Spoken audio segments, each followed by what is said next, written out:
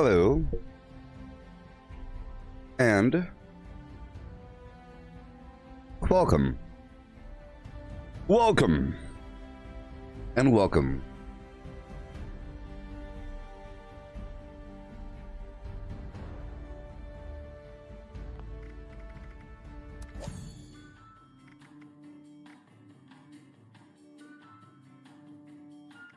Yeah. Flim, flam, flim, flim, flam.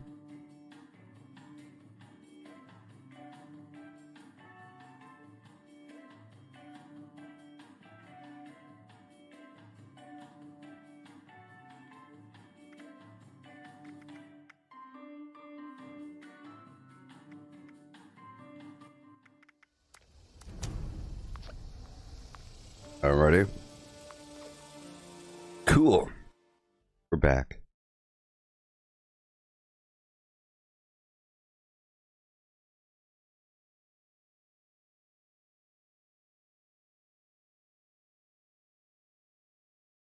Alright. I was going to be back in like the morning time, but I didn't make it.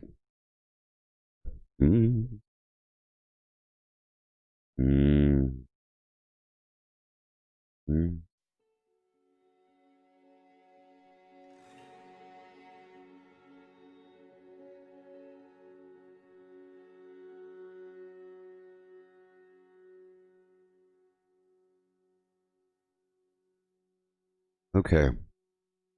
So it's meat week right now, and there's daily ops going around. Daily ops, meat week, primal cuts, XP, legendaryperks.com. Hope you're having a good day there. So.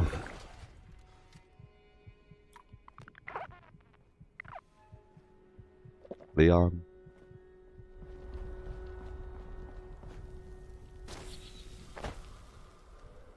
Hey, Leon. Do I call you Leon? I really feel like I should call you Leon. Your name could be Leonso, a Leon, but it could be Leonso. Yes, my day is just starting. Oh, yes. Yep. I woke up about an hour ago. Did my morning things. Leonso. Leonso? Leonso? Oh, yes. Is it Leonso? Lionso? Leonso? Leonzo? My name is Leonzo. Oh, yes. My name is Leonzo. I come from a magical land of floating islands in the sky. Let's go over here and break down some garbage.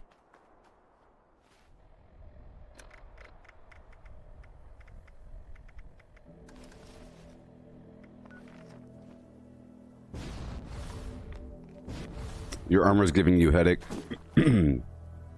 Yeah. Okay.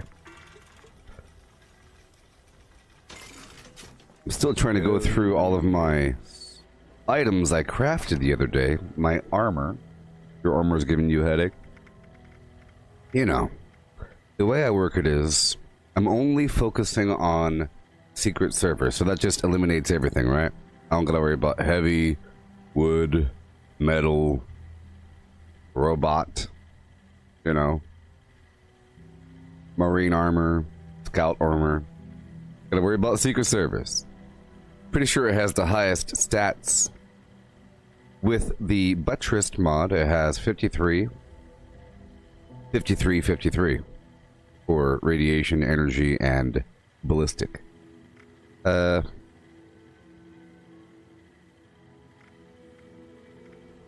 You know, and they're all equal. They're all equal, you say. So it's a nice general flim-flam, and you could craft your own garbage. And you just started making some Secret Service armor, looking for bloodied stuff. Well, for me, I'm bloodied, and I have a bolstering set, but it consists of 4 pieces plus 1. I'm trying to make the final piece. Any bolstering will do, sort of, but I'm really looking for weapon weight reduction, is what I really care about. Random stats are pretty good. It's weight reduction in general, but see, a lot of my gear is kind of garbage, you know what I mean? I could replace everything. It's really just about getting bolstering and Vanguard and, you know, troubleshooters and that first name. Other stuff, super bonus. Sometimes I use garbage just because it has weapon weight reduction. You know, like right now with my unyielding, I have, this is junk weight reduction, plus 1 perception. This is harder to detect while sneaking, plus 1 intelligence. This is weapon weight reduction, plus 1 luck. This is food, drink, and chem weight reduction by 20%, plus 1 agility. That's kind of a waste. It doesn't stack on top of, like, traveling pharmacy. And then junk item reduction. So those are all pretty good, besides maybe that one. You know, it's nice to have junk weight reduction, and it's nice to become sneakier. You know what I mean? But they could be replaced. I've had other bolstering items in the past, but maybe they were a 1-star, but then I just end up replacing that item. And over time you end up with a big old pile of flim flam. Like right now. I have a big old pile of flim flam, and I'm trying to get rid of it. Whenever I craft my legendary armor, I might craft like 30 at a time or something like that, if I could. Armor crafting only costs 1 legendary module. Weapon crafting costs 2. So if you save a lot, you're good to go. I am running heavy weapons. You know, I have this thing. Primarily, my weapons consist of this. It's a plus 1 strength, bloodied, reduced weight, Mole Miner Gauntlet, with a nice extra fast.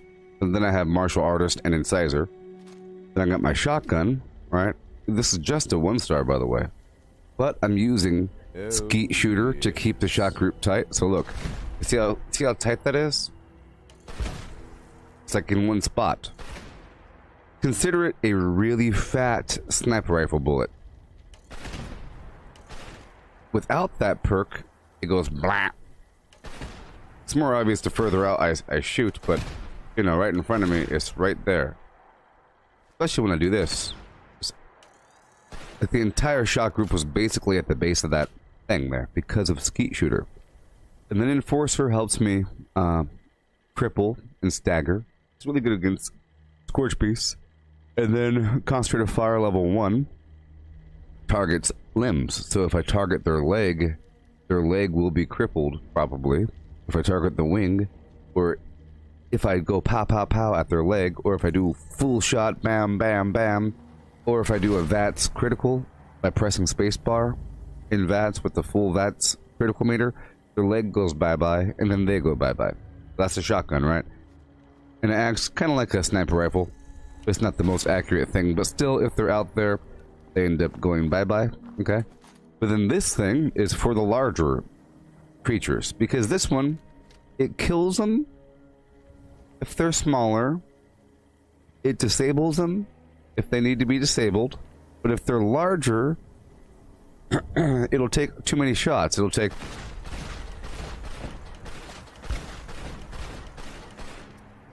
It's not going down, boss. See, it's not that consistent. Just imagine you're a big bad guy with, you know, about 20 of those worth. You had to fire 20 times. It's just 20. It will take a while, and it'll be ugly and sloppy. So just imagine 20. Ready? 1, 2, 3, 4, 5. 1 second, guys. 1 second. 1 second. 1 second. I got it. Hold on.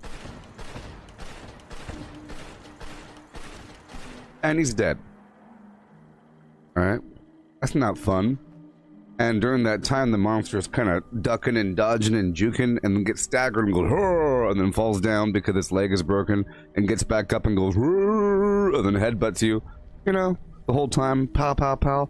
But what you're supposed to do is you shoot their leg until they get crippled, and then you swap over to this bad boy and shoot him in the face.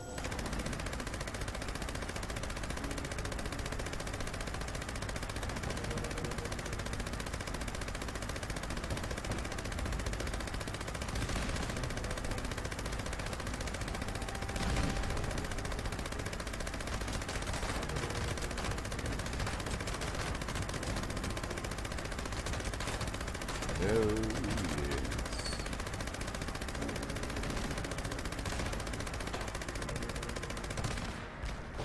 Oopsie. You know. Oh, yes. I had a couple more minutes of that, but my finger touched the flim flam. So if you want like some nice, thorough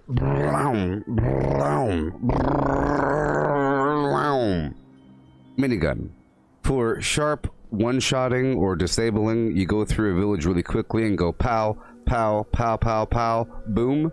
That's shotgun. You know, if you can kill them, because this is not fast. You don't go pow, pow. It's really slow.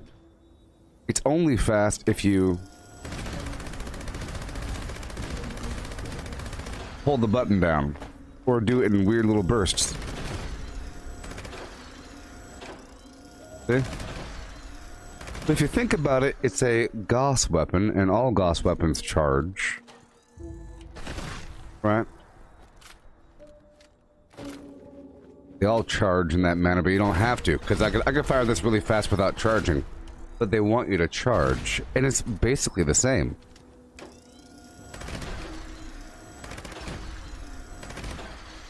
It's basically the same rate as using a Gauss rifle or Gauss shotgun, but you're forced to fire at that speed, so you can't just go through a town and just one-shot things.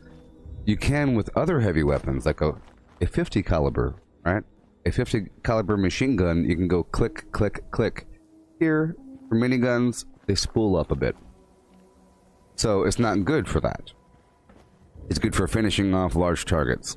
Or being on a team and kind of going in there and just, you know, suppressing. And it's good for disabling. And if you shoot at a player with the one-gun army perk, they really get staggered and crippled up and everything. So it's good for that. So a combination of all these things, or whatever, is nice. And then I would use the bow if I'm in a public group to tag enemies without killing them. And I have this weapon here. If I'm in power armor, I have to have some other weapon because I can't use this in power armor. So I have this, which is just an instigating flim-flam. Faster swing speed plus 1 strength. It could be that, or it could be one of many other melee weapons. Like the Warglaive is what it's going to be eventually, right? I don't have the Warglaive yet. So there you go. And then my perks kind of support all that. I got rid of all of my perks that gave me direct damage. So if there's any perk that gives you shotgun damage, or, you know, heavy weapon damage, or rifle damage, I got rid of all that. Got rid of it all. And now we have to break down some garbage. I am trying to focus on the items I've crafted. Let's go in there really quick and get some.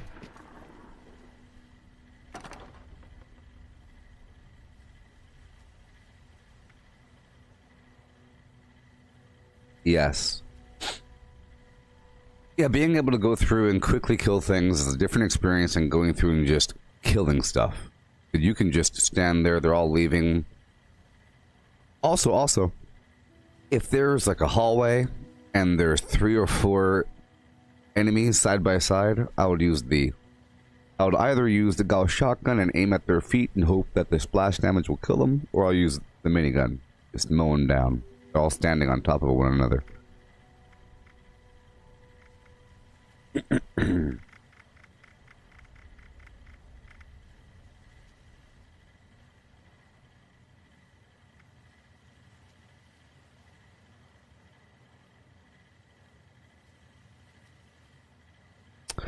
You know, person on YouTube, if you really want a person to talk to you, maybe next time your name shouldn't be, and I quote, "No, my opinions presented, All Nation Edgar." Yeah, a normal name would be slightly easier. So what I'm doing right now is I'm going through my inventory and I'm getting rid of all of my excess Secret Service items because I crafted them. And anything that you craft in that manner using legendary modules, you can't get rid of at your own vendor, and you can't sell to the NPC vendor. I mean, so we go. Here we go. There's a Vanguard piece here. I'm trying to save some Vanguard pieces. There's my another life-saving piece. I don't need this one. I'll get rid of it. I'll save this Exterminator's right arm because it has weapon weight reduction. I'll get rid of this chest piece because whatever. Yes. I don't need that piece of garbage. Auto stem, I'll get rid of it even though it's a 3-star. I try to get rid of 1-stars before 3-stars, people. I'll save that assassins as backup. It's nice to have some assassin garbage from time to time.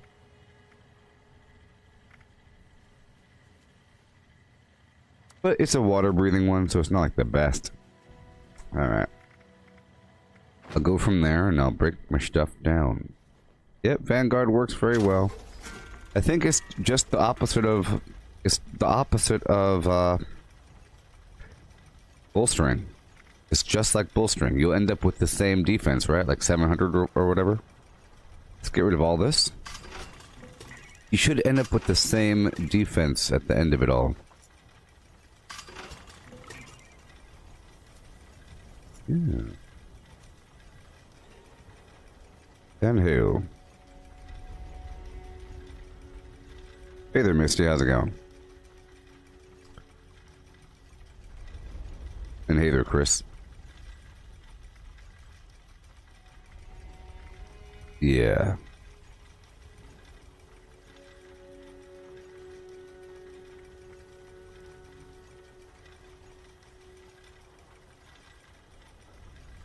You want a junkies build on your lower? Yeah, so that'd be good for your full health build.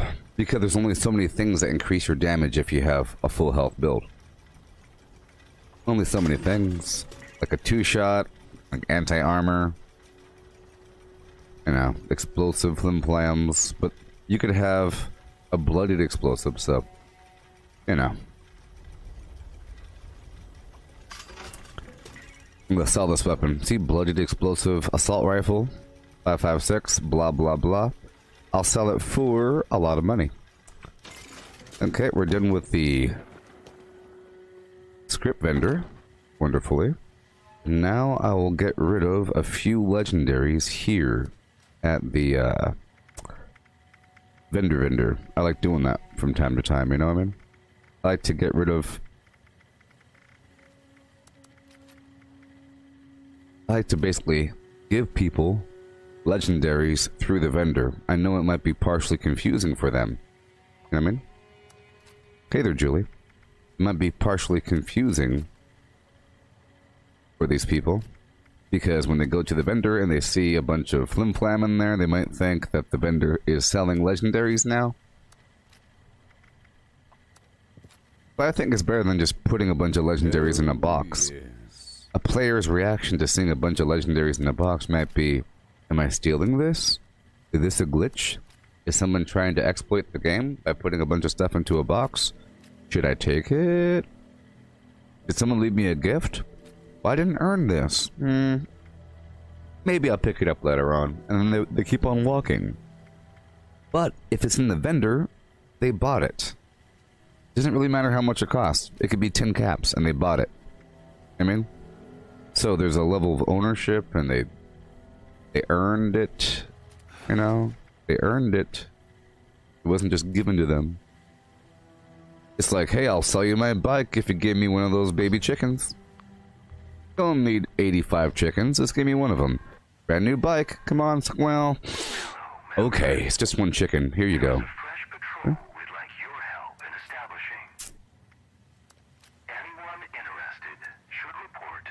Here we go. That is all. Good news is I have more than 3 charisma now. Before I had 1 charisma. So I can put on hard bargain. I'm loving those legendary perks.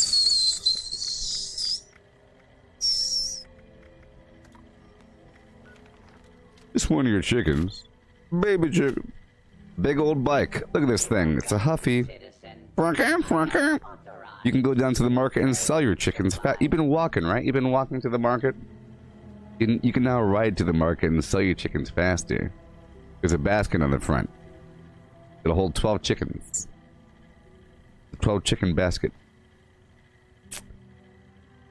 Okay. Don't face the wasteland. Sell my... So, I'm going to sort by value, as I do. Have I maxed any legendary perks yet? Yes. Before I start selling stuff, let's go through my legendary perks. Okay.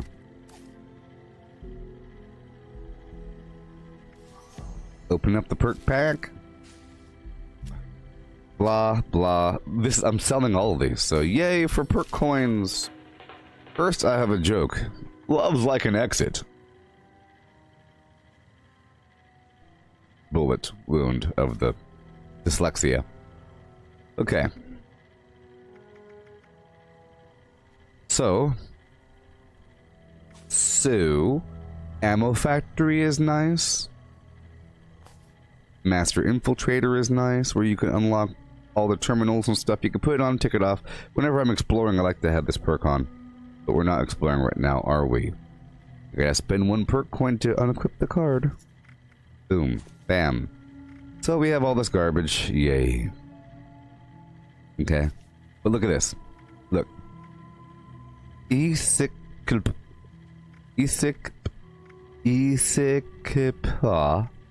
you spell different words, you get different bonuses. It's actually an Easter egg. But they're Latin words. That's the main problem. There's a dictionary on the Bethesda website. There's a hidden link. You have to highlight the lower right-hand box of the website in this grayish field. You'll see the link pop up. You click that. You have this grid. It's complicated, but I'm trying to spell out this word here. I'm joking about that. It's just whatever. So, you have these perks here, alright? These are the good perks. These are the good perks. But these are the special perks. Hey there, Fabiano. Like and follow in my page now, Fabiano. Do it. Do it. Anyways.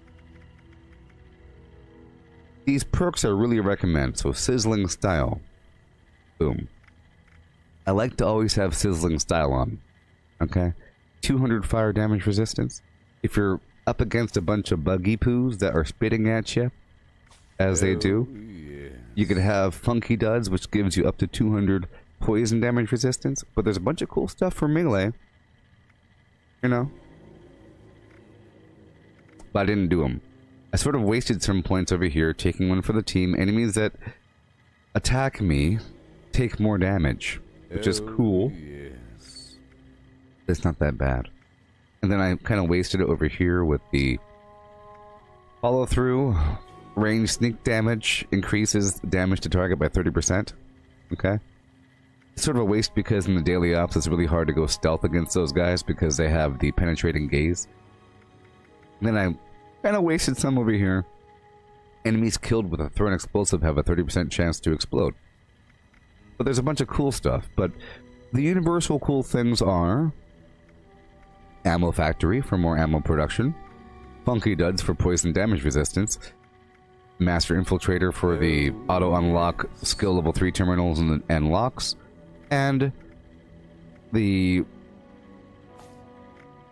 Sizzling Style. On top of that, you have these other special legendary perks over here, right? And what this does is it gives you extra perks per category up to 15. You can't go beyond 15. Meaning, over here under Charisma, I gave myself 2 points, which means by default I only have 2 points of Charisma. See? In a daily op, I use Suppressor to reduce the target's damage output by 30% if they attack me, or after I attack them. And alone, I'll use, or, you know, exploring the world, I use Inspirational for more XP gain.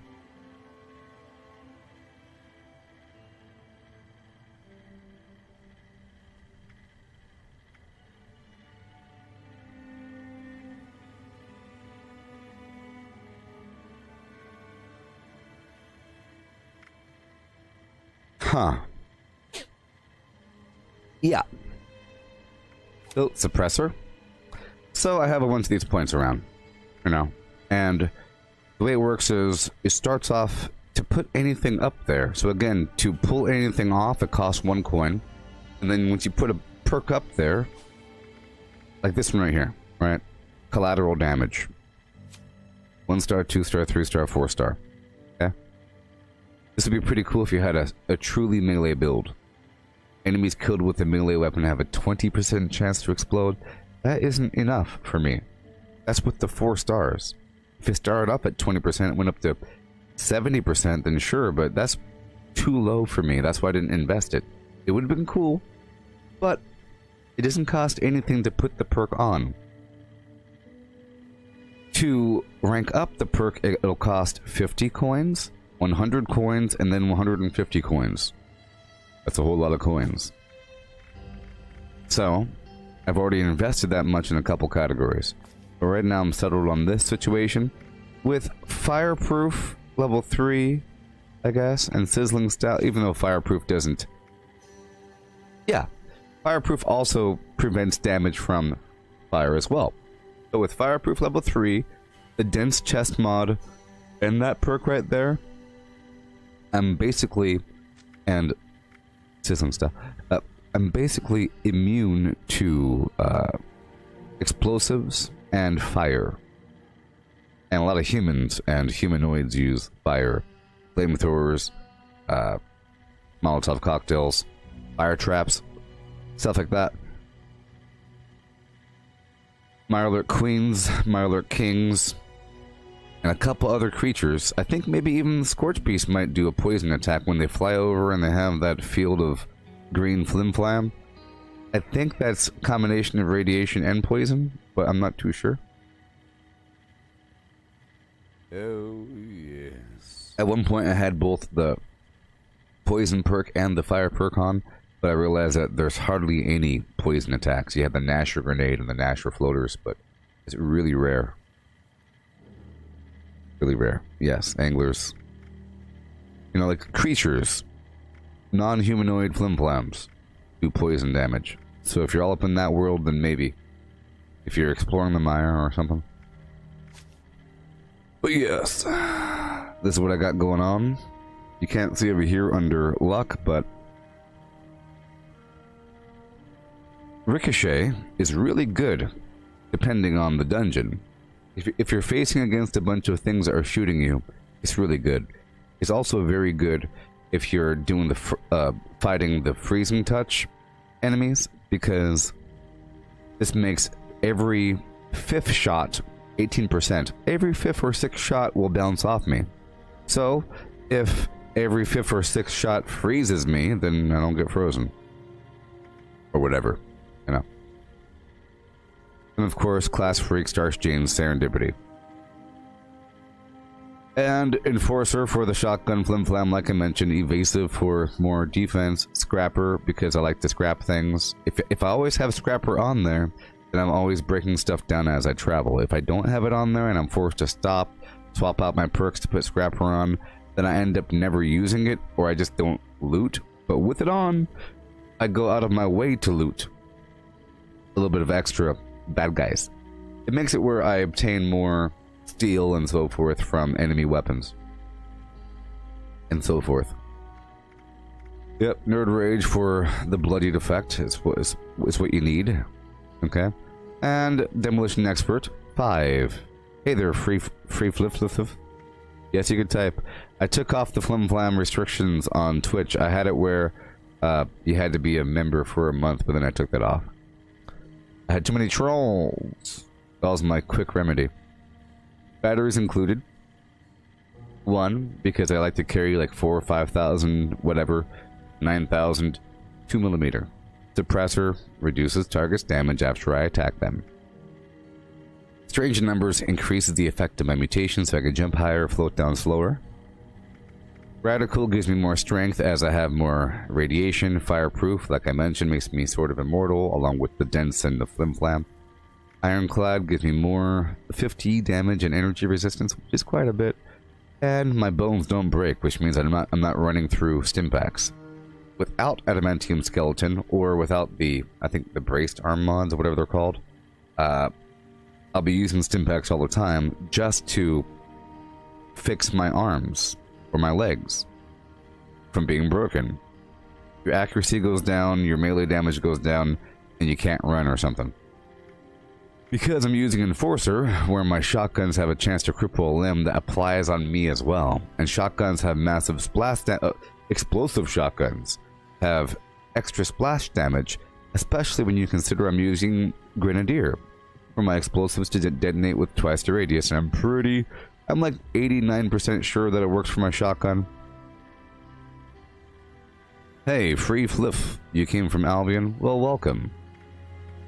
Albion was sort of a break. It was a break from this. Concentrated fire where I target limbs. Yeehaw. Okay, Barbarian is just like Evasive but is under strength. Blocker means if the enemy bites me or stabs me or goes Shazam, I'm not gonna immediately die. Necessarily. It's pretty good. Incisor and Martial Artist means I'm an effective melee person. You don't need the Puncher perk, you don't need the Slugger or the Gladiator perks for the one-handed or two-handed damage. You just need Martial Artist and Incisor. Incisor ignores armor, and Martial Artist increases your attack speed. There you go. And, of course, I'm using Traveling Pharmacy to reduce the weight of chems, including stim packs. And I'm using the Grocer's Backpack mod, which reduces the weight of food and drink, so I don't have to use Through Hiker, otherwise I would be forced to. And if I were to get into power armor, I would have to put on the Through Hiker perk. You see?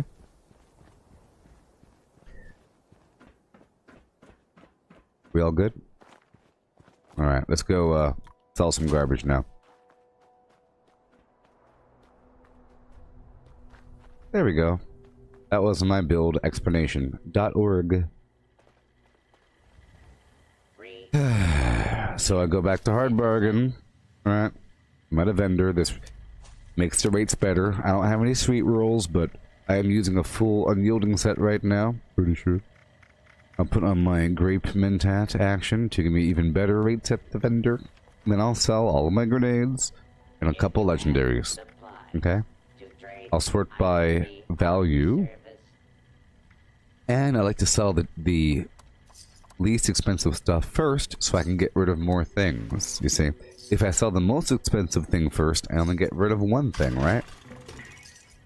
And again, I am selling legendaries here at the vendor because it's a gift to other players. I could put it in the suitcase behind me, but in that suitcase behind me, I put plans, gunpowder, and other flim-flam. Look at all this weight. Free is a bird.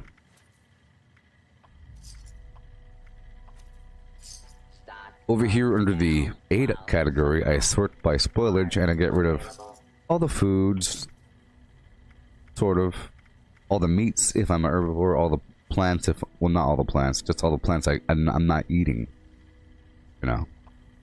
The thing is, if you are a herbivore, you're only concerned with plants. If you're a carnivore, you need meat and plants. I need to go right now. It's Foshnock time. Or whatever. Meat cook.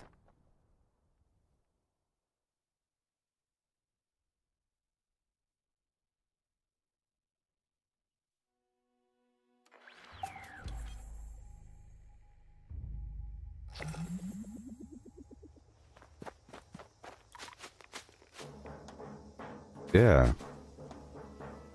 Yeah. Hail. Hail. And hail. Willkommen. And welcome.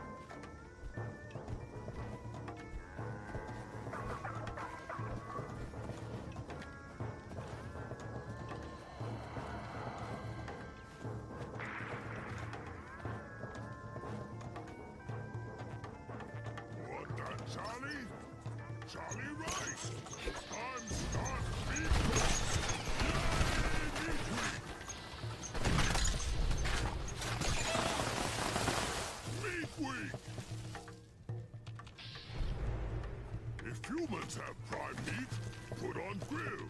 Grab, give prizes when meat cook over.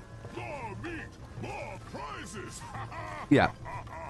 So carnivores need both plants and meat because there's, if you're making some sort of stew, it's going to use vegetables and potatoes and, you know, all kinds of flim-flam thrown in for the gravy, people, and the sauces.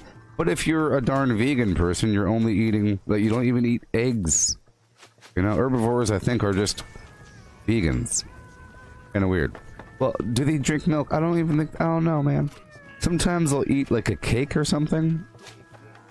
But, and they don't care about what goes in it, but if it's clearly egg-based, they don't want it. They don't want it. So I could safely get rid of all of my meat. Yeehaw.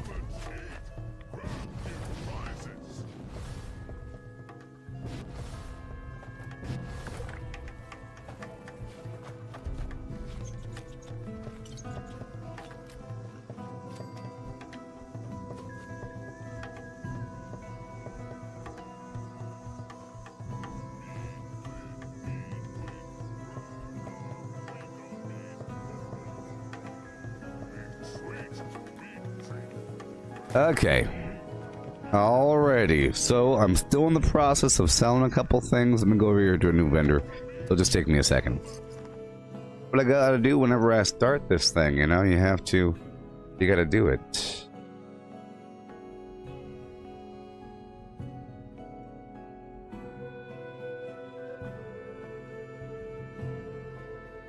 Hail! Hail, Deborah. I want you to do !mark.org. Floop, floop, floop, floop. Follow age. Compete. Fight. I want you to fight in the streets. Fight in the streets. The person with the highest follow age count gets the golden Zagmet. And only one person. Only one person. Okay.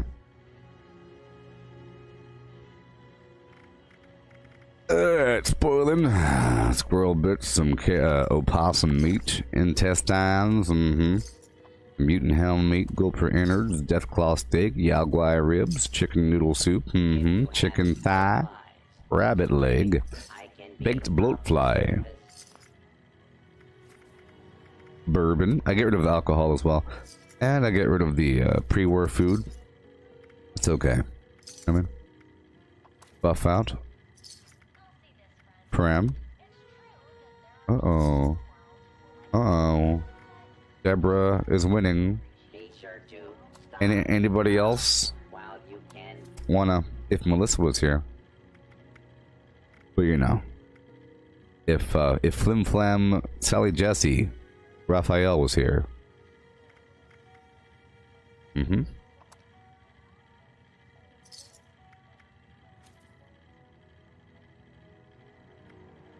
Welcome, citizen. I am authorized to trade supplies. I'll swing out here now.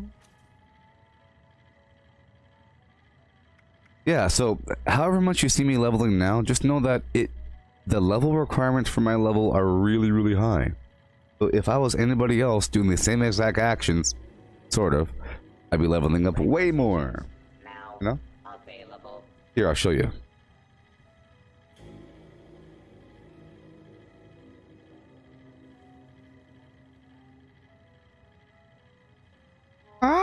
Swing it now. Oh yeah. Oh yeah. Let's say that you are a Frosty. Okay, let's say that you are level 300-56. Let's say that you're level 300-56. Or let's just say that you're level 300... Yeah, 56,000.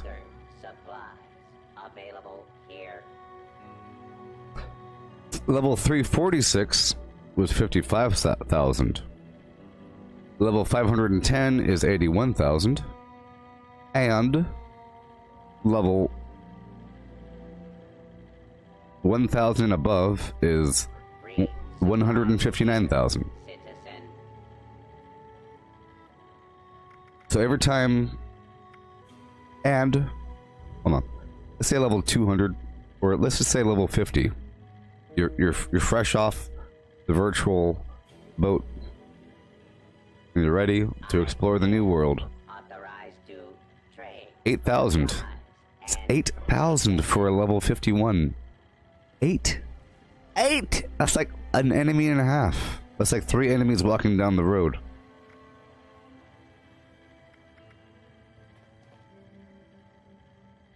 Alright. Remember, only one person gets to Zagnet. Let me throw my keys into the hat. I'll throw my keys into the hat. Yeah! Let's see here. What do we get? What do we get? What do we get? Oh, poops.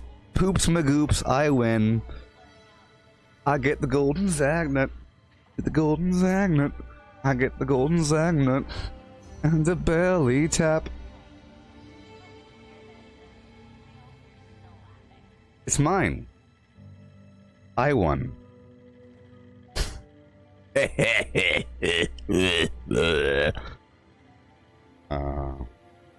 I knew I was going to win the whole time. I was just messing with you people. This whole time, I was just joshing and messing and joshing with you. I'm so cruel.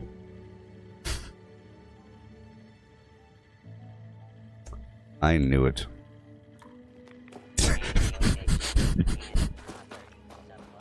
I knew it. I just wanted to see you fight. We all stand around you, drinking our whiskeys. Push out the pool table, lay down a tarp.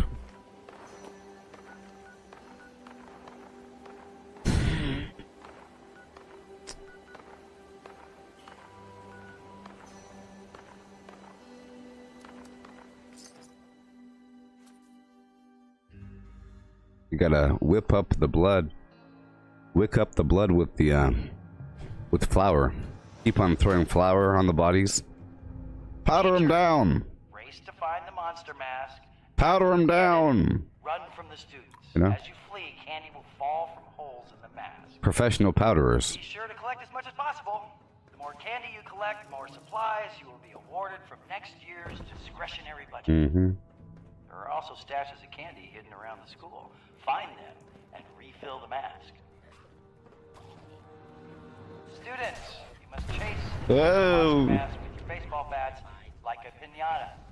You can keep any candy that falls out of the So mask, here's the thing. or you can If make there's a smart doctor on choice site, that's a and bad turn thing. it You think that the into doctor on site would just call the fight? And No. remember, They know how long you could actually go medically. Oh, she can still take a couple more punches. What? Yeah, you're not dead yet. Look at you. You're fine. I'll bring you back. You go back in. I'll sew it up really quick. What? Get ready. Yeah. Don't you think having a doctor there is a bad thing? It means you can go further. It's not just people's opinions. He can't take it. Look at him. Oh, he can take it. Ain't that right, doctor? Yeah, he can take it. Fix that eyeball. Get more powder on him. Alright.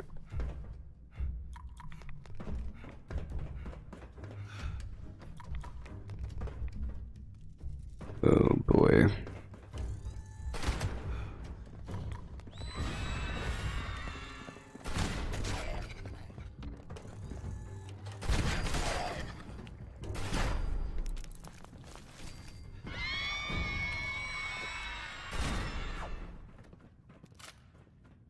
Mm-hmm.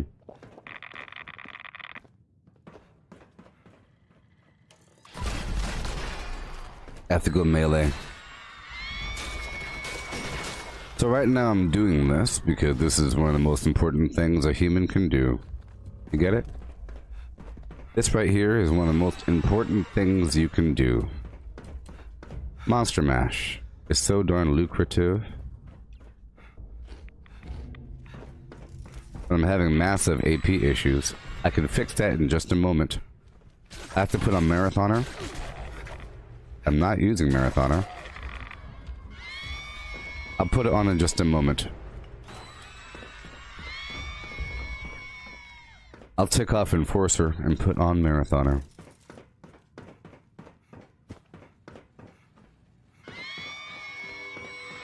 Yeehaw.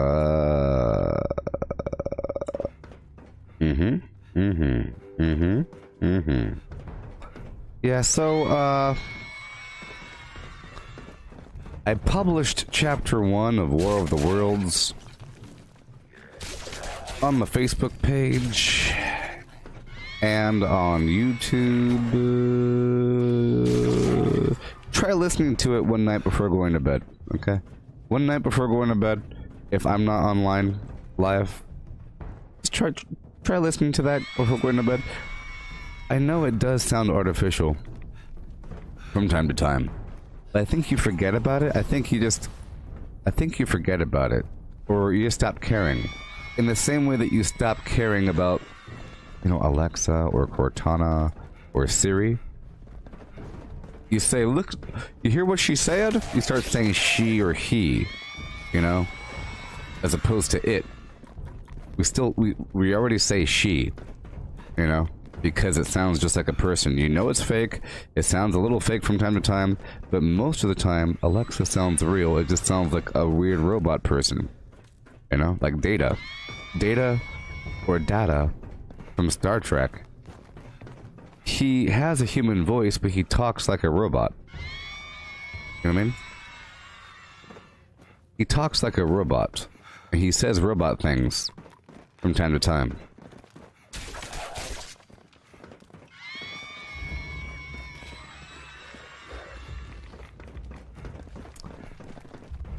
Yeah.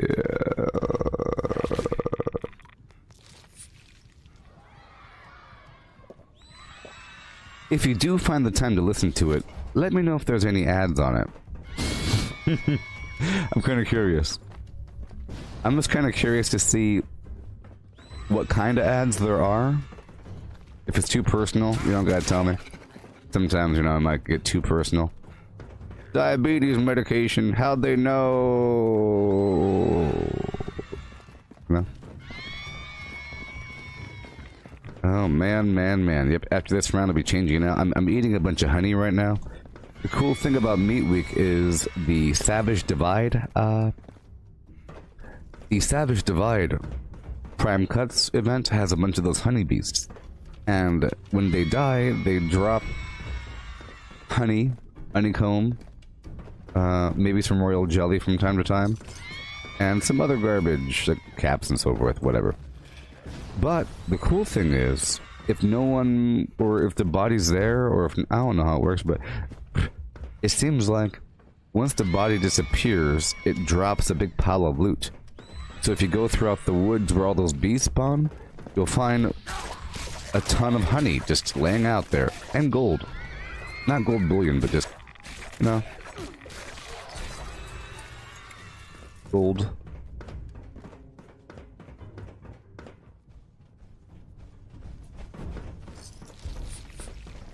Please gather in the commons and wait for the next round of the Monster Mash to begin. If you have candy from the previous round, you can turn it in at the smart vending machine for prizes. Hi-ho diddly bop. Smart choice. Reminder, teachers grab the mask. You will collect candy falling out of the mask. Okay, time to join someone's team. Find buckets of candy hidden around the school to refill the mask. Students, hit the monster mask like a piñata and collect candy that flies out. On your marks. Get ready! Go!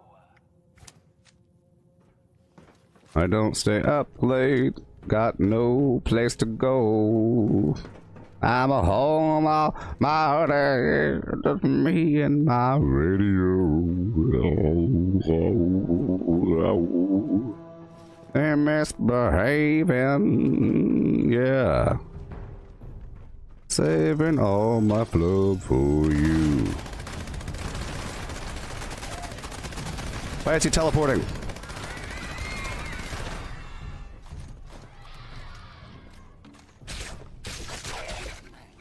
I killed the player. I killed a player. My heart's palpitating. Oh my god. He's coming. No, he killed me. Dang it. Oh, he killed me. I wasn't ready. I turned the corner. I'll kill him again. I turned the corner, I wasn't ready. I'm over encumbered. Why am I walking so slowly? Whee!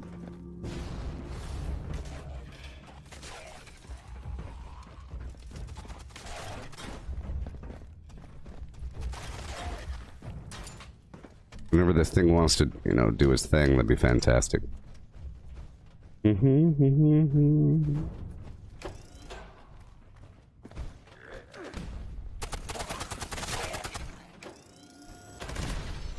Where'd it go?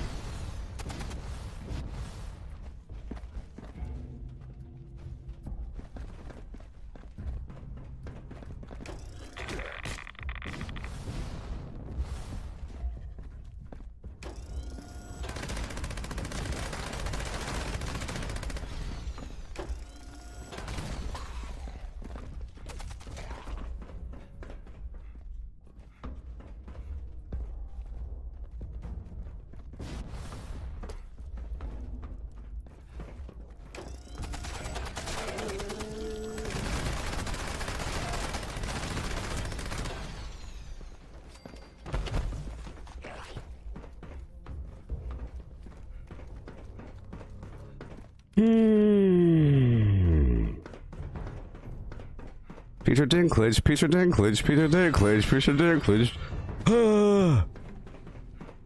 Run, you beast! This how fast?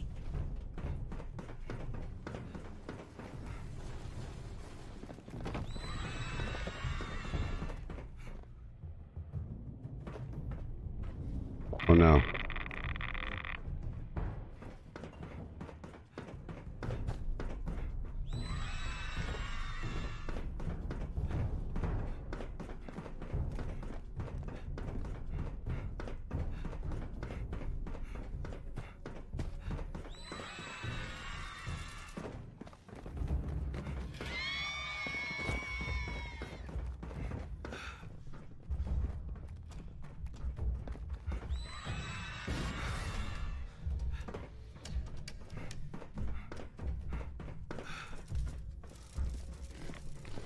Well, sons of flim flams.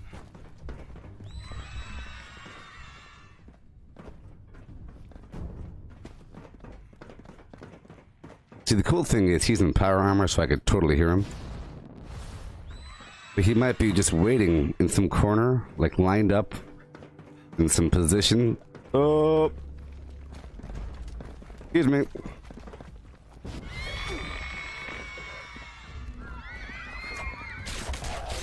Maybe he left.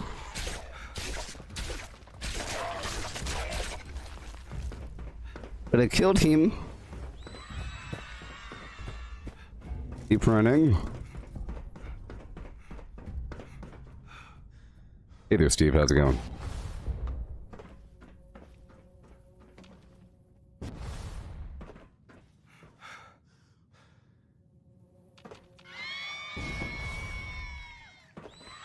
Well, prime cuts is fun, but you can't do it all day long. It doesn't.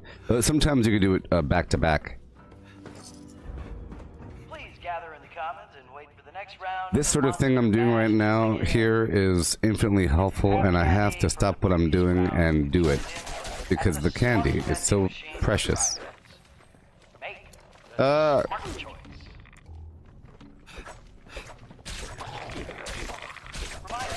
Teachers grab the mask. You Okay, I don't think the other player is here anymore. falling out of the mask. I don't think the other player is here anymore. Candy hidden around the school to refill the mask. Students, hit the monster mask like a pinata and collect candy that flies out. I don't know, but his name is still here. Get ready! That's not good. Go! Alright.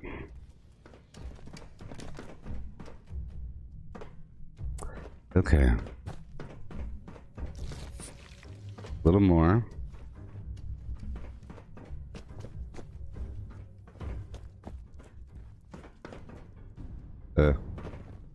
What?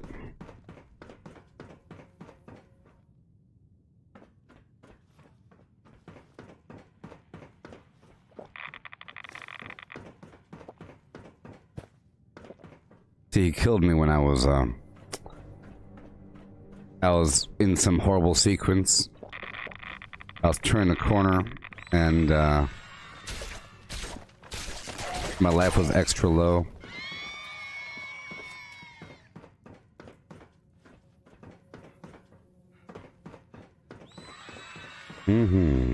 Yeah.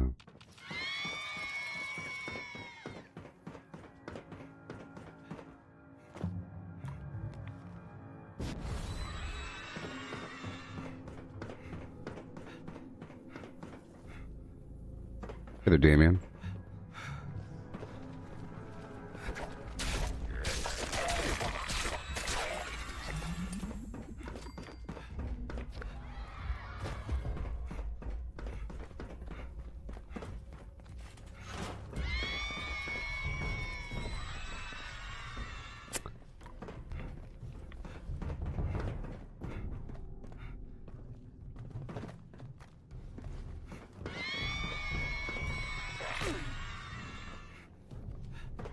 Gotta hurry.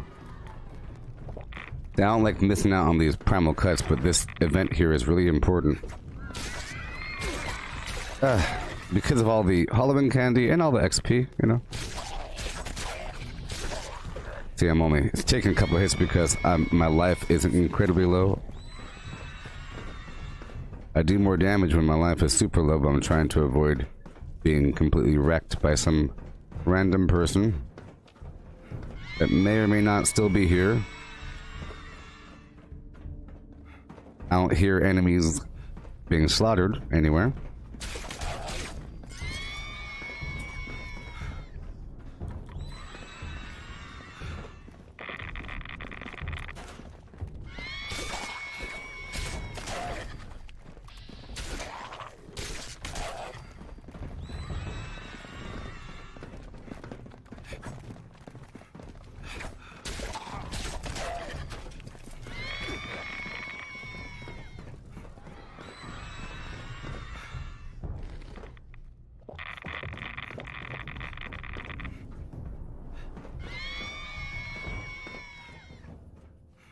Okay. See, I didn't get any reward yesterday from the daily op. It said the reward was already received. Sorry. I didn't get any rare reward, but I got the Elder rank. But once you hit Elder rank, I think that's your chance to get the rare reward. And it said I already earned the rank, but during the first... I don't know. It's just terrible. I just rolled out. Maybe it was going to assign me the same thing I already had, but then wouldn't you think I'd be able to sell it? But nope, I got nothing. Got nothing for yesterday's op. Of course I got the legendaries and the money and all that garbage, but I didn't get, you know, like the warglaive. Give me the warglaive. I'm going. I'm not using my shotgun right now because it's kind is almost broken, and I took off the Enforcer perk. Alright.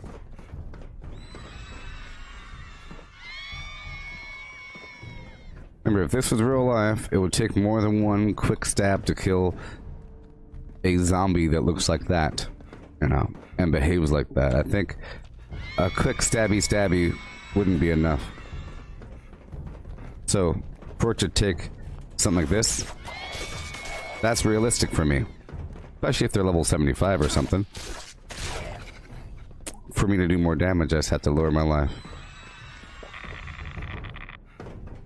This might be the final round right here. Hurry up. And I'll just loot up and around and hop on to another primal cut.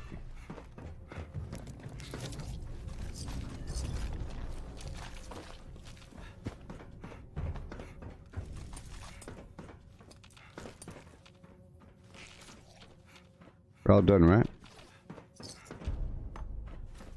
That concludes the Monster Mash. Alright. Thank you to our teachers, students, and volunteers who made the event possible. And remember to make this. Oh, hey, this is the other player's loot. Turn in your candy for I think. healthy and wholesome gifts and surprises.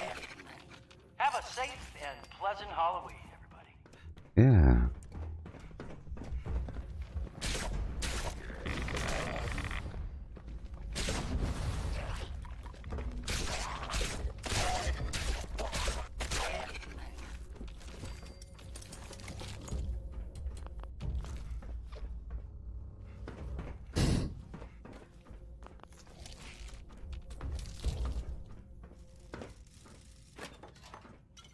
Okay.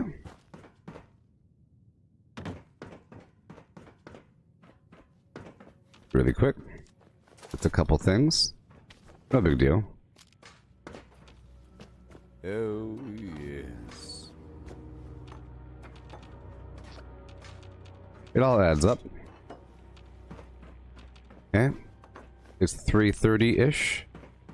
Making sure it's not too close to the hour so I don't miss the Meat Week event.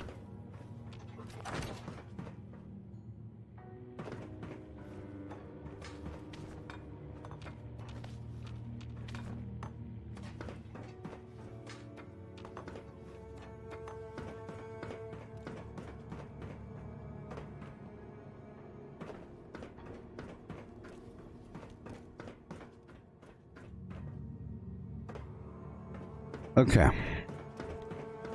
All done. Alrighty. Break it all down. See, when I first start, I have to go through the vendor.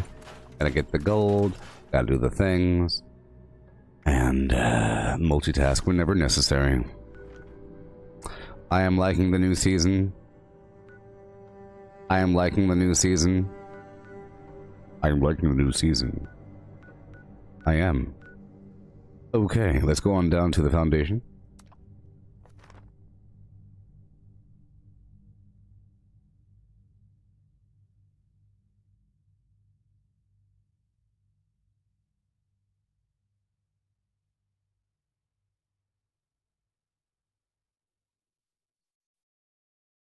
I'm like a bird. I only fly away. Hey there, a good night kiss. What'd it really do? What did you have for breakfast? Yes, I'm enjoying the new season. I like the new theme. Armor Ace. Pretty cool. Sort of like G.I. Joe, but more serious. It's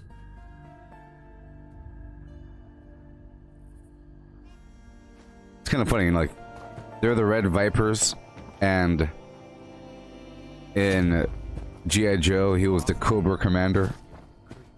Cobra Commander! The Red Vipers! Even though they're talking about the Camus.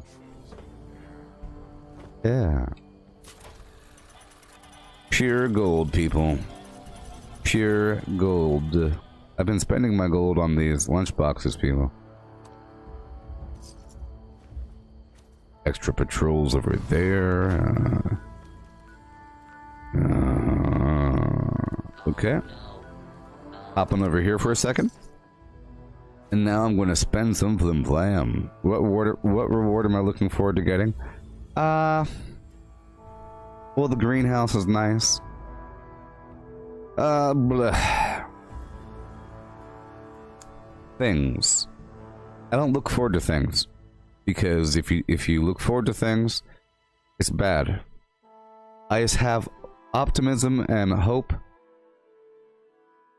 that it'll work out in my favor. You know what I mean? That somewhere between now and rank 100, there's going to be something amazing. And get this. I don't know if you're aware of this. Right now I say, oh, I like the greenhouse. What if I didn't know the greenhouse existed? And I click on the button and it says, congratulations, you get yourself a greenhouse. Right? It'd be better if I didn't know it even existed. Okay? When I first got the Gauss shotgun, I didn't know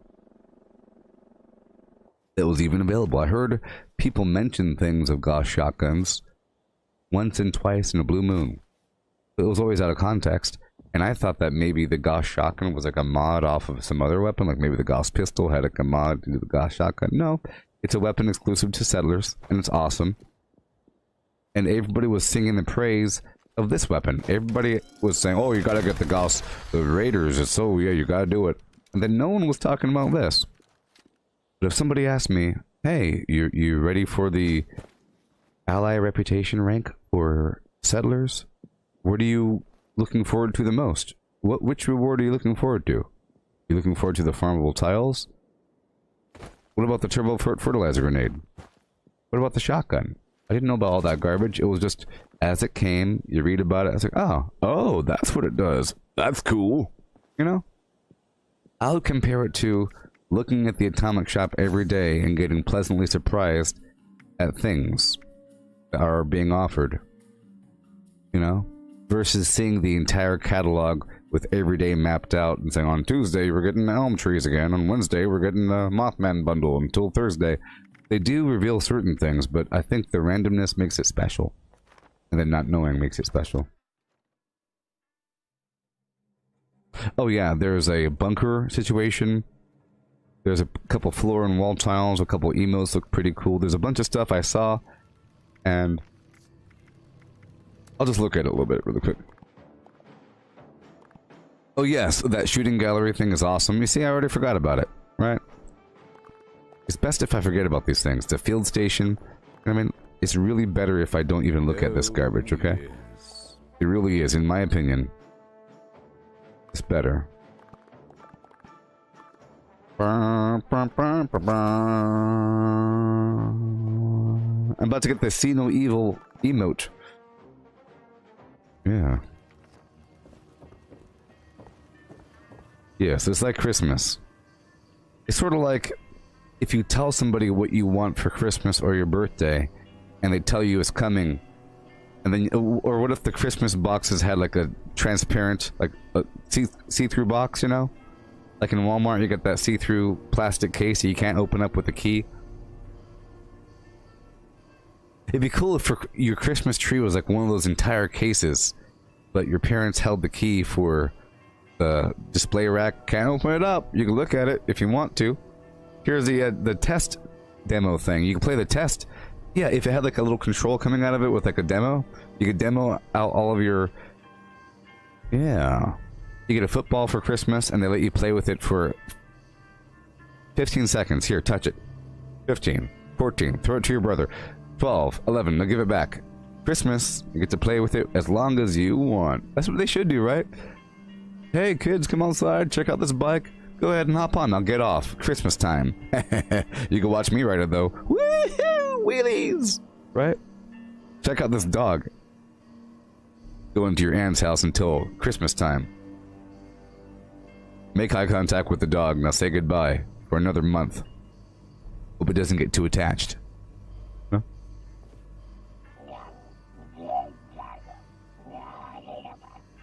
That's what Christmas should be. You show the person a thing. Yes, on the 12 days of Christmas, you start sampling and demoing the Christmas presents more and more and more until it's unleashed. So if you have a Christmas ham, that means you have like a you have like a soup, a potato soup with a couple dribblings of some broth in there from the ham. If you have mashed potatoes, you have ham gravy. You know what I mean? Building up to the big day. You know, maybe you get like some pork bacon.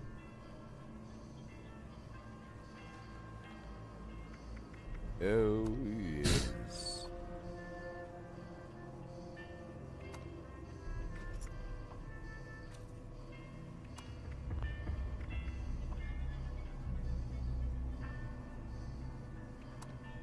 Yeah, this season I should level up faster. Hey, good luck, Misty. Oh, yes. 5, 4, 3, 2, 1. Yeah, I should level up a lot faster this time because the enemies have higher level.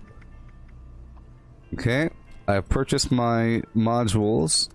Gotta do it every day because I get so much of these scripper doodles. Alright. Putting it all away. Yep, Yep,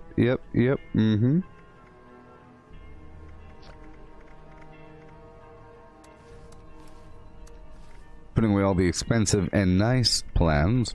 Putting away all these treasure maps. I'll sell them later on. You know what I mean? Putting away the weight, gunpowder, keycard, legendary module 13, basic repair kit. I'll keep 2 on me. Glasses. And then we put on the hat. It's 338. Check out for the primal cut. Cut. No. Alright, go down to my camp. It's right here. And I'll get some water in the process. Hey, Rigo.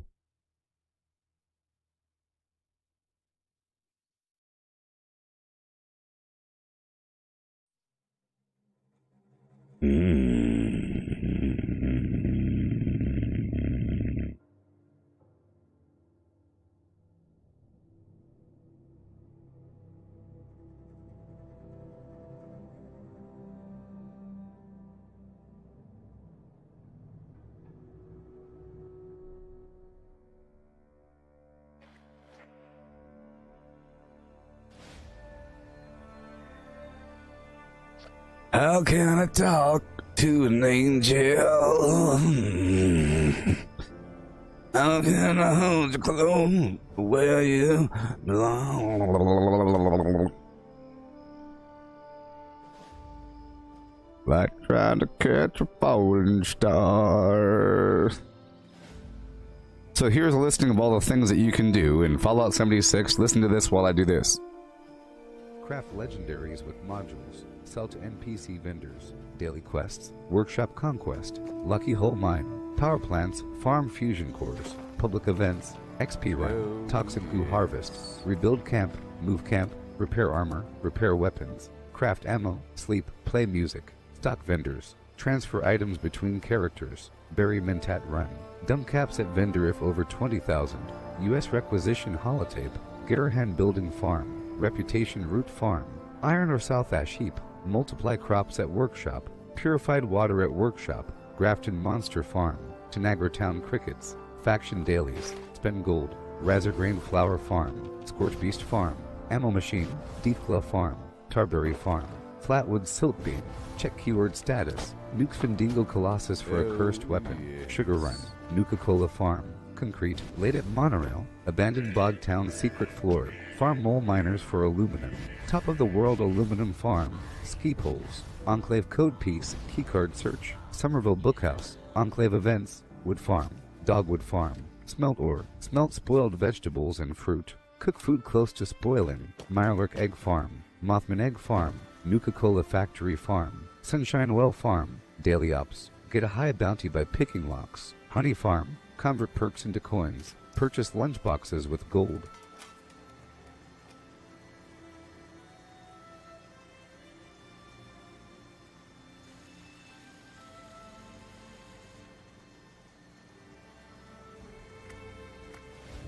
Alright.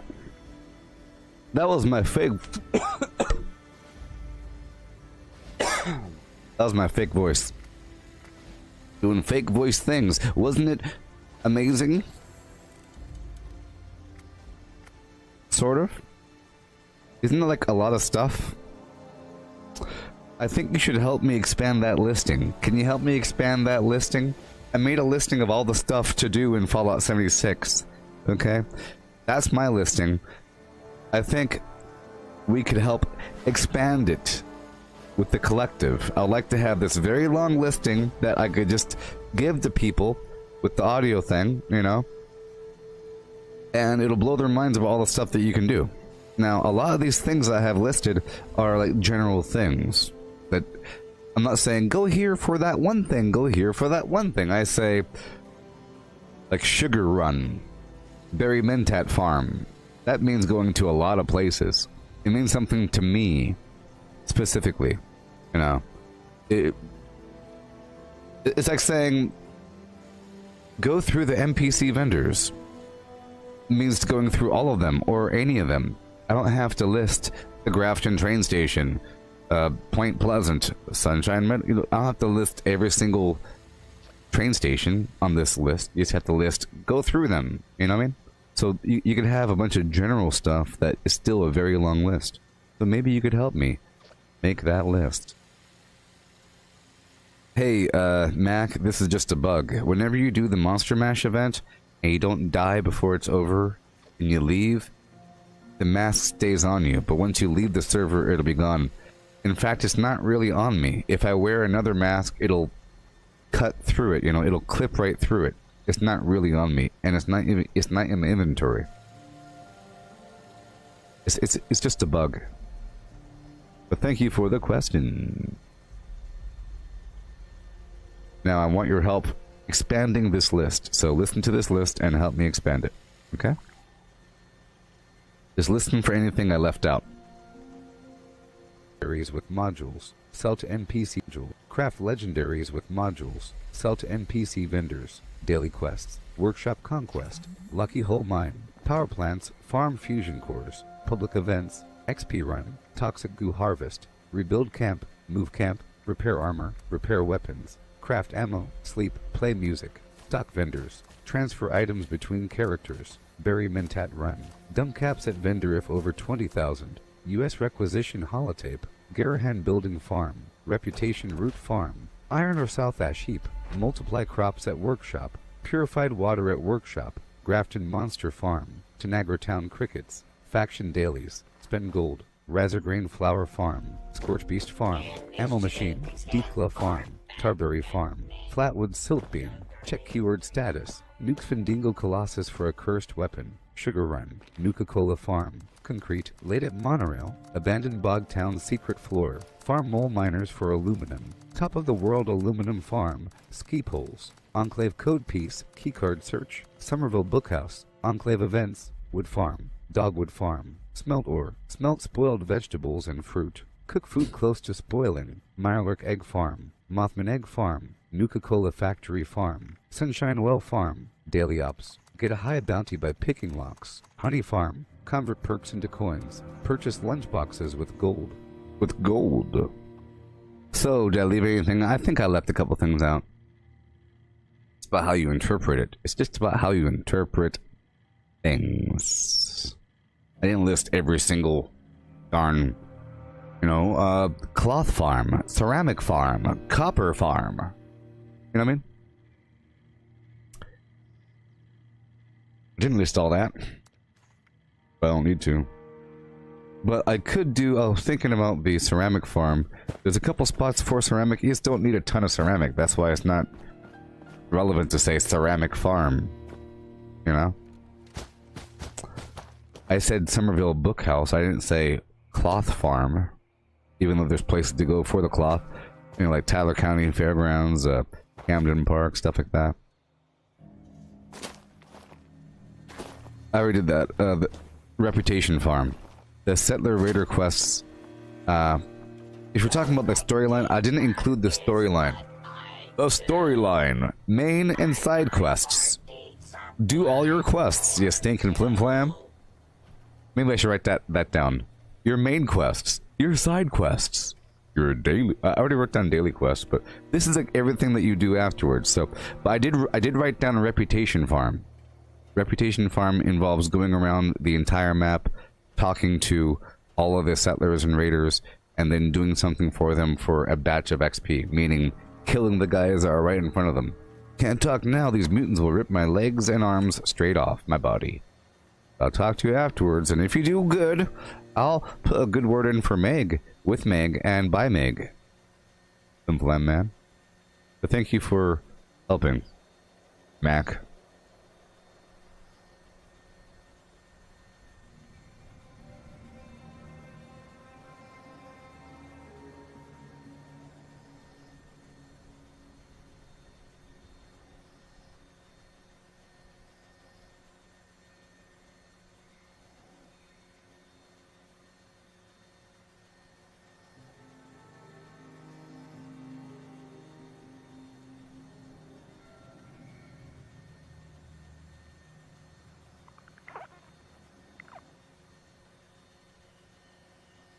And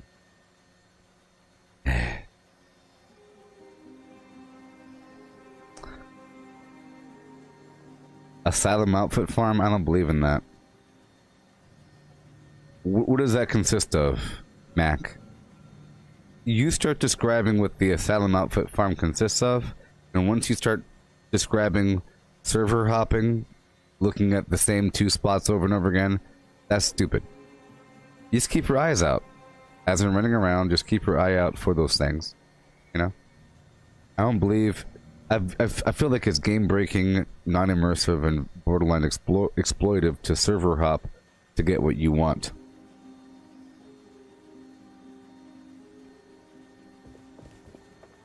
Did he mention the mutations? Well...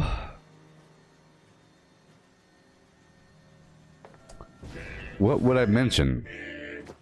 I'm talking about sustained activities. Because once you have the mutations, you don't get more mutations. Refine mutation listing. Change everything around. Purge X. Oh, I know. There's a couple things. Here. Here. Boom. Purge excess perk cards for perk coins. You see? Oh, I already did that. Convert perks into coins. Dang it. White Spring Ceramic Farm.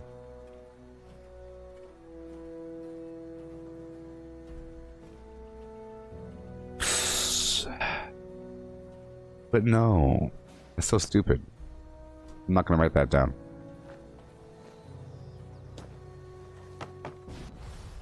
Farm of nuke for flux. Well, I don't believe in going to somebody else's nuke zone.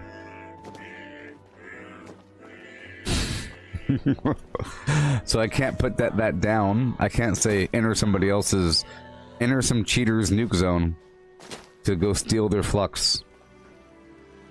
Well, maybe I think I wrote something about nuke. Did I write down nuke? Nuke for flux? Did I write down flux? Maybe I should. No flux, huh? Fine. Fine. Oh, yes. Nuke. I'm gonna write it in a weird, funky method. Look, I'm gonna write it in a weird, funky method just to make a person understand what I mean. So, mutate flora into flux and harvest by dropping a bomb through the act of dropping a bomb, dropping a nuke of launching a nuke, yeah, of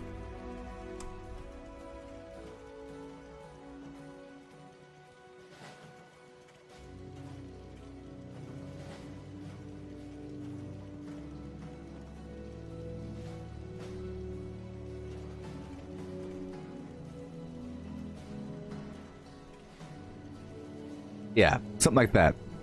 There we go. Mutate flora into flux and harvest through legitimately dropping a nuke. There it is, you see? Direct. That means that you're doing it. You're the one that's doing it. And legitimately. You see?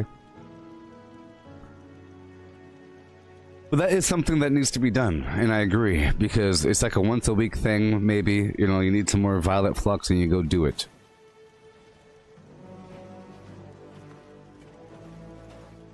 Optical sensors calibrated for detection of sparkles. Yeah. Okay. And I'll add one more. So you got check keyword status. See, I already have a nuke the Svendingo Colossus. Here we go for a cursed weapon. Nuke the queen. See, I didn't even list nuking the queen because I don't believe in it.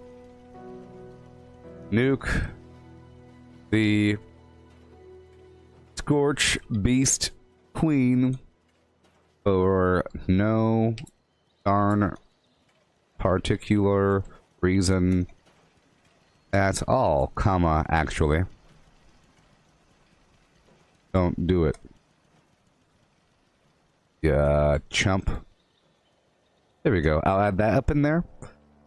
There we go. Isn't that fun? Now we have Nuke the Scorched Beast Queen for no particular reason at all. Actually, don't do it, you chump. Bam.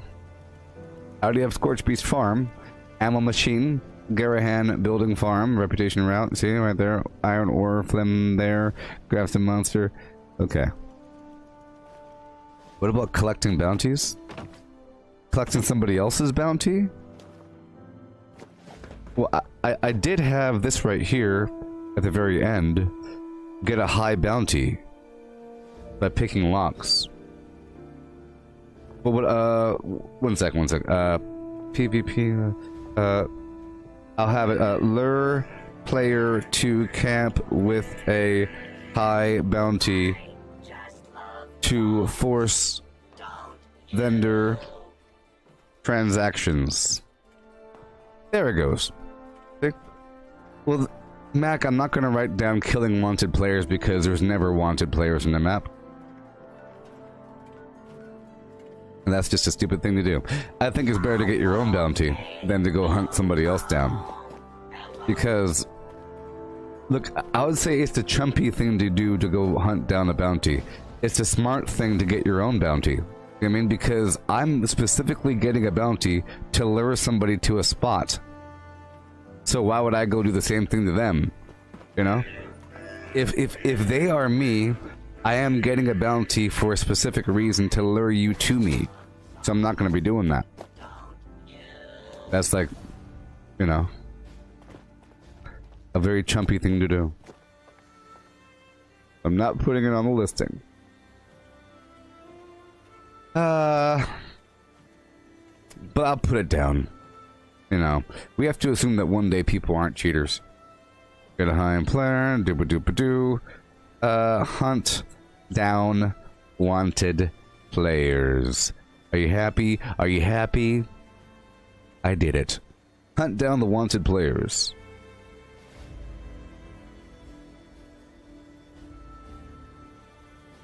Being mindful of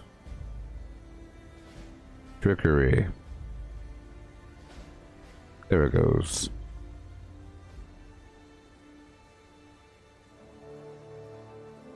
There you go. I just feel like it's often a trick, and I've always advertised the whole concept of if you really want to fight somebody and you want to do some PvP, don't just go pick on some random person. Give yourself a bounty and have them come to you. So, under that notion, the people with bounties are people that messed up. And that's fun. I like the ones that messed up that didn't mean to get a bounty. Those are fun to kill. But the ones that did it on purpose, those are the weirdo ones. And I would say that they're rarely legit. They have a bunch of garbage and then they know that they're immortal. They have some degree of immortality, some degree of God capability. And they say, you know what, I want more PvP, let's come to me, come on down. And they have a really high bounty and they're running around the map, you know? You're just asking to be embarrassed or something.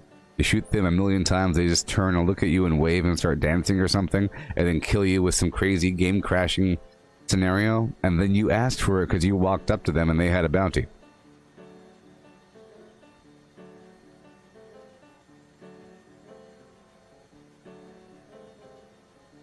Alright, so we have another Monster Mash. I have the stupid mask on me, and I think other players can see it, and I don't like the fact that they can see it. I do like the fact that the hair appears to be made of the same material as the ghillie suit, so it kind of vaguely matches, especially since I'm wearing the red and white Pip-Boy. Okay. I like looking like a big old pile of garbage. I think it's exciting. Okay. I'll be back in just 1 second, and then we shall continue. You can listen to this one more time. Craft legendaries with modules. Sell to NPC vendors. Daily quests. Workshop conquest. Lucky hole mine. Power plants. Farm fusion cores. Public events. XP run. Toxic goo harvest. Rebuild camp. Move camp. Repair armor. Repair weapons. Craft ammo. Sleep. Play music. Stock vendors. Transfer items between characters. Bury Mentat run. Dump caps at vendor if over 20,000. U.S. requisition holotape. Garahan building farm. Reputation root farm. Iron or south ash heap. Multiply crops at workshop. Purified water at workshop. Grafton monster farm. Tanagra town crickets. Faction dailies. Spend gold. Razorgrain flower farm. Scorch beast farm. Ammo machine. Deathclaw farm.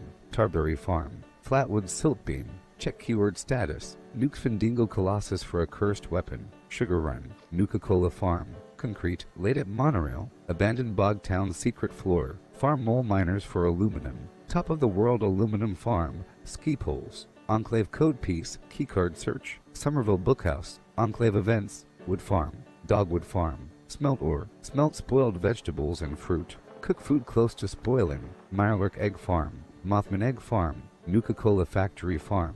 Sunshine Well farm. Daily ops. Get a high bounty by picking locks. Honey farm. Convert perks into coins. Purchase lunchboxes with gold.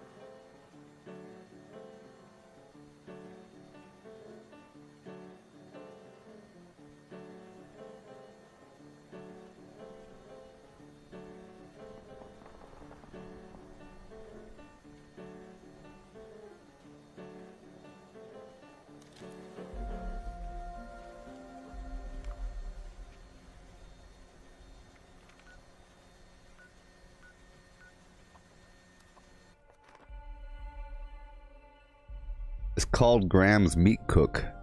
I keep calling it Meat Week. Primal Cuts and Graham's Meat Cook. .org. I mean.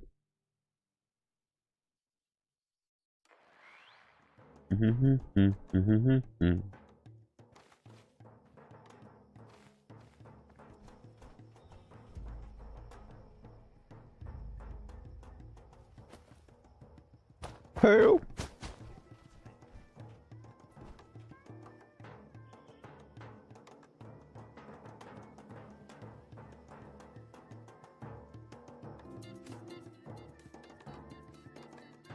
Alright.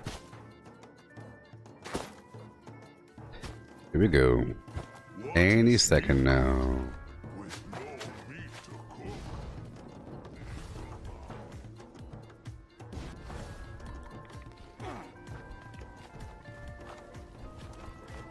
I have 1,400 Halloween candy, which is wonderful.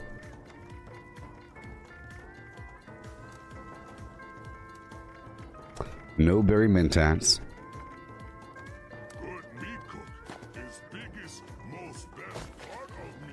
Think about it.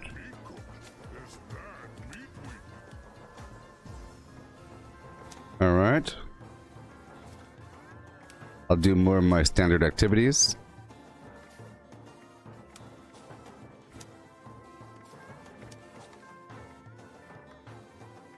Yeah, I'll keep Marathoner on for now. Alright. Catch you later, Travis. You know, last year you could loot all of these creatures, especially with Butcher's Bounty.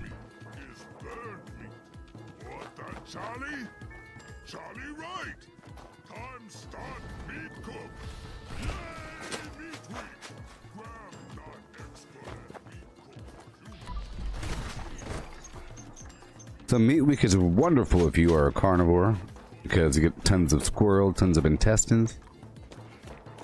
Gentlemen, let me change teams here.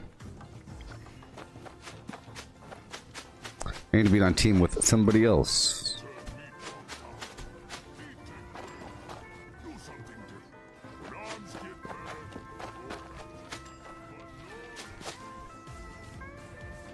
The cleanup.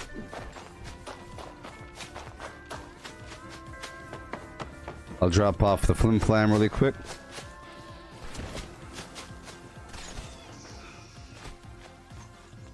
Really quick.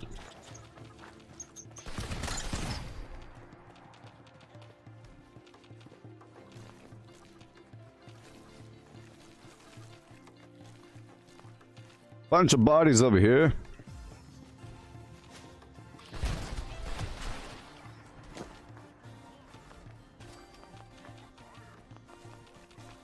There's a pile of dead bodies over here you might be able to loot.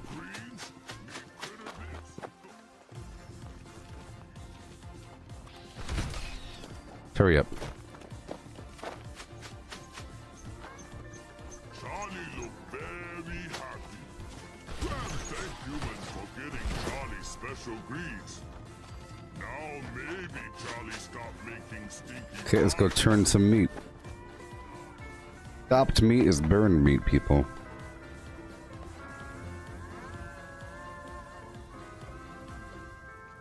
What do I think about Mischief Knife being cancelled? It's unfortunate. They'll probably have some triple XP thing, you know? So whatever happens, happens. Maybe they might do another mole miner situation. I don't know. I didn't see the direct forum talking about it, but it is unfortunate. I liked it, because that's how I enjoy clearing through White Spring. I'll just blow up all the cars. Sometimes. Yeah.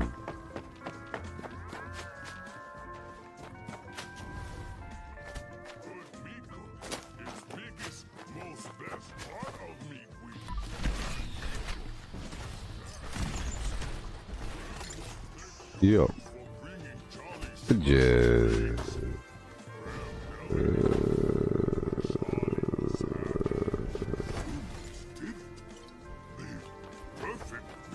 Hey, I got the spicy tenderizer mod. I don't know if I had that one yet. I had this peppered. Well, I already had it. Either way, we're gonna go back out there and do a couple things. Let's take over a couple workshops, if I please. Starting with... Let's just start off with the manhunt here. It'll be fun. Yeah, it's unfortunate. But hey, rather it's cancelled than bugged and an exploitive, right? I don't know how it was bugged, but apparently it was bugged. Well, sometimes the, you have to escort a robot from point A to point B after a certain point, but it wouldn't move or it'll get stuck in the ground, I think. Something like that. What's going on with these teammates? Script.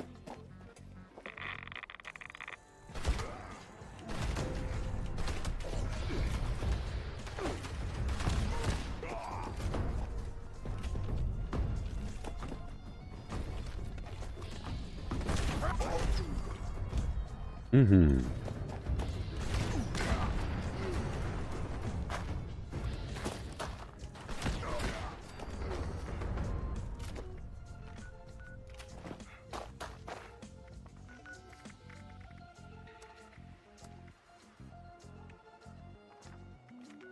I have too. yesterday.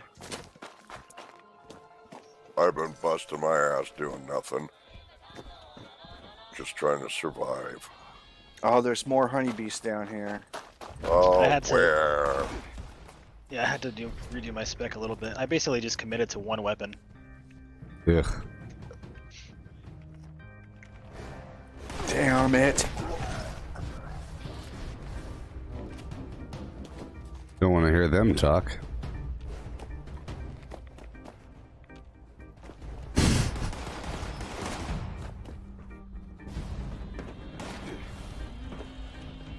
Where'd you go? Huh? You gotta find. You gotta kill. Stop reading my facial expressions. Shut up. Stop reading my facial expressions.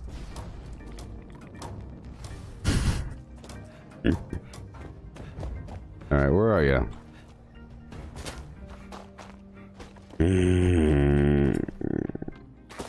But hey, at least they're talking, you know?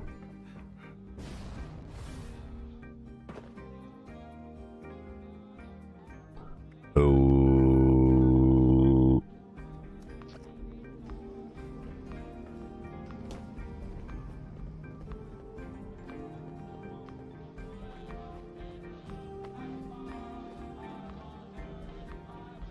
Oh, baby.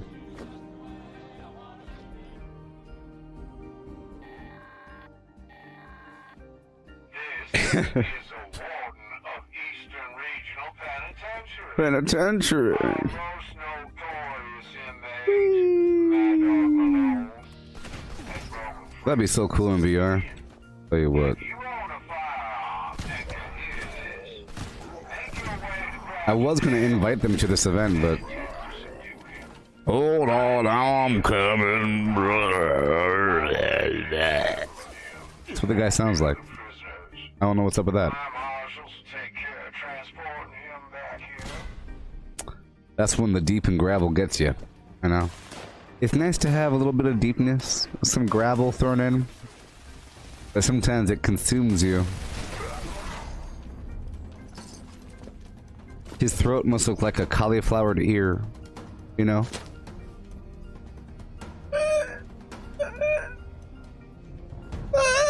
That's his throat. Dying. Oh. So intense.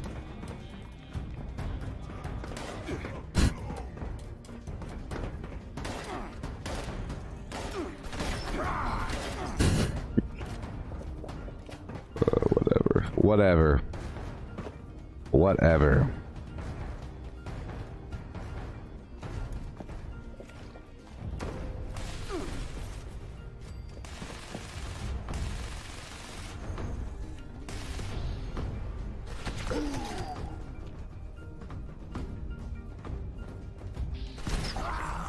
See, that's why I like normal enemies. You can kind of play with their AI. They're really looking for you, but the ones in the daily op, they know where you are. Maybe you've heard me mention it before. I'm gonna flip the chat on just for a second. It's gonna be too intense. Here it comes. Ho! I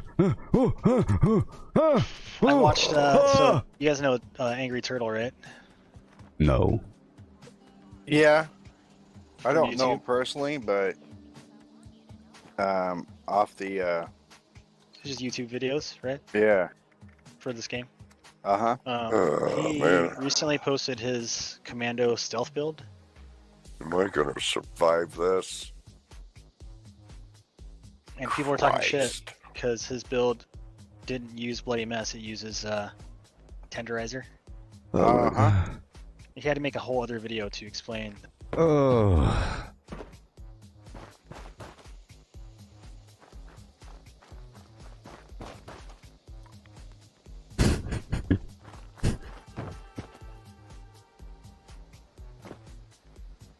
Oh, Christ. That even hits you.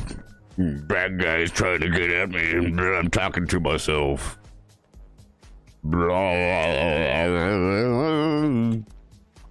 Dude sounds like a Nasher grenade.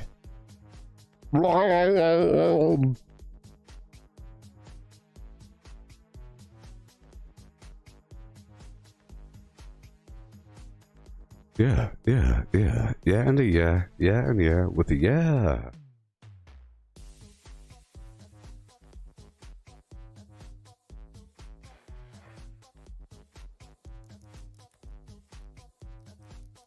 I reckon.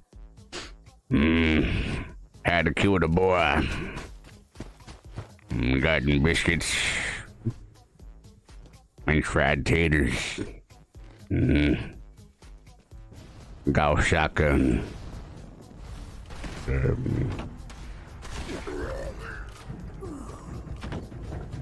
Had to kill the boy.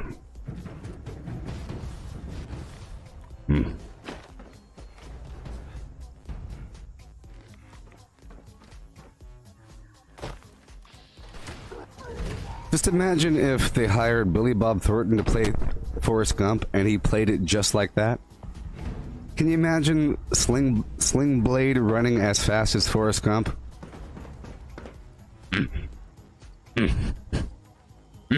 He's grunting every couple seconds.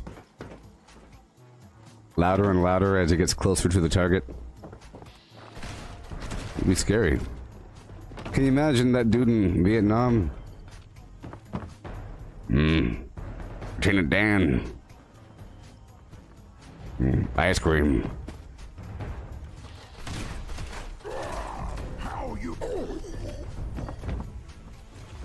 Yeah.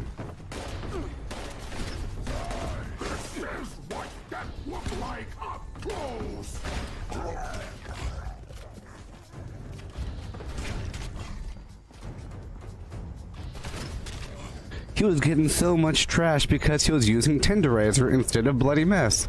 They're in different categories, though. What are you talking about? What's up with people these days?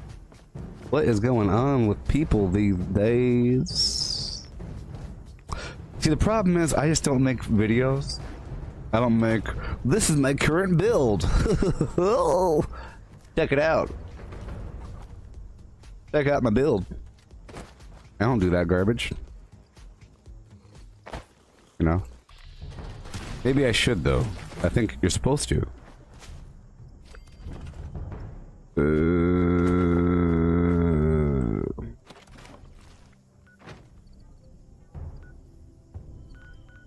Can you imagine Billy Bob Thornton seeing what's her face in the back of a car and starts punching the lights out of somebody while she's saying, "Get off of him, get off of him." And it's raining.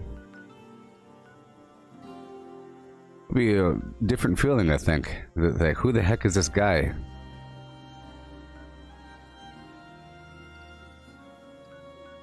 Can you imagine Billy Bob Thornton telling JFK that he has to, or Nixon, or whoever the heck it was, that he has to pee? Be horrifying. Those dark eyes.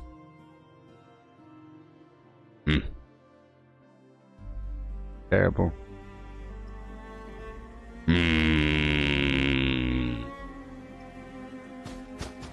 I got shot in the buttocks. I have to pee.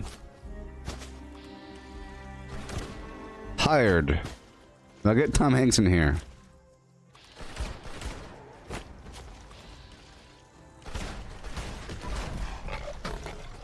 So the other day I was watching the making of Forrest Gump. And it's directed by some dude. You may have heard of him. Robert Zemeckis. Did you all know that Tom Hanks has adopted the personality of Robert Zemeckis? I tried to look it up on YouTube video, but no one's talking about it. It's like it's uncanny and strange and sickening. It's weird. Maybe vice versa, but not vice versa. He's an actor. He's a weirdo actor. Tom Hanks is Tom Hanks' personality, and we all know what he is like. I was watching the documentary, people,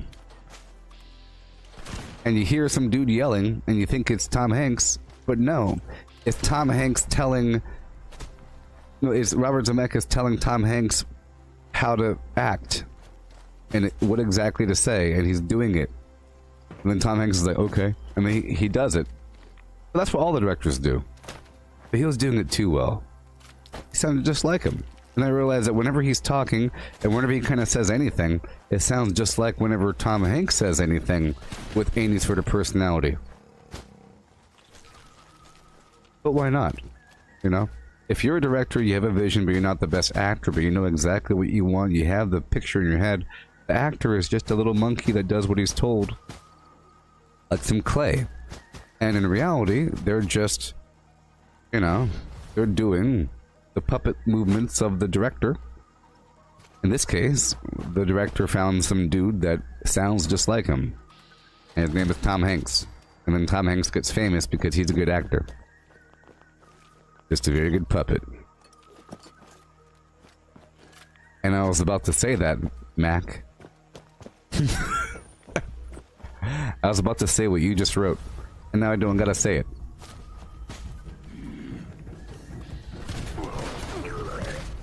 I'm just imagining if it was Billy Bob Thornton instead of Tom Hanks. It'll be a different movie. It'll feel the same. You have a feather falling, some piano playing. Can you imagine the child version of Billy Bob Thornton version of Forrest Gump? Like the child version? We all saw the child version of Tom Hanks looks like Tom Hanks a little bit. But can you imagine like a Pugsley looking kid all grimaced up? I can't walk too good. My mom says my legs are all flim-flammed.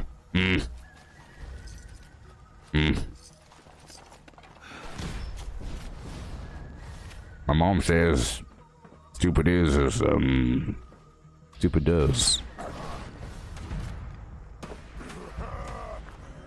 Can I sit here? I reckon this is a good place to sit. As good as any.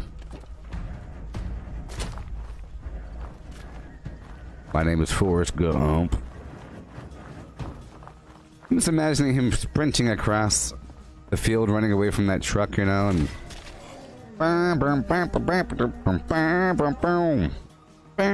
who is that boy? He's about the dumbest son of a flim-flam I've ever seen, but boy, that boy can run.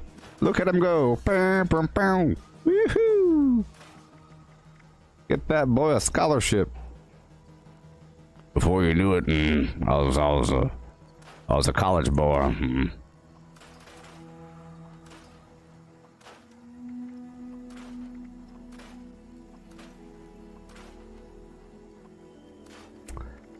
Yep. Cool.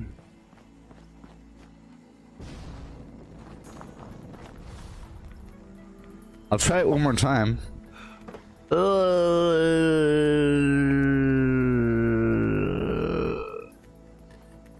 you reward it? Good I have lord. arrived and I got the rewards. Good for you. I ain't gonna pick nothing up, but I'm only gonna pick up scrap if there's some scrap. But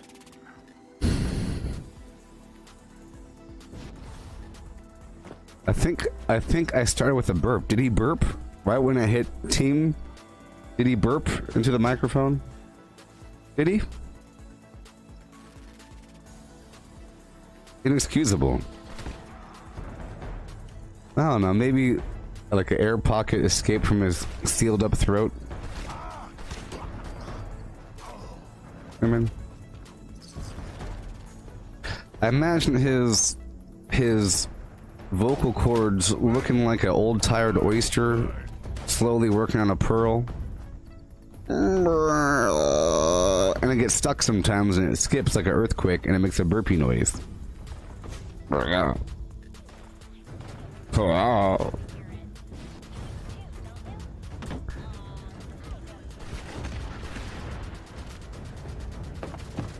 I can't rule him out though. I have to give him a couple more chances. A couple more chances. Maybe he's drinking some maple syrup right now. His throat's all phlegmed up. Maybe he's eating a meal, a whole meal, and it's causing minor obstructions in his throat. You know? I can't blame people for being organisms full of flesh and phlegm. I'll give him one more chance.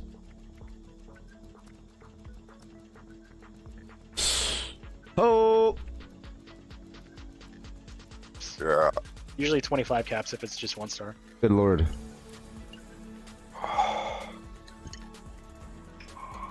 Strictly for script value. I don't even. There's no even benefits for it at all.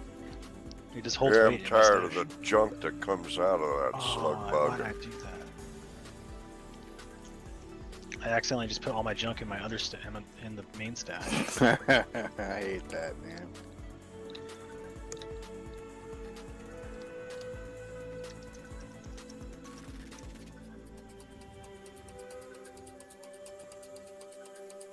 All right.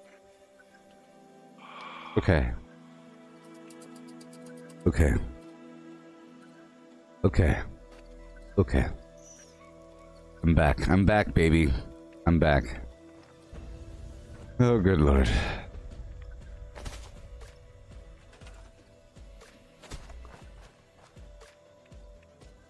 They're like animals, you know? Just making noises. What do you think a little animal does up in a tree? What do you think a bird's doing all day? Making noises. Why? You know why? I try to figure it out. Why do animals make noises all the darn time, huh? Some animals just go all day long.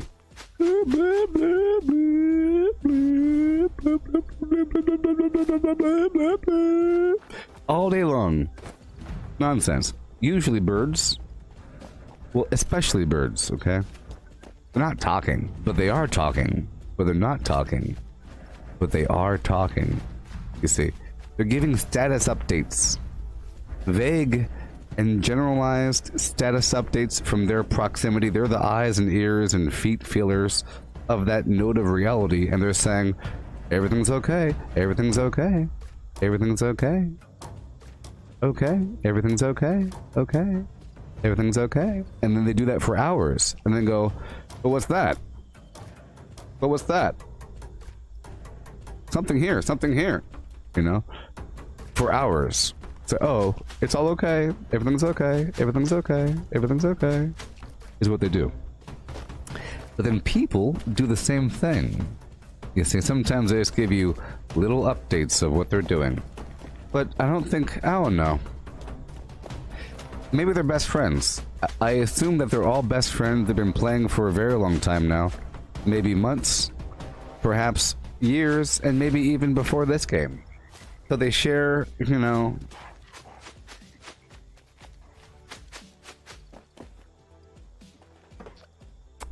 They're sharing a bit too much.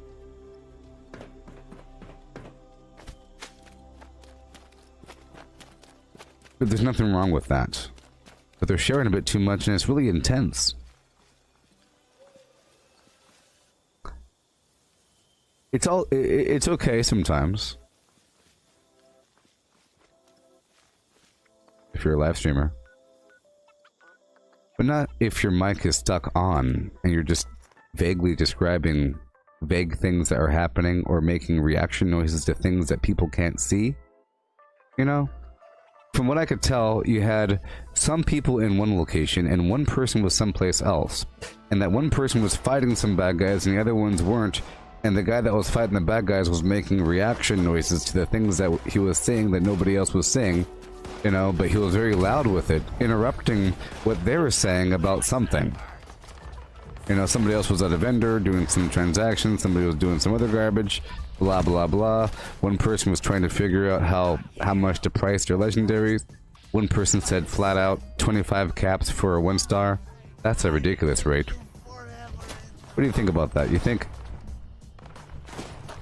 you think 25 caps for any 1-star is a valid pricing scheme? Or is that like the brain dead stupid version of pricing things? Some 1 stars are very good, you see? But you could say, if you want to go flat, just say 100 per star. So a 3 star is, we don't go 25. That's, I mean, it's going to sell because it's too low.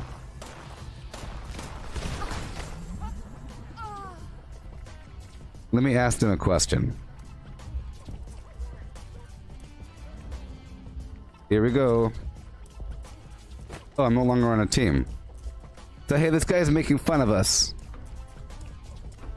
Kick him off the team. I'm no longer on the team. They have rejected me for one of their own.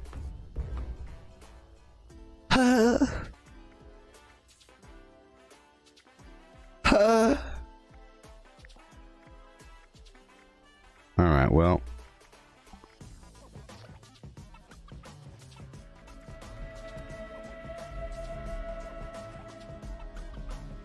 Either way, doesn't matter.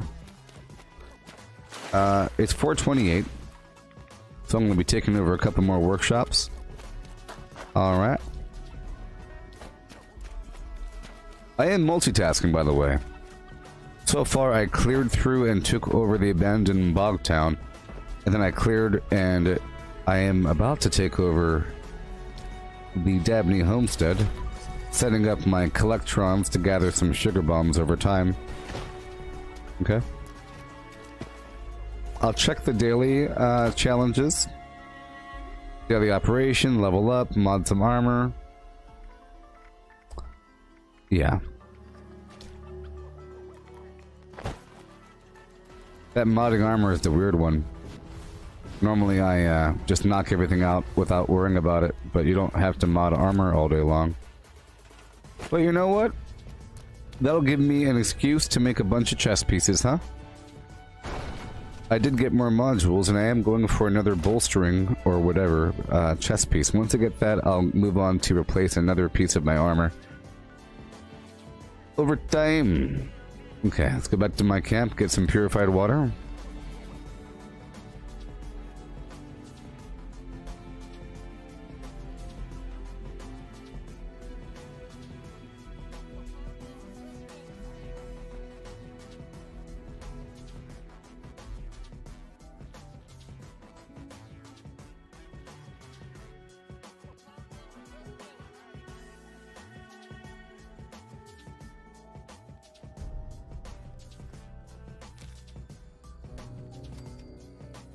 Yeah.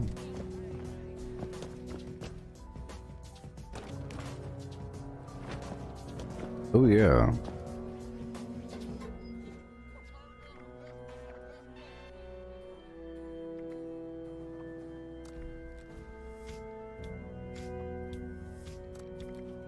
A lot of times I just price it as default, whatever the default pricing is. You know what I mean?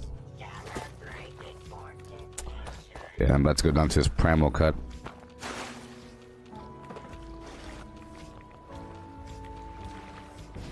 Alright.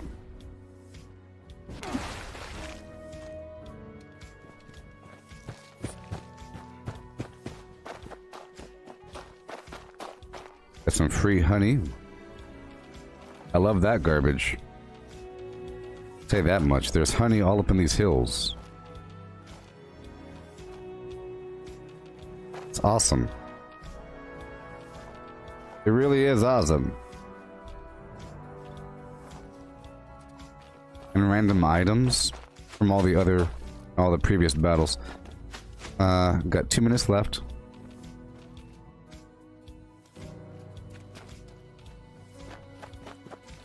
Okay, let me go over here for a moment and see if I can get any more of this honey.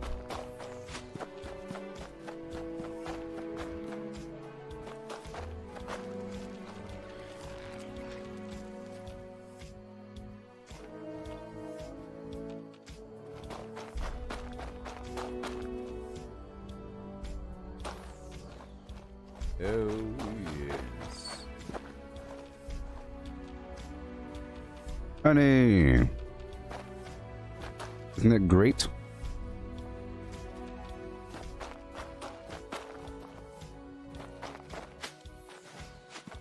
Work our way in. And it's time to begin. Oh, meat week. It smells like a big old pile of meat.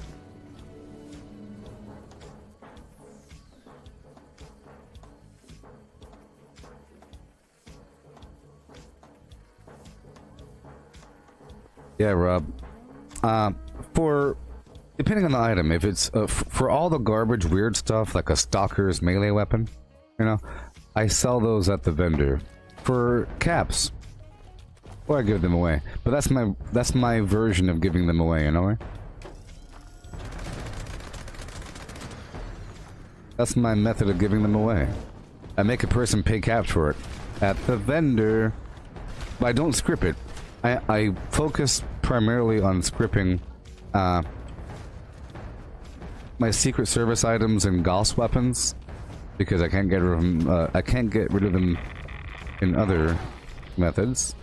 But if I've already gotten rid of those, then I go for the 1 stars, like we mentioned, the ones that weigh the most, based upon weight and value. So I organize it by value and or weight. You know.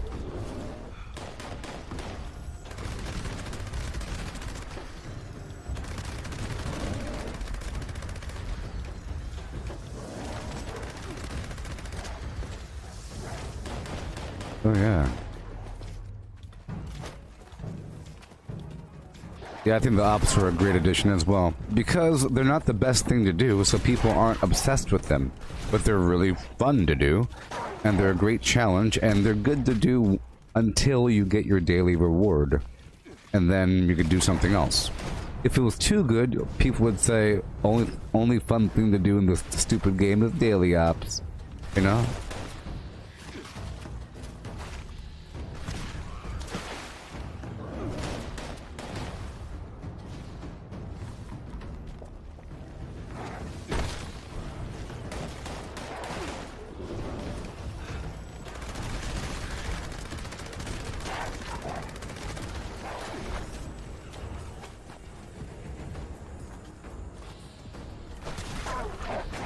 Dang it, I killed myself. See, I'm not using my dense chest mod, so I was trying to avoid... That's why I'm jumping around so much. I'm trying to avoid anything close to point blank because I'm doing so much damage with my shotgun.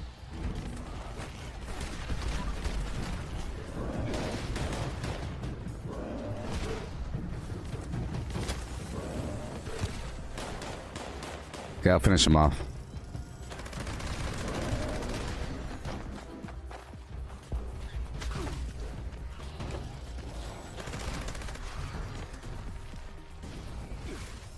There's either a wolf or mole.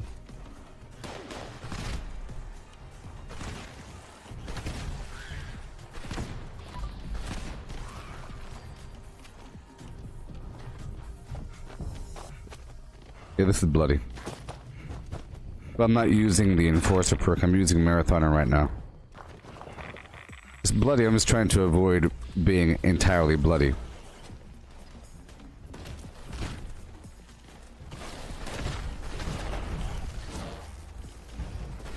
I can go more ham if I were wearing my bolstering, but I'm not. Just have to be really careful. As you saw. So I'll be using this for now.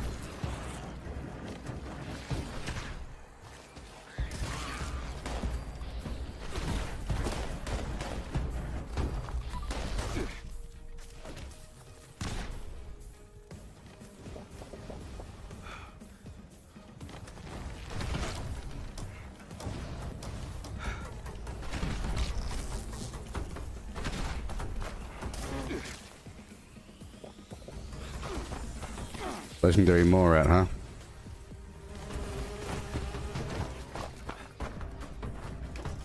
That was very annoying.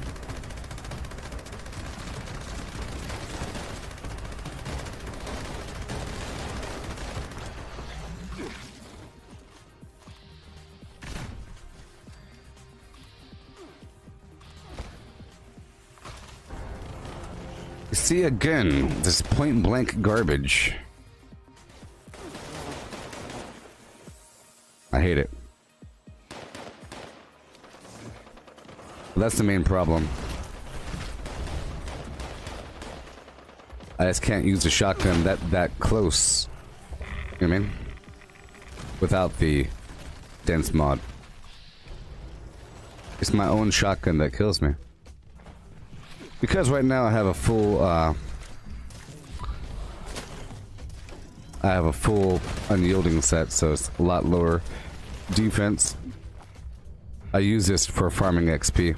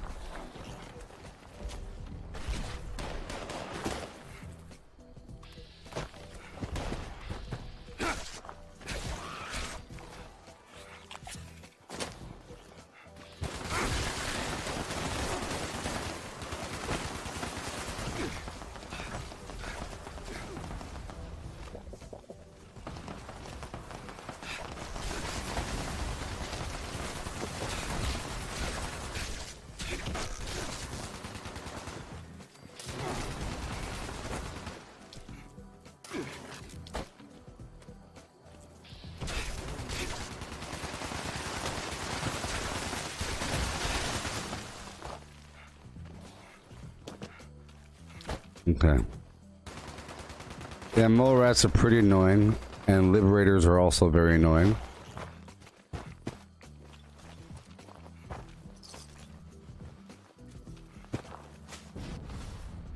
Oh, yeah.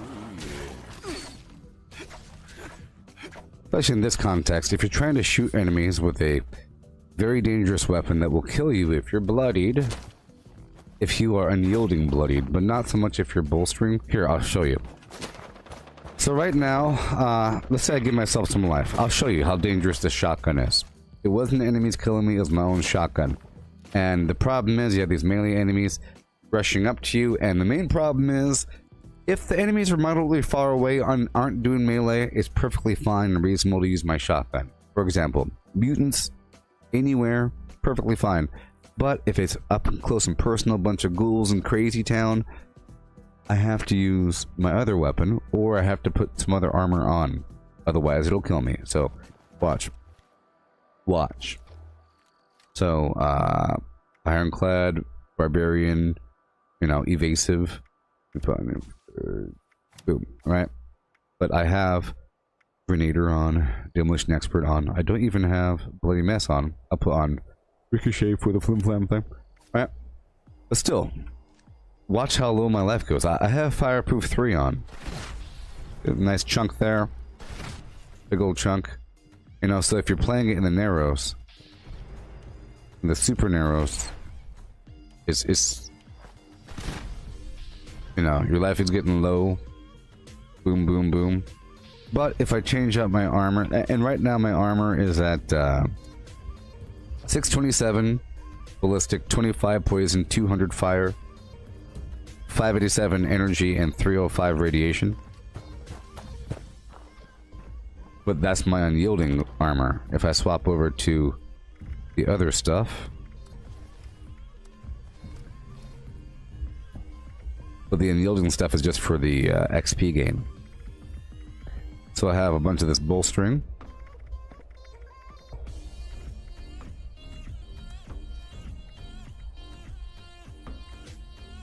Yep. And then one life saving. That's the one I want to swap out. Yeah. Yeah, so the only way to really use that factor, you know, this is a very dangerous situation. That's why I use the other weapon. But I think it's kind of boring to always use the same weapon, so I use both. I feel like one's more precise, one's just lazy, you're holding the button down, you know? But this setup here, see how low my life is? Boom, boom, boom. Life doesn't move, you see? 749, 724. Very high there. 749 and 724. It's a big difference. You might think your armor is good, you got some buttressed garbage on, but it's, you know, hundreds difference.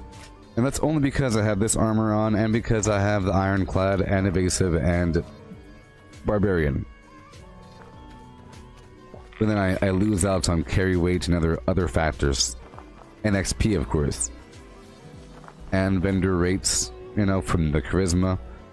All of that. So it's nice having two setups. So in this one, I'm not using the jetpack. Alright, let's just drop some garbage off, and I'll try the daily op alone, if I could. I'll drop off these grenades for a moment. And I have to break some garbage down. All these items I have on me right now are not legendary.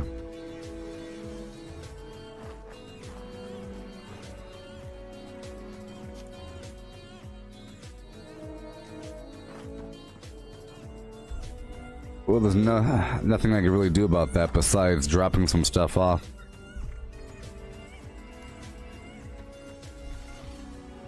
There we go. So now I'll go back to my camp, get some more water, break this stuff down, and go do a daily op just to see what's up with it. Yeah. My Gauss minigun is not dangerous. It doesn't really hurt me. Even if the enemy's point blank, I'm still afraid of it though. But I feel like it doesn't hurt me that much. But if I'm doing anything that is any form of dangerous with lots of explosions going on, then I think it's really important to use the dense chest mod, torso mod, and to use, you know, bolstering. Unyielding really is just a luxury. It's a luxury to use unyielding. Or if you have a dedicated melee ability, you need that extra damage from all that extra strength. It's a big difference.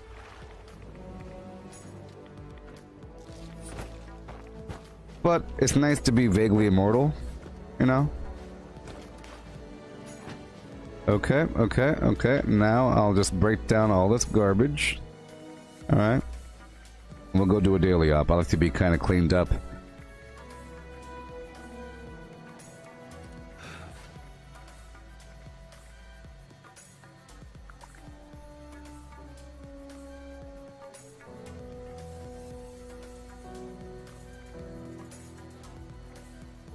Yeah, the legendary perks do help out quite a bit. You get extra points, but each category can only go up to 15. You know? But they do help, and that's what I'm pumping my points into now. At the beginning, I wasted a bunch of my points in other spots, you know what I mean? I don't have a direct need for any other thing right now. I got rid of all my extra perks. I mean, I've been really fine-tuning what I have to the point where I don't have much beyond what I'm currently using, except for in the intelligence category. But now every time I get a perk pack, I break it all down. Okay, so we're looking for any non-legendaries in here that weigh a certain amount, and we're breaking them down. Okay, we have 15 minutes until the next meat week, or next Graham's cook-off situation.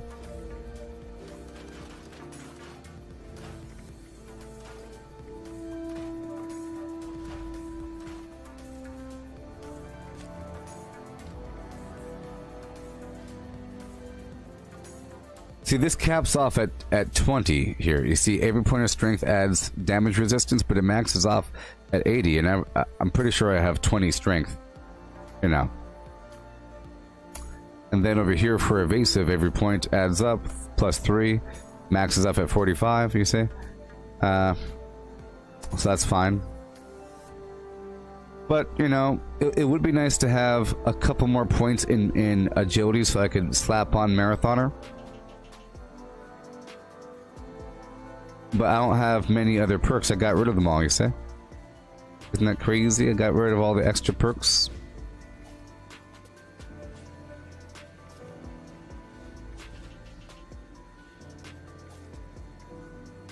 You need the most extra perks I find under intelligence. I need all this garbage, except for this.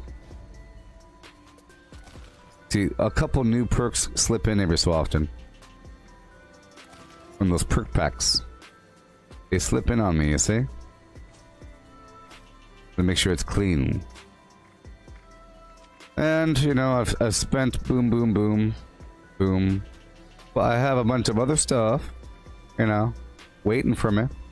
Ammo factory, the master infiltrator. But then there's a bunch of garbage. I really feel like I wasted my perks in follow through. My sneak attack damage increases damage to the target by 30%. And I feel like I wasted it over here with taking one for the team a little bit. But this might be better for later dungeon daily ops that are harder, you know?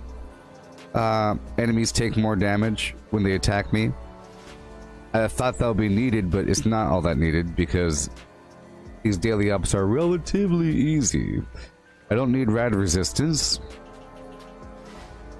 One second. Well, so I do need rad resistance, but I didn't get this because I don't want to restore rads per second. It'd be good if I had a different build, if I had like a Vanguard build. It'd be fantastic. And that's a lot of rad resistance right there. That's a lot. This means that you could easily enter a nuke zone and just be chilling. So this is actually a good perk to have, because that's a lot, man. Especially with whatever you already have. It's crazy amount. You just stand there. Yeah, it's exactly what rads. That's actually a pretty good perk to have. The resistance perks are good. What rads, funky duds, not as much, you know. Yeah. And then there's a bunch of good stuff if you're in power armor. And this retribution perk looks pretty interesting, where blocking a melee attack restores health and AP. Pretty cool. Because there's also a perk that reflects damage whenever you block. So that could be how you're attacking. You know. Yeah. Alright, show. Everything's fine in Doondy. Let's repair one more time. I do have Marathoner on. No I don't. I think we'll be okay though. I'll have to spam a bit of honey. Yeah. And Halloween candy to make my way through. Yes, I think the Master Infiltrator perk is awesome as well. Yep. And it only costs one perk coin to swap out perks. I've been doing that whenever I find myself looting around. I'll say, hey, let's go ahead and slap the Infiltrator perk on there.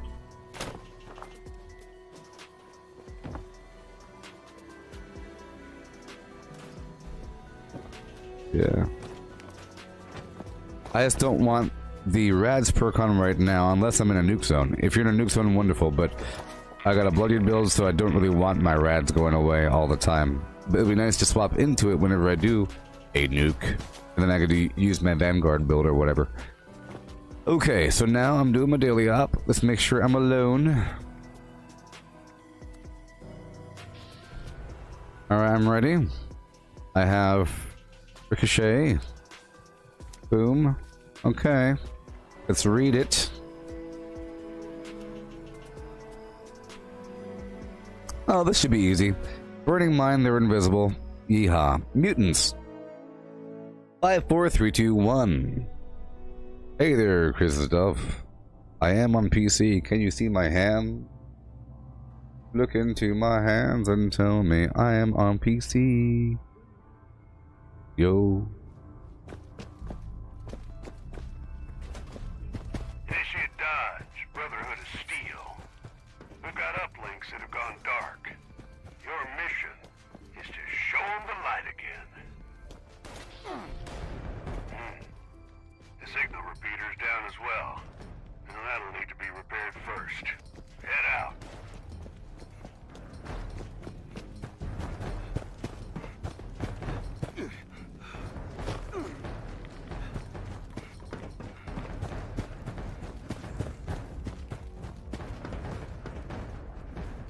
I had to eat my honey and candy. Signal calibration starting.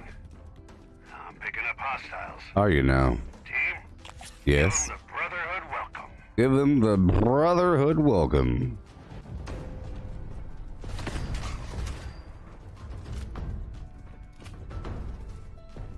They're invisible.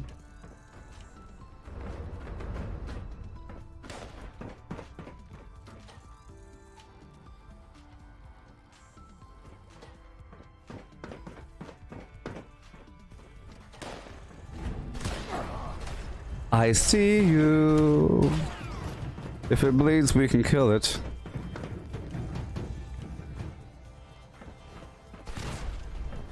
So I found the lovely path. Before I would recommend jetpack, but now I don't. Dense chest mod is the way to go. If you have explosive weapons. You don't want to hurt yourself. But now you don't need the jetpack. You just have to be careful with how you run across. If you do it just right, you can kind of make some contact, skitter around, and bounce all the way over without slowing down. And it's actually slightly faster than using a jetpack. A jetpack, you're up in the air, you're kind of drifting up in this, you know, you can make your way across, but you got this weird floaty thing going on. With the ground route, you just touch the rock and you're kind of running. It's pretty cool. If you can pull it off. I don't always pull it off, but I'm the one that made it up. How's the state of the game right now? You just started at level 20. It looks nice. Yes, it's nice. You just started your level 20. It's going to get better. Or the amount that you like the game will increase over time. It's not going to decrease. Because you'll gain more abilities. And you'll gain access to more gameplay over time. And there's a pretty awesome story told to you over time in different ways. There's several different stories, but if you pay attention to like all the holotapes and the notes and everything, it's nice. Just treat it like a book that's told. Just imagine you take a big old book and you tear out the chapters and you throw them around physical locations. Think about that. Just imagine. Imagine that. So imagine you have a Wizard of Oz MMO, but you have the chapters of the book spread throughout the locations that they're mentioned. Calibrated. You know? Not much good on its own, though. All mentions of the Wicked Witch are at the Eastern Territory.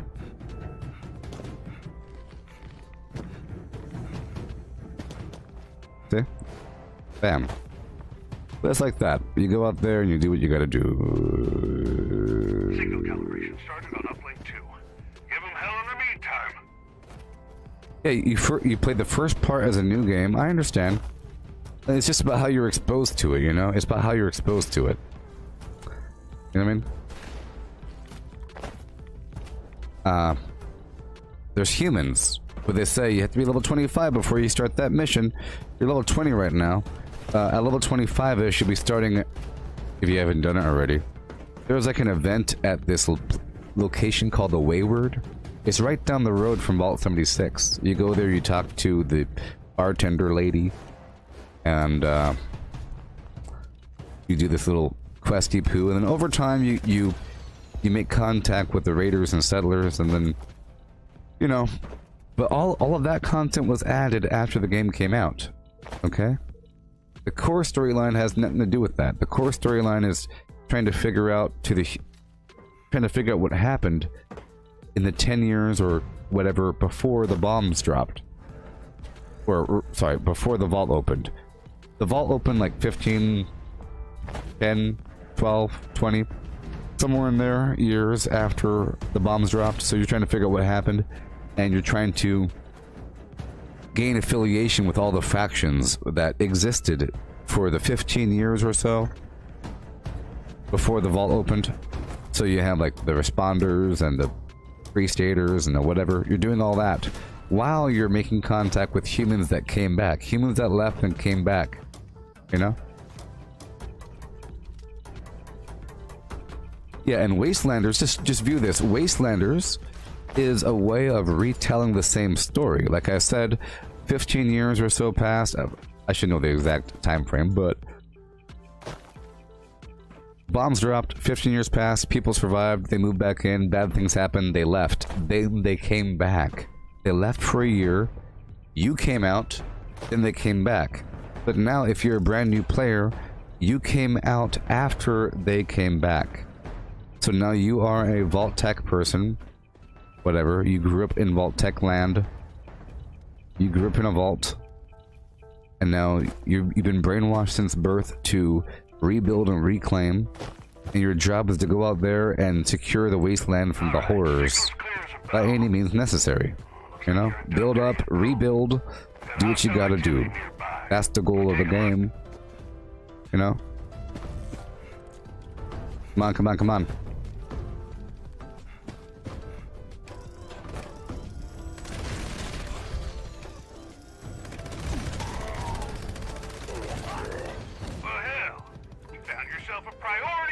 Yeah, so just go through and then just view the Wastelander content as a way of retelling the same information, because now you have humans talking about what you just did or what you're about to do with the main storyline. You know, it's the same thing though. I will. Woohoo!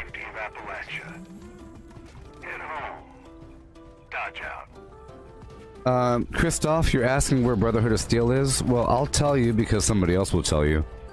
They're around. They're not really here yet, okay? That's the answer. But the remnants of them are around. According to the storyline, they existed for the 10-15 years while the bombs were dropped and you were in the vault. And then they left, or they died, okay? And then you become a Brotherhood of Steel member, sort of, from the back door.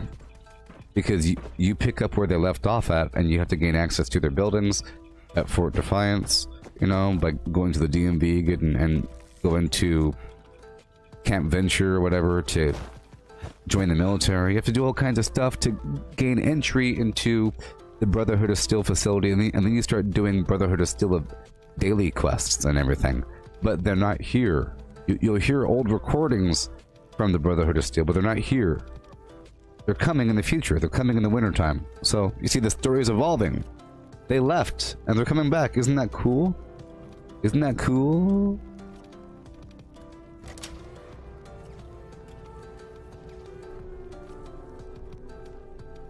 Mac, you're saying it's weird we all lived in the vault together, but we could PvP? Well, just imagine this. You grew up in the vault, right? Everybody here grew up in the vault to a degree or whatever. Because it's been there for, unless you're an old person, maybe you grew up before the vault. Unless you're role-playing a really old person that was alive before the whole thing, you know? You're 60 years old running around. But you're in the vault, you've been brainwashed to rebuild Appalachia. But you don't have to. You're not a robot. You can do whatever you want to do, right? Come on, baby! Brotherhood Special Ops suit.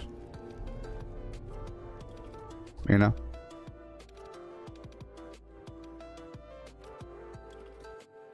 You don't have to. There's no... Like, the Overseer is basically quit her job, right? She's dead or she quit her job. Quick, wink, wink. You do whatever you want to do. The Brotherhood of Steel don't leave tech behind. Well, what would they leave behind? Well, I think... Well, Christoph, what I think happened was... I said they died or they left. But they're not here. It's a point. Just imagine it as a detachment and this node got messed up, but the California node or whatever, they're fine. You know, other spots are fine. This spot, you know, where'd they go? Hey, backup is coming. You know, so recently we've heard them coming. They're coming back. They're probably coming back to reclaim, right? There you go. So, there you go, Christoph. The Brotherhood of Steel are coming back to reclaim. Like, there's like a... There was a radio recording, and you could hear them kind of coming closer. And there was a recent event over here at the Atlas Observatory where you had to turn in a bunch of junk in preparation for the Brotherhood of Steel's return.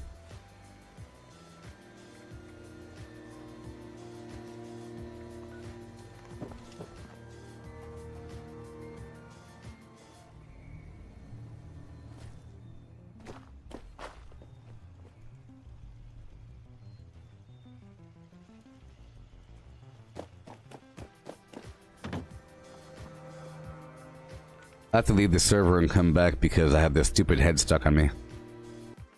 Yeah, I like this outfit. I don't have the head yet.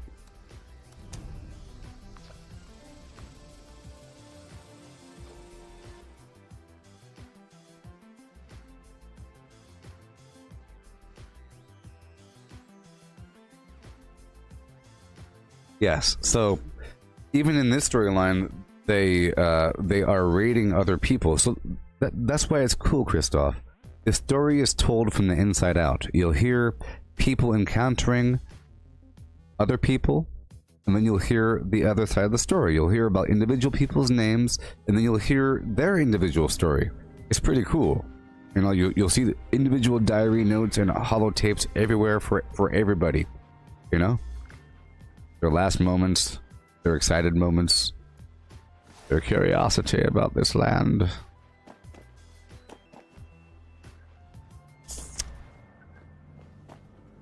I need a different hat.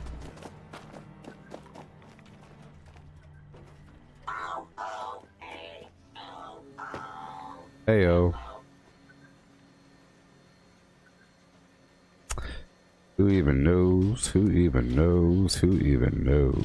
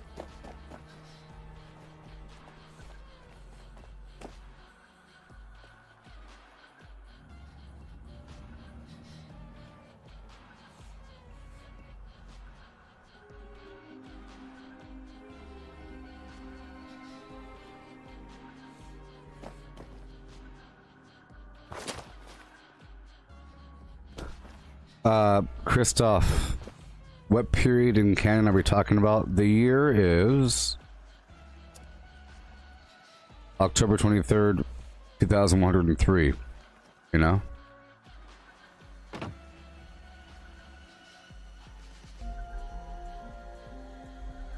And the nukes dropped on October 23rd, 2077. You see, so this it's sort of like right after the bombs dropped.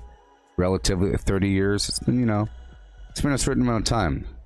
I mean, it's been a certain amount of time. It's 2103.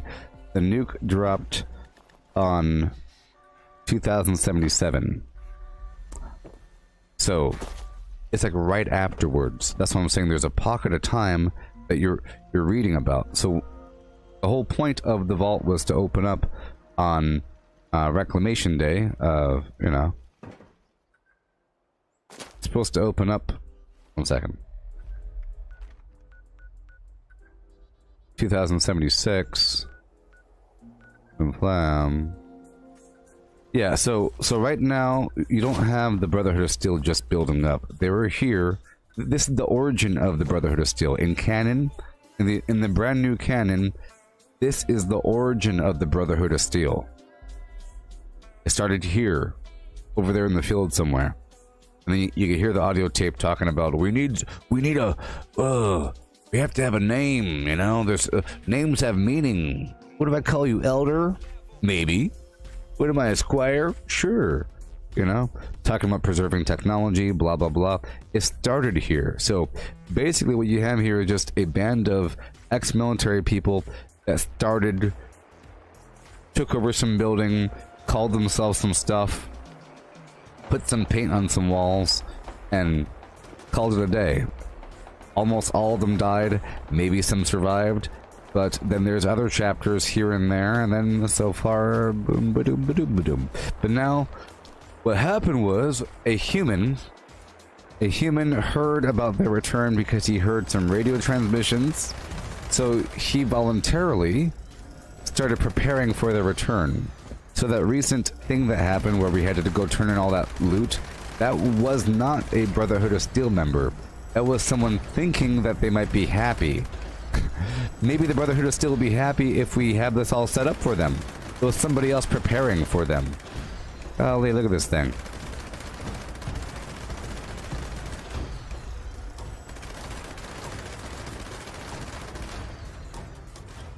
Right.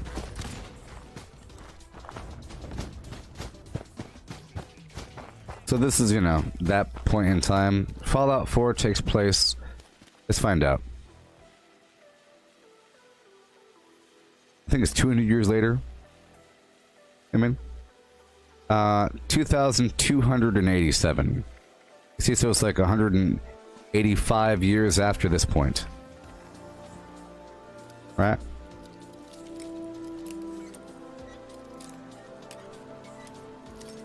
So you have people that are, it's like, and this is also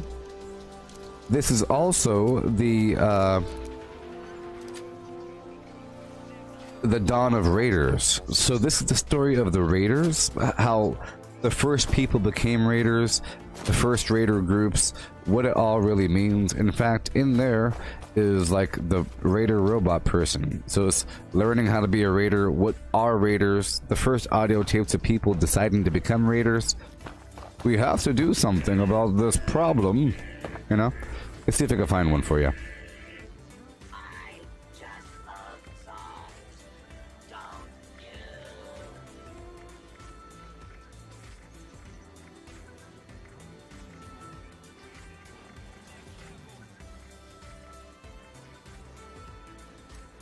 Appalachia online, Captain. I know most of you love America. Good old red, white, and blue. But those of us who served at Mariposa know something. America failed. Not because of its citizens, who lived clean lives filled with hardship in a never-ending war. And certainly not because of its fighting men and women. God bless them.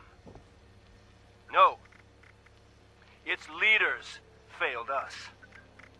Senators, generals, presidents, all those bastards. Their failure almost destroyed all mankind. But I look around here, and I see survivors. People too stubborn, people too damn ornery to die. We've fought, and we've endured, and we finally have a small patch of safety. Having a home isn't enough. We need something more. What we need is purpose. We cannot look to the America of old for that purpose. We have to build our own. So tonight, as we break bread together, let us forge together something new. Congratulations, Appalachia. Paladin Taggarty told me of your victory at Huntersville. I know it was costly, but future generations will thank you, as I am thanking you now. It makes me proud, but that's not why I'm calling. One of the Brotherhood's standing orders is being on the lookout for valuable technology, anything that would help us in our efforts. But as I look in every direction, I see chaos. The lights are out, and men have become little better than barbarians. Civilization. Civilization is something I think of every day. I know Lizzie is probably sick of the word by now. To rebuild that, to reclaim that, our successors are gonna need the secrets of the past. And those secrets are in danger of slipping through our fingers forever. So far, our scribes have been tools to help protect our knights and maintain our bases. That needs to change. Brotherhood is gonna be more than an armed fighting force. We're going to be the guardians of civilization. So we have to grab every schematic, every holotape, every book, every goddamn note that holds the building blocks of the old world before it is too late. Yeah. Our scribes will hold on to them, preserve them, perhaps even progress beyond them. And the knights will protect them like a hard shell around a precious seed. One day when the time is right, that seed will grow, and a new civilization will be born. This is why we were born. Don't you see it? Helping your fellow man is a good goal, a soldier's goal. But this, we makes you want to cry. That change changes Oh boy. the world. Oh I'm sure you boy. have questions. Paladin Integrity is fully briefed. I have every faith in you, Appalachia. Elder Maxon, out. See? See? It's the foundation of that, foundation of a couple things. Pretty cool. You get to really see how people became raiders, and there's different degrees of raider, especially with Wastelanders that really address what it means to be a raider and all that. Like, specifically in the Wastelanders update, you have a bunch of people that used to live here. They're coming back to reclaim. They're all here from like before the war, or you know, they're all here. They want their stuff back. They grew up here. They were surviving. They left, and now people took over the stuff. Blah blah blah. Right.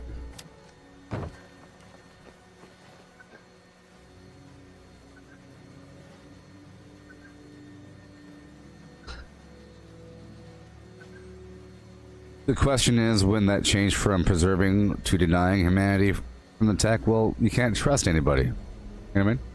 You can't trust other people. You can't trust other people, you know. You have to keep the flamethrower plan secret. Do random people need flamethrowers? No. Brotherhood still do. To stop the people that want to steal the flamethrower plans. You know?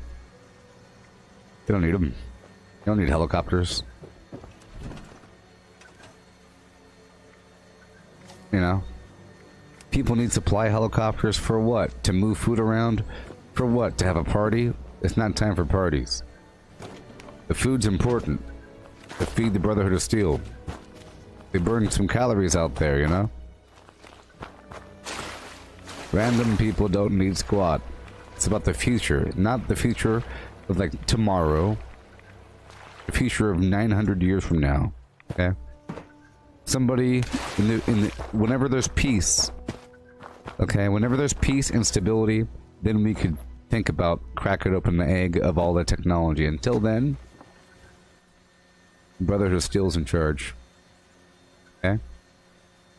Once we get some farms running and some kings and some lordship and some roads and some wagons without mutants and monsters and dragons, then we could talk about sharing what we have in that vault. Vault of Flim Flam. Yeah.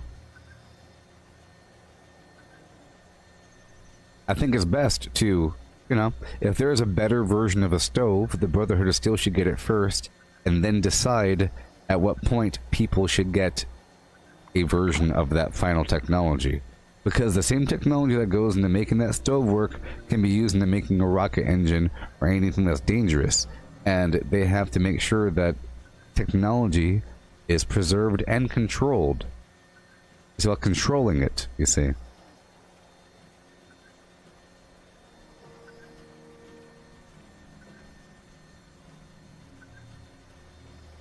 Now, the Enclave, so far in this game, they're not really shown as being particularly bad. Okay. I think that's going to happen in the future sometime. Far in the future, they'll be, oh yeah, by the way, the Enclave are bad. Right now, the Enclave are good. Sort of. They're just the remnants of the government. You know? And they're just killing bad guys. But there is implications that they tortured people, and that there's a transition of power, and some bad things happen.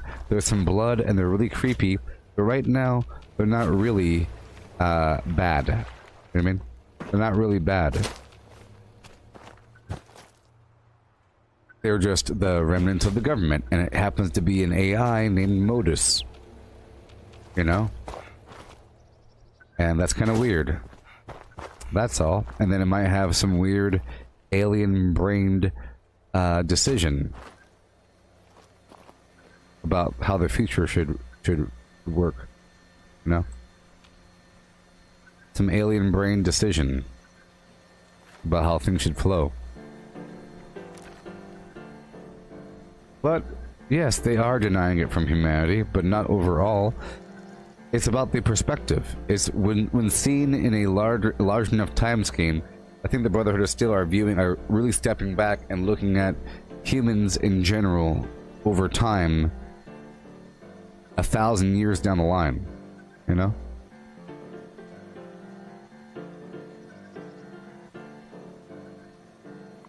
Yeah. That's how it works.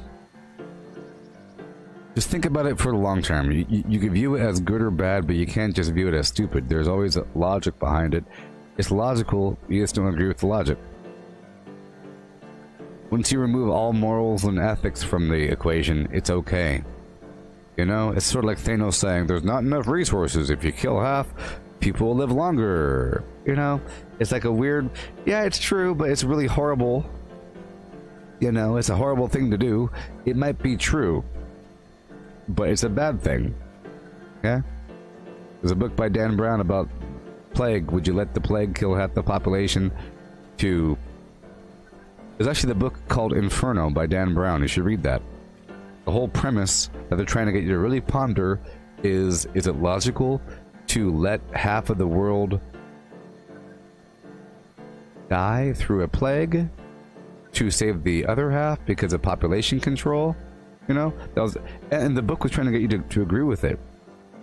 And in the end, it seemed like they weren't dead, they were just sterilized. Just half the population couldn't have a baby, and that was the solution. And you might think that's like unethical or whatever, but it's not like illogical, you know? If the Brotherhood of Steel wants to exterminate anybody that doesn't have a pure genome, or if the Enclave wants to do the same thing, for whatever reason, what is pure, you know?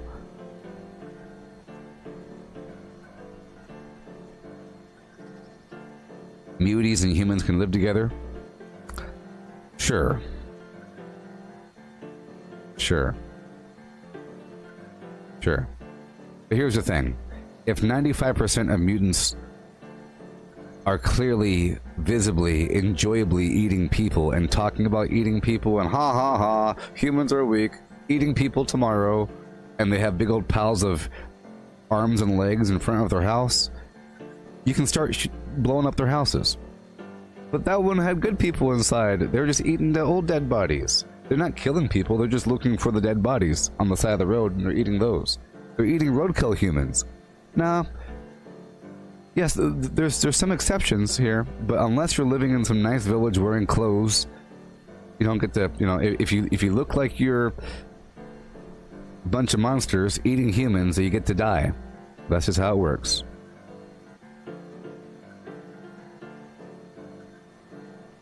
How it works. If you look like a bunch of monsters eating people, they're in the corner with a bunch of weapons saying, I'm gonna eat you. Then you go boom, boom, boom. And then you get them.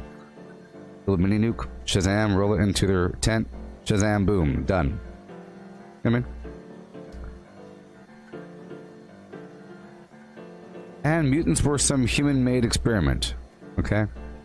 Human-made experiment. Oh, yeah. It's sort of like saying this. Look. I would say it's sort of like this.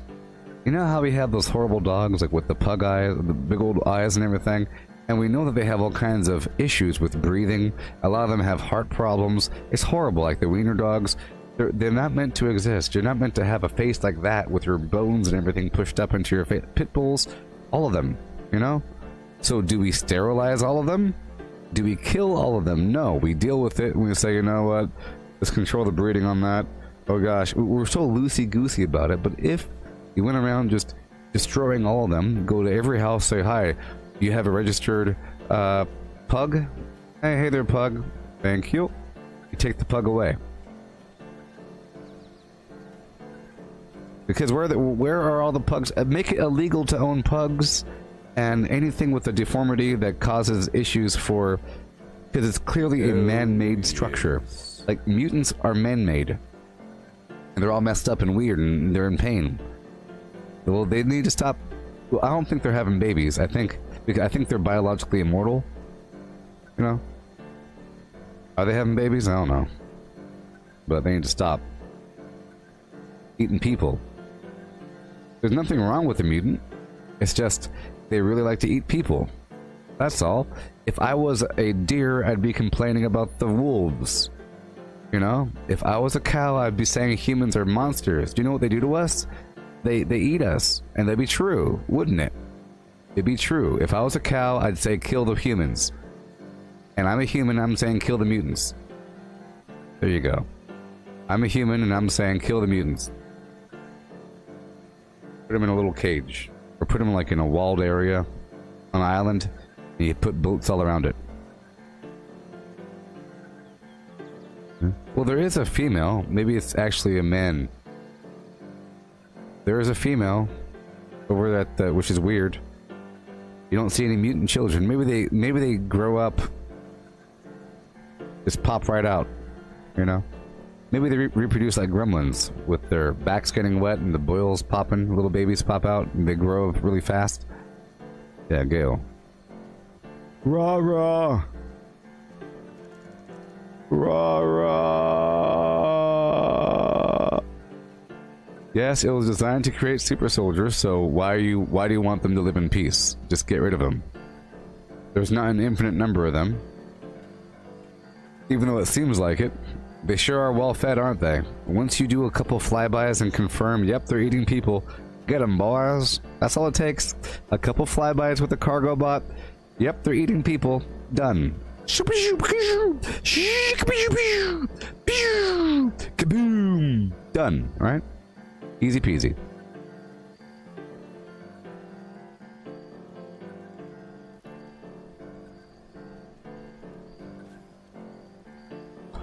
Yes. Ain't no sympathy for no mutant. Some of them I do have sympathy for. Like, Graham is a good guy. Does Graham deserve to die? I think we could agree that people like Graham are the rare exception. You know? They're like some weird outcasts. It's a really... Graham and Gale... They're just dumb oafs that really find people delicious. But you know what? Here's the thing. I bet you people are delicious. Sorry to say. You know? Unpopular opinion. Humans are probably pretty tasty. It's just as taboo. If we were a different species, and if we were like 8.5 feet tall, we'd eat people as well. You know? Should vegans kill all carnivores? Because what if? You know? What if there's, you know, a meat eater on Earth that is viewed as a threat by a vegan? What if they get, you know, what if I get into a fire and my leg catches on fire and they get hungry and eat me? You know? So, you know. Still, there ain't no, you know. You know. It's okay. They're just, you know.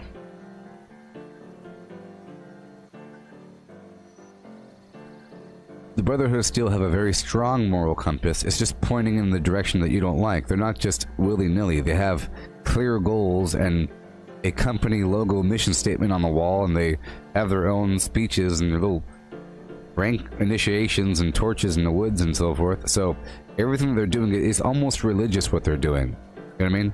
It's almost religious. So of course they're going to go all the way and just exterminate everything. Of course, they're going to take all the technology and keep it and not give it out willy-nilly. They're not just a bunch of people with some plan. They are the Brotherhood of Steel. They're not just people anymore.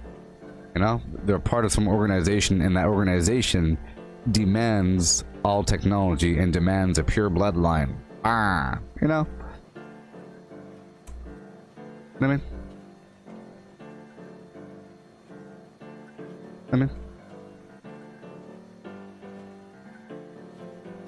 just not pointing in the same direction as you doesn't make it objectively wrong, because many things are pretty terrible. Pretty terrible. The fact that you have to consume matter and some matter to exist is pretty terrible. Doesn't matter what it is. It could be wheat. That wheat was living, doing all kinds of stuff. You came along, and now it's gone. It converted. I view it as all one big chain. But sometimes those points in the chain are conscious, and all of a sudden you want to break the chain. And you got it. It's just, it flows together.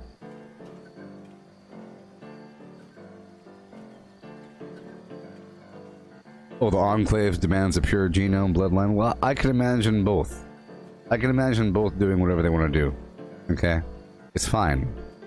I can imagine the Brotherhood of Steel demanding a pure genome. But the Enclave does it, sure. They're basically the same people. Okay? It's just if the Enclave represents the continuation of the government, and the Brotherhood of Steel are specifically hoarding everything to keep it away from the government because they don't trust them, and they think that they'll bomb again, then of course they're the enemy, even though they have the same sort of goals, just like two independent countries have the same goals of like not dying and taking resources. They have the same goals. They're not like two different entities. They're the same thing. It's just, you know, same exact thing. They want to move things along and preserve things.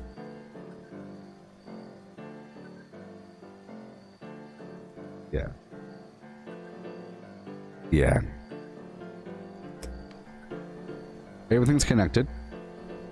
You could think of the plants as batteries of the sun, like solar batteries, and we eat that and then boom, boom, boom. But you could think of animals as ultra batteries that store the energy from plants in a higher form, you know, and then when you eat an animal, here's like a super duper energy blast versus just a trickle from the plant itself.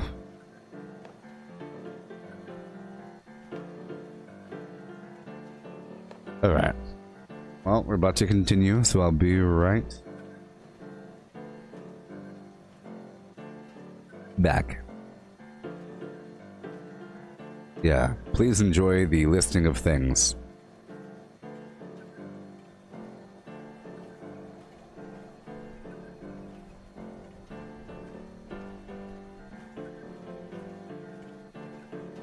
Workcraft legendaries with modules. Sell to NPC vendors. Daily quests. Workshop conquest. Lucky Hole Mine. Power plants. Farm fusion cores. Public events. XP run. Toxic goo harvest. Rebuild camp. Move camp. Repair armor. Repair weapons. Craft ammo. Sleep. Play music. Stock vendors. Transfer items between characters. Bury Mentat run. Dump caps at vendor if over 20,000. U.S. requisition holotape. Garahan building farm. Reputation root farm. Iron or South Ash heap. Multiply crops at workshop. Purified water at workshop. Grafton monster farm.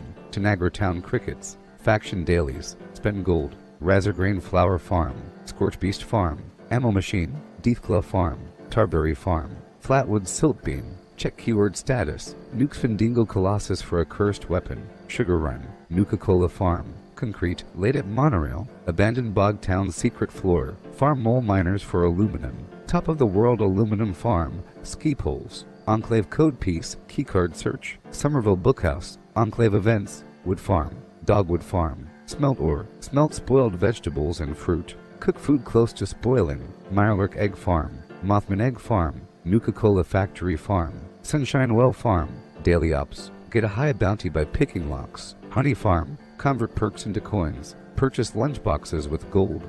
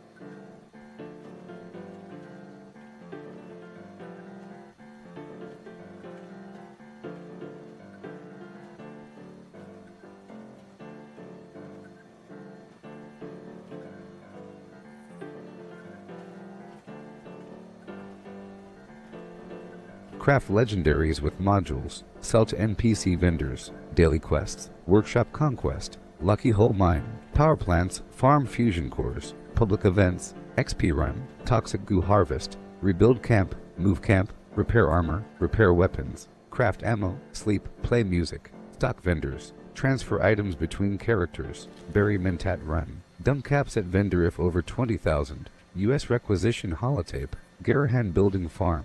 Reputation root farm. Iron or South Ash heap. Multiply crops at workshop. Purified water at workshop. Grafton monster farm.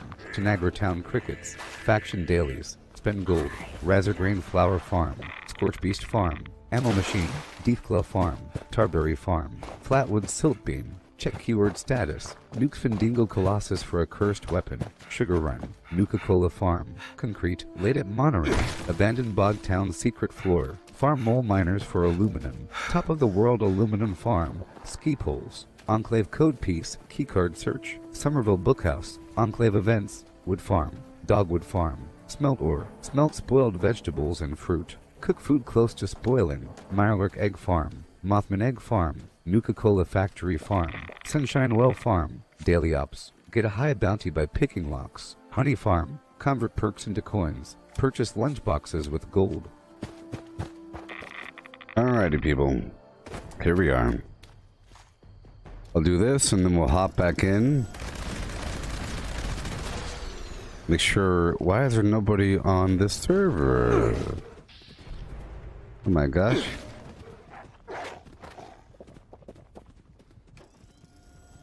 There's nobody on the server? There's nobody doing any team activities? That's kind of weird, huh?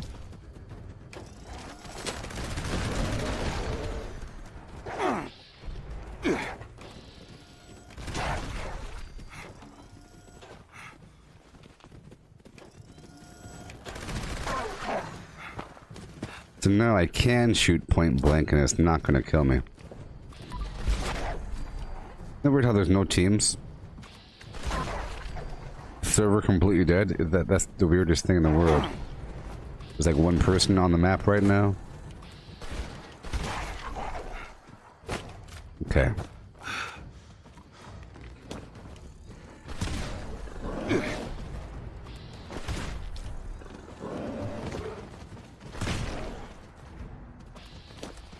I like to shoot at their legs, you know. Okay. See, before I think you had to fight all the mole miners and wolves every round. But now you only have to really target the prime beasts.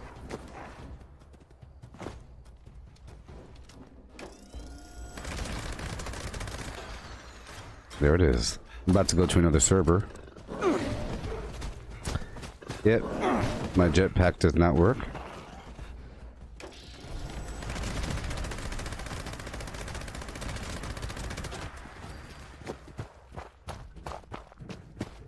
Mm-hmm.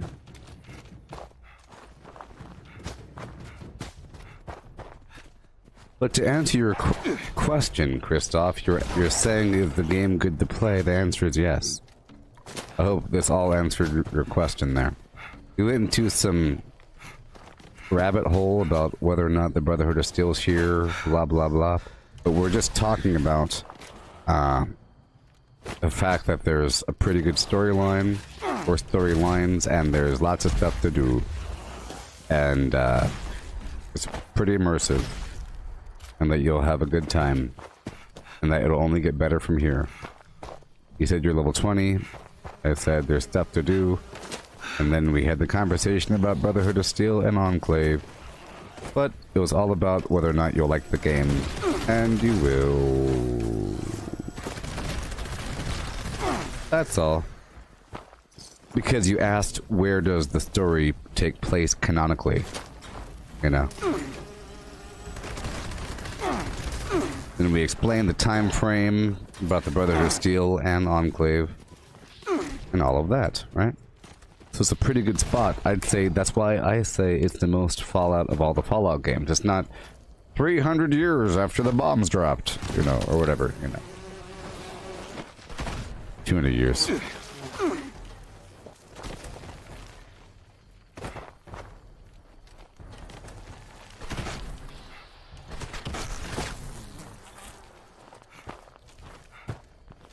I do love all this loot. But we have to hurry.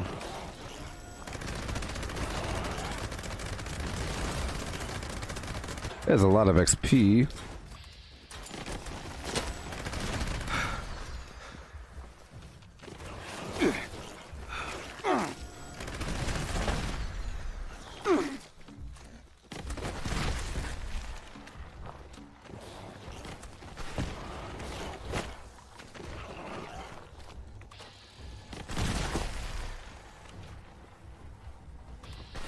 Well, however you want to phrase it, that's what happened.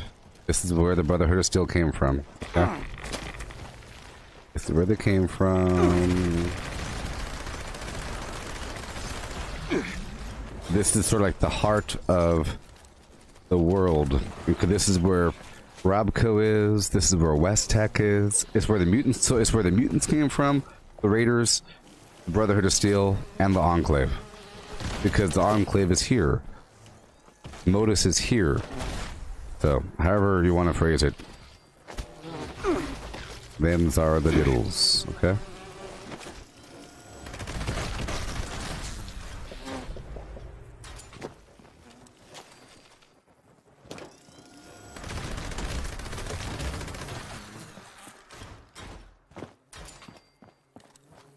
Yeah. All we know is all that stuff with it starting, it was here, you know? All the original speeches of, hey, guess what? I'm Elder Maxim person, and I'm starting at the Brotherhood of Steel, and here are the reasons why. Else here, and then people want to do that in some other spot across the country, so be it.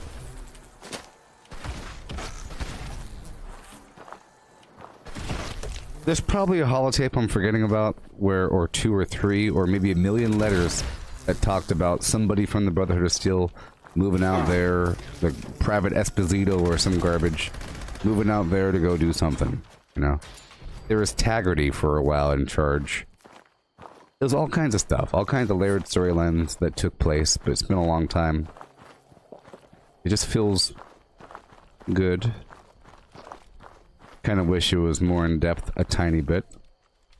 But, whatever. But it's coming in the future, you see? Because, in reality, the Brotherhood of Steel storyline stretches from the very beginning to the very end. It's not just when you're dealing with them over there in Watoga area. It's, oh gosh. Oh, man. Let's go up the hill. Yeah. It's learning about how they interacted with other factions leading up to that point.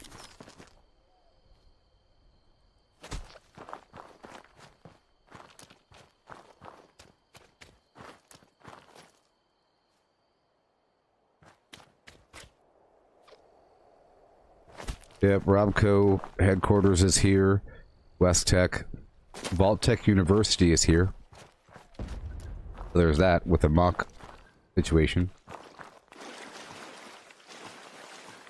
And this is Vault 76, which is like the control vault. All the other ones were like weird experimentation situations.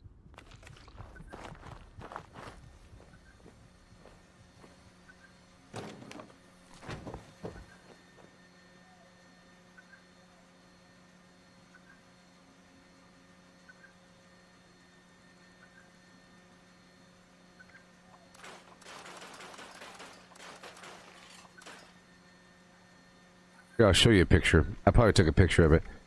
Right over here.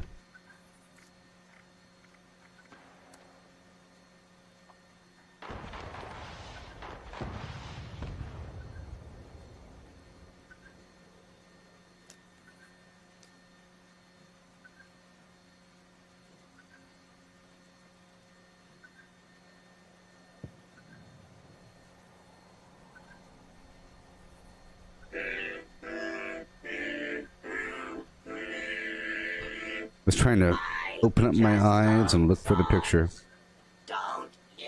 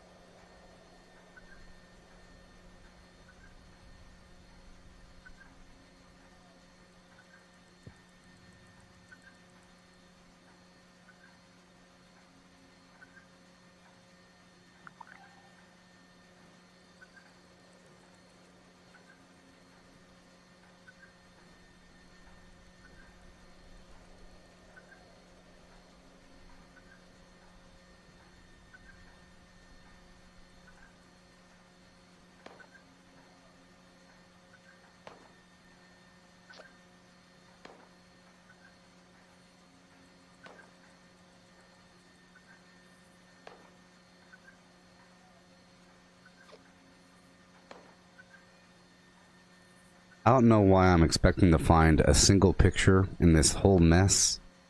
I'm pretty sure I took a picture of the squad of soldiers as they were named. You know, there's a picture of them. I took a picture of the picture, pretty sure, a while back.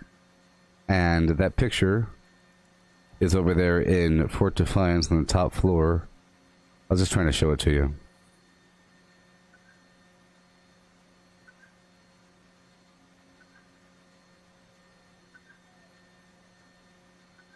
Halloween time. Come on now, come on now.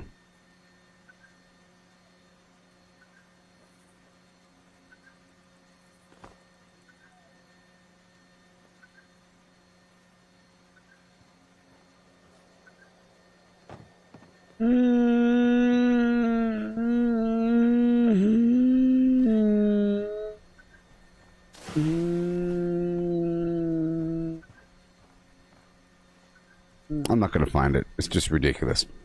Thinking I'll find that picture. I mean, I have a lot of pictures. I'm not gonna find the picture.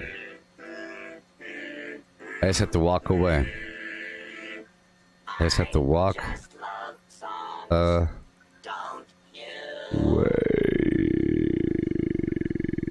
5, 4, 3, 2, 1.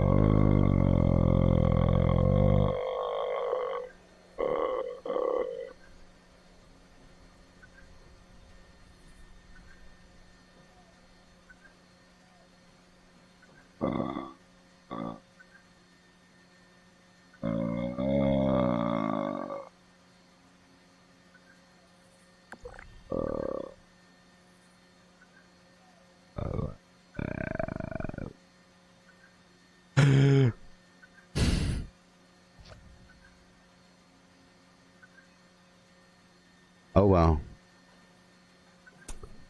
Oh well.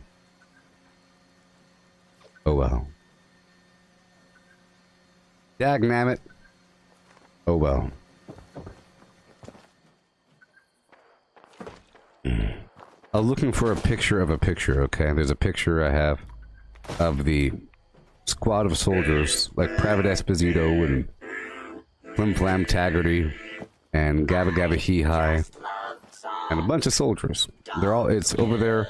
If you want to see, whatever. I was going to show it to you. But oh well. Let's hurry up and do this darn thing.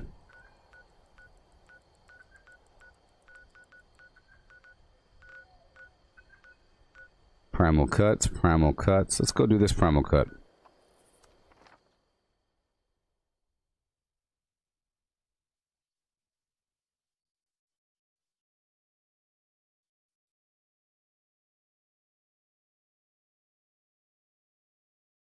Yeah. So this is just the end point is this is a very true Fallout game, and it's most Fallout game because it has all the Fallout things. It's not about like they stole your son, go find him. It's you're a person, Vault Tech, Flim Flam, group in a vault, blah blah blah. Right after the bombs dropped, find out what happened, join the factions, save the day. With other people.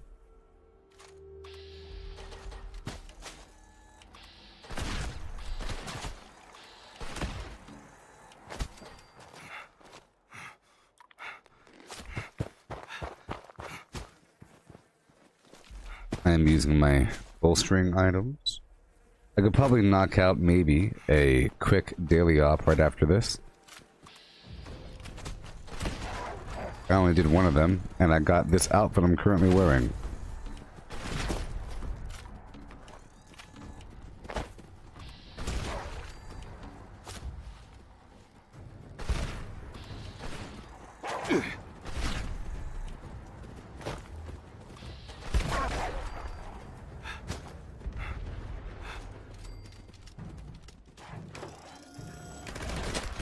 I think mines would work. I kind of want to go back to my little explosive build.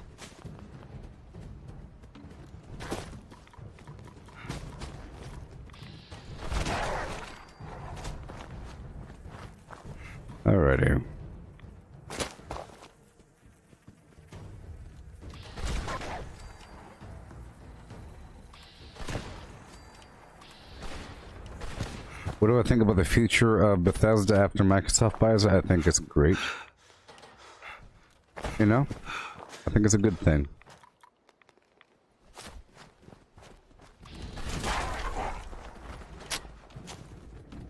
They didn't just buy Bethesda, they bought ZeniMax.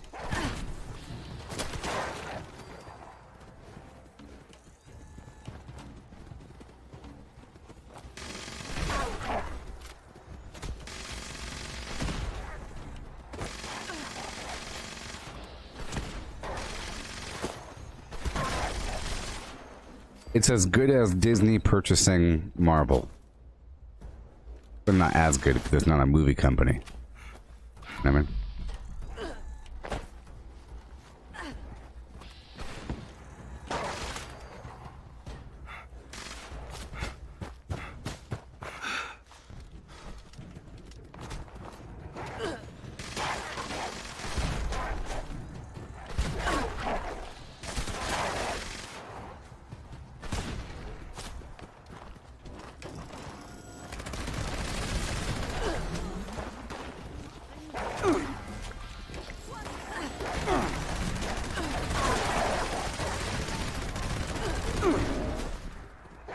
That's good.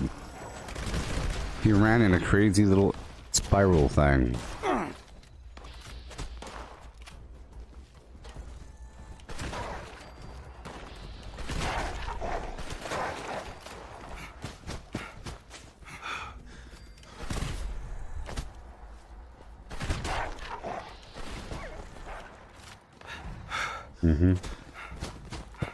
I do like Elder Scrolls. You know, it just... it's good, because that means that... Just think about... Act like you never heard about it at all. Act like you never heard about Elder Scrolls, or... that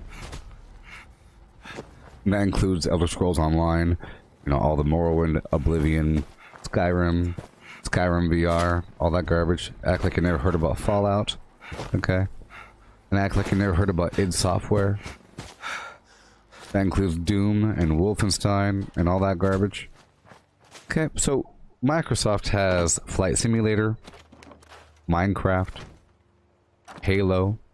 Halo was their premier shooter, but now they have Doom and Halo. And Fallout.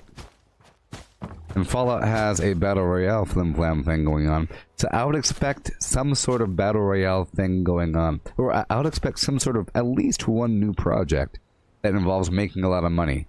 Gimmicky or not, it's a good thing, people. It really is. Now that people have come back to this area, it really is. It also means like if one company owns Master Chief, you could have the Master Chief versus Doomslayer in the same sort of game.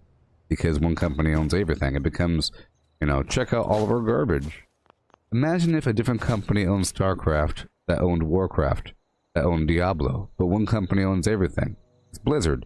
It has the same aesthetic style across the board, and then you'd expect that as these companies start to tie into one another, you know?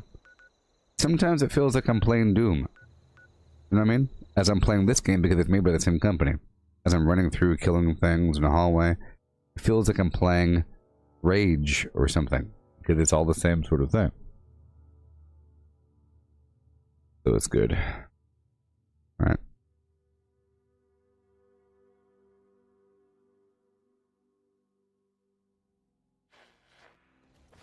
Yes. So Doom. Right? I said, who's going to ignore all that? Act like you never heard of it. So now, Microsoft is getting a bunch of first-person shooter titles with Wolfenstein, Doom, Fallout. You can consider Skyrim. So you have a hell-based themed world. You have a couple, or whatever, you know? You got some Doom action. You got post-apocalyptic. You have fantasy. They're getting all the different categories, you know? All the different categories.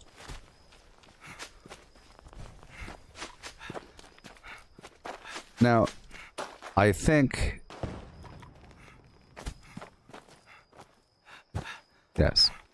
I think that,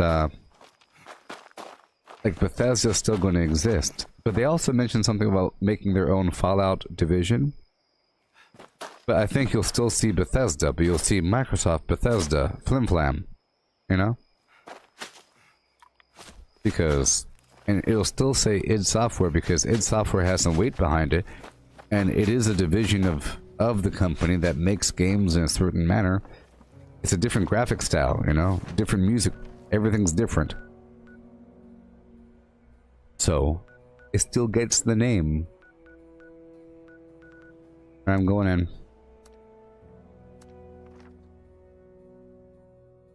know what I mean?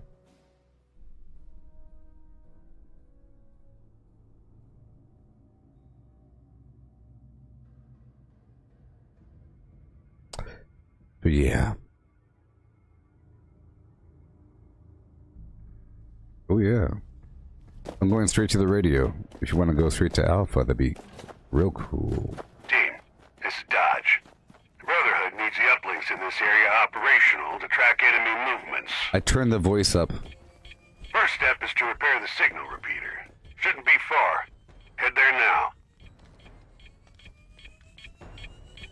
Boom. And there's the signal repeater. Well done. On to the first uplink.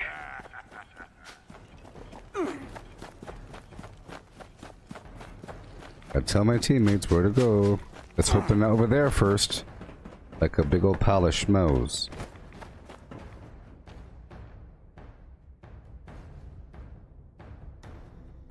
Boom. Signal calibration starting now. Done. Looks like you've got company. Ad Victorium.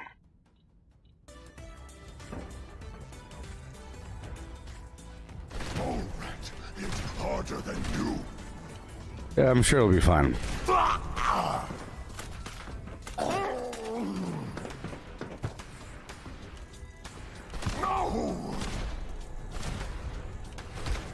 So, what is it?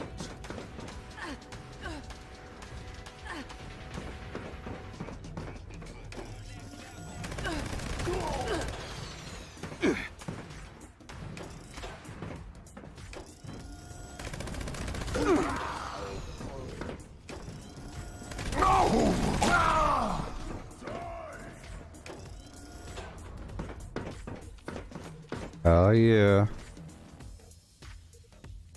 I do like these daily ops. Pretty fun. It's a good test of your build, you know, and it's a good way to prepare yourself for later.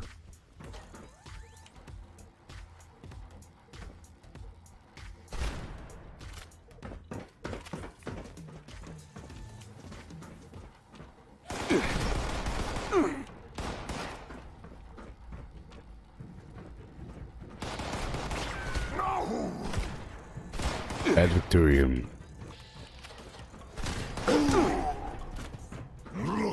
Look at your... Yeah, so, hey, the guy that's talking to me, he is a Brotherhood of Steel member. Pretty sure. The guy that appears in the radio, in the daily op, he's a Brotherhood of Steel member. He's one of them that came back. Sort of. And he killed a bunch of bad guys. Oh yeah, he said he saw the Raiders and Settler outposts, but he figured that he best not mess with them. And he went, because he's a Brotherhood of Steel guy. He didn't join the Settlers or the Raiders. So the guy that gives me orders over the radio. You're about to see him again. Here, I'll put my camera over here so you can see him. Initiate Vernon Dodge. He's about to appear like StarCraft on the screen. Uplink 1. Calibrated. Christoph, Ad Victorium is a motto from the Marines. Into the second uplink. It's a Marines motto. Marines, the Brotherhood of Steel say lots of Marines mottos, you know, because they're basically the Marines. It's Latin. It's what Marines say. Second uplink Christoph. starting to come through. Stop complaining about garbage. Looks like it's getting a little crowded in there. Shut Stay up. on that uplink.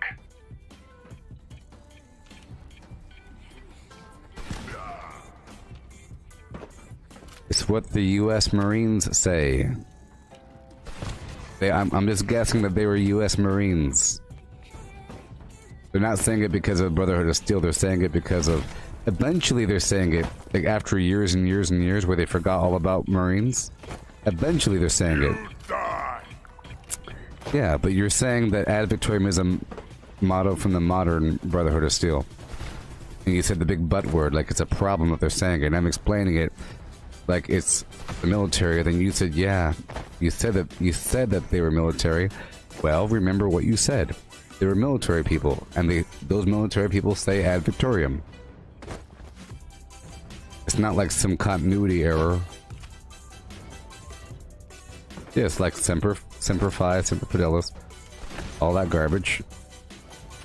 Lots of stuff. Army doesn't say that stuff, but Marines say it all the time. I wasn't a Marine in the military. I was Army. Army doesn't say any of that Latin. I don't remember. What? Who's there? Oh dear. I'll find him.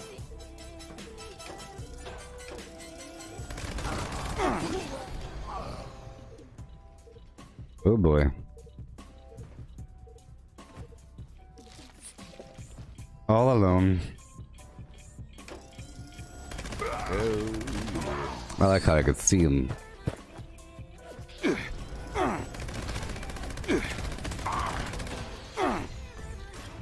Oh.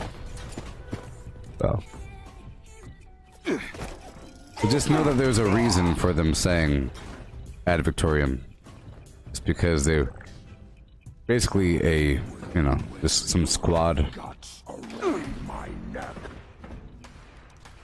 But then it became a Brotherhood of Steel thing. I gotta hurry up and do this. Oh no. Will I miss Meat Week? I don't know. Hurry up. Oh no, the bar's not moving. Is it broken? Bar stopped moving.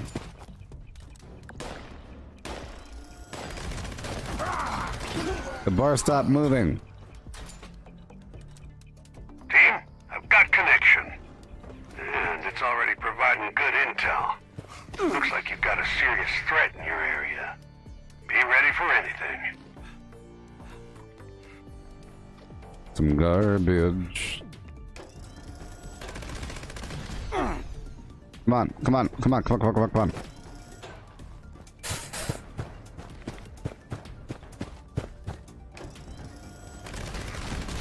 Yeah, had a feeling there'd be a big and nasty one in the area. It's now your primary target, team. Ad Victoriam!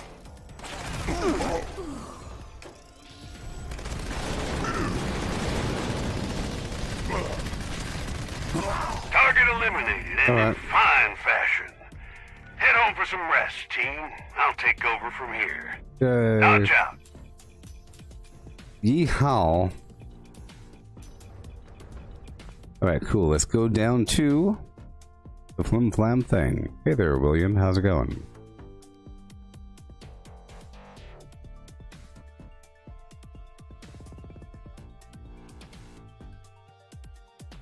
Yeah. With yeah. Ooh, yeah. Okay.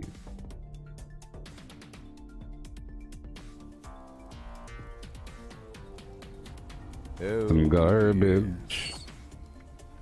Gotta hurry up. Oh no, did I miss it? Nope. Hurry up.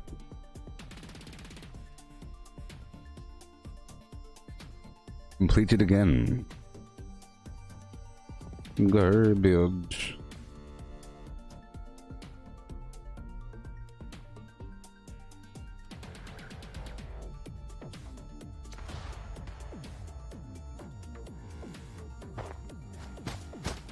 Yeah.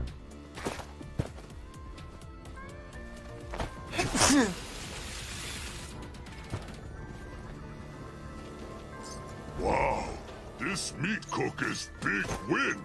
Humans win Meat Week. Humans eat. Graham give prizes. Yay. Yay.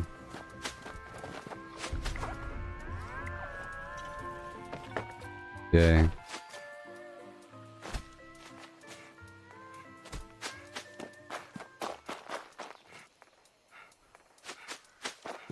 Alright. So now I'm going back to my unyielding gear.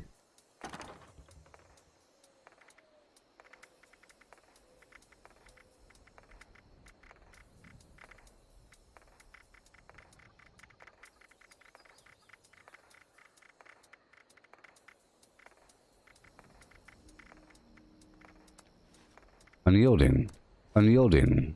Unyielding. Unyielding. Unyielding. Unyielding. Unyielding. Okay. Flim flam. Get everything back.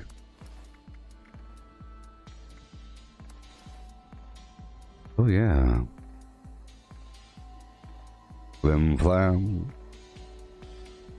Put everything on. And I'll put Marathoner on for now. And Bloody Mess.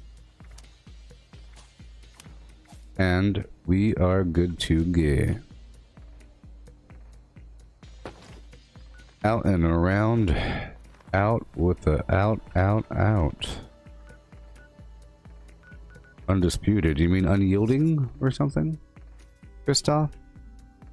What do you mean by undisputed? You mean unyielding? Unyielding or something? Undisputed? What is that? I never heard of that. Undisputed.org.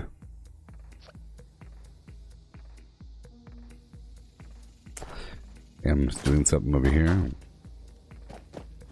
Stop saying he. Yeah.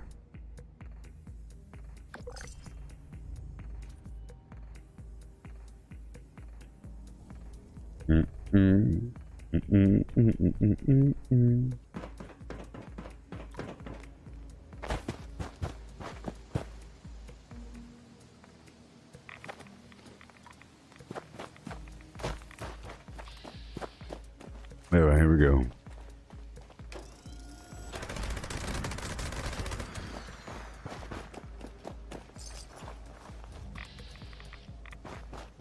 Get them snallygasters.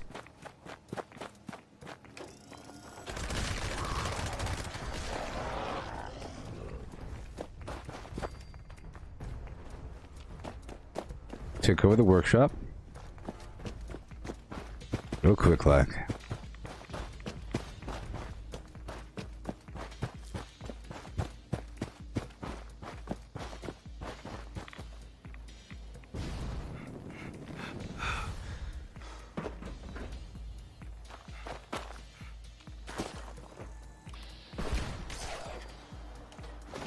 Alright.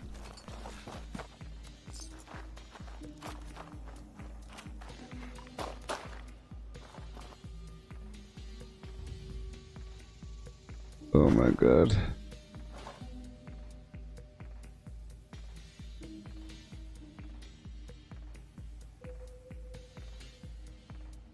Unyielding?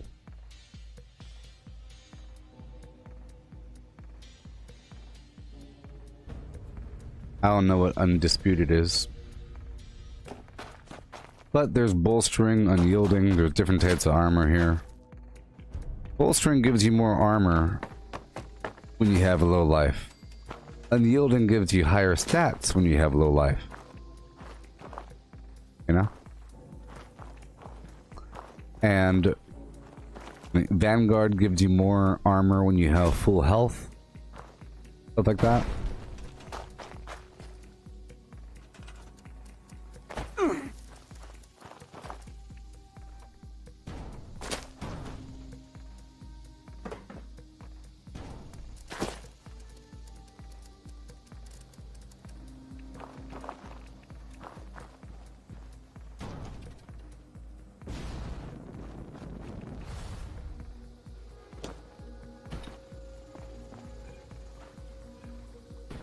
Okay. Oh, I'd love to have the solar panels. Be awesome. Be really awesome.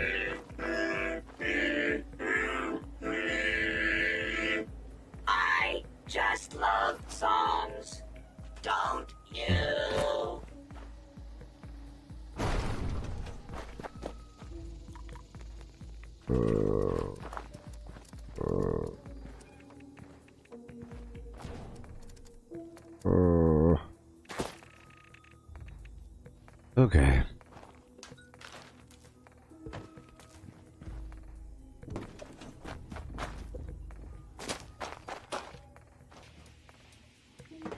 Moving on, Rawhide. Ride them in. Go back to Clarksburg for a second to go get a little quest to go pick up some shooting range targets from some other spot on the map. In the process, we'll be killing some stuff. Oh, you got a second solar panel today? Steve? Yeah.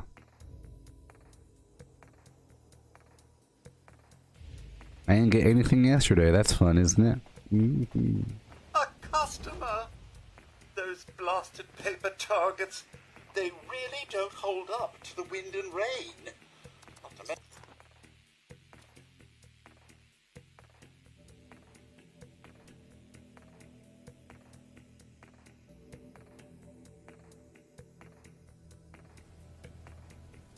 Yeah.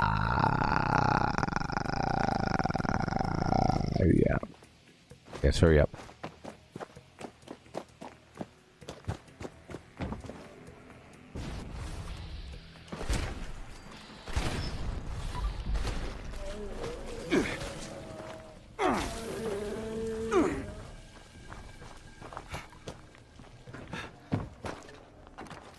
Done.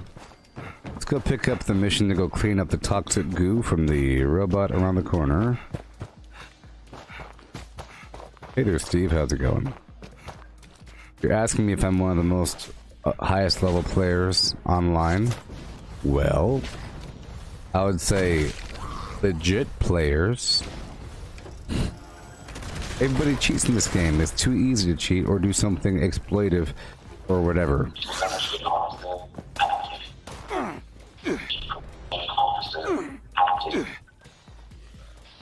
Good lord. Am I on team chat? I guess I should probably get back to actually playing all that music I keep talking about, huh? Okay, everyone. Alright.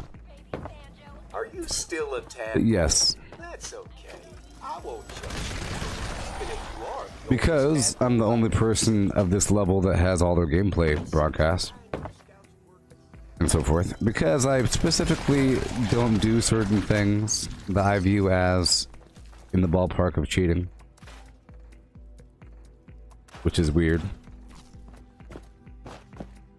Okay. Oh, we have to go back down. Up. Operation Tidy. Exactly where I just was. I knew it. I knew I should have stopped by here first because it would have had me go to the same exact spot for the target. You also want to stop by the Huntsmaster first as well, if you have that on the map. But it's not always available. Let's go, go, go.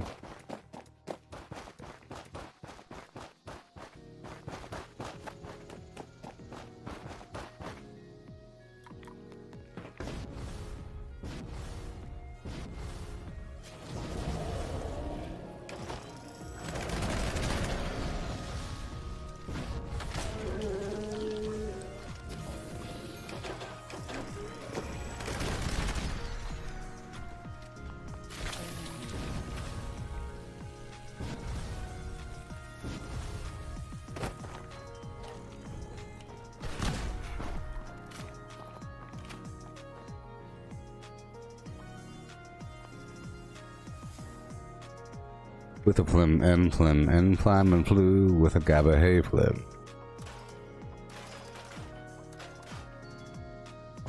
And a flam and flew with a gabba hay flim. Yeah.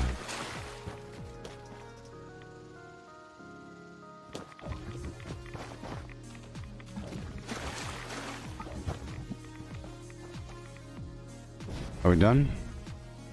Some garbage. We go back down to go turn it in. And there's a Mirelurk Queen right over here we can kill.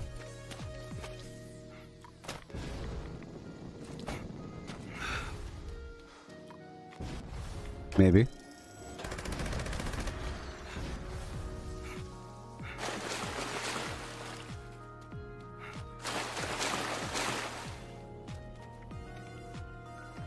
Garbage. Yeah.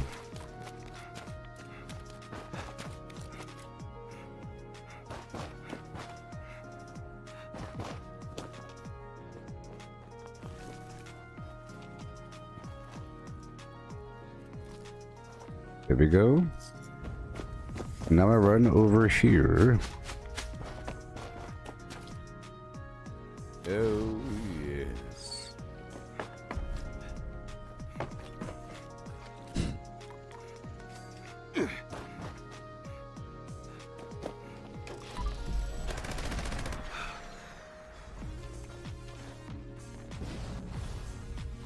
I would love some more nuke mines, but then they're too addictive. Mines, I use them all the time. And they're very expensive. Sort of.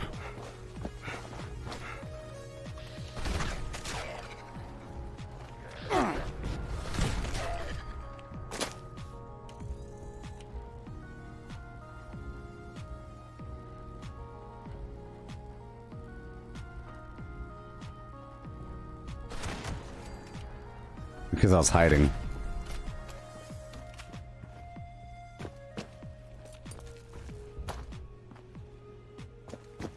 I was hidden.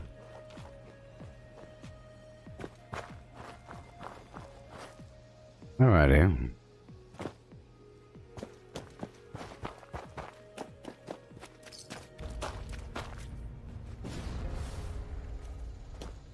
Done. And done. 6:15. Ooh, Distant Thunder. Let's go do that really quick. It's 1,000,000 enemies.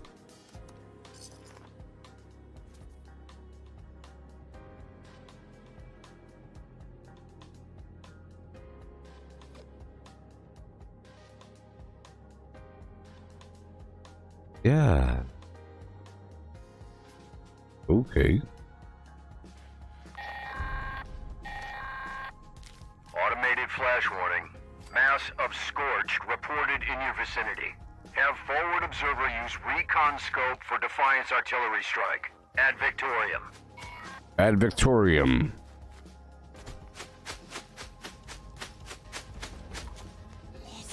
This is the Brotherhood of Steel Daily. Whoa. Attention, citizens. Nuclear strike imminent. Please exit the area at your earliest convenience. Thank you for your cooperation.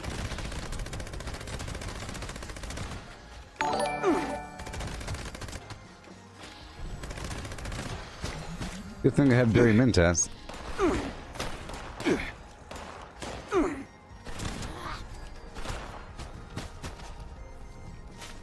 Well, that was exciting. Targets are under control. That'll be good now.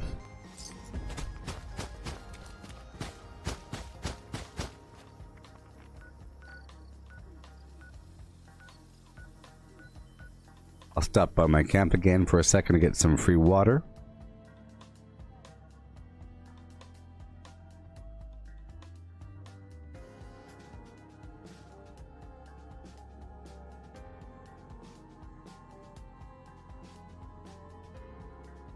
And I have to spend some money over there at Smiley. I'll spend all the money I have. How about that one? Hey there, Christian GF. Willkommen and welcome at the same exact time.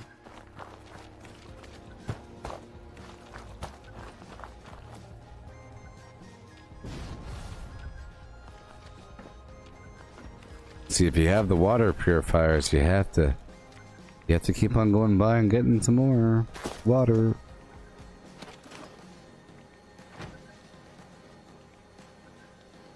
Oh boy. Let's go start it.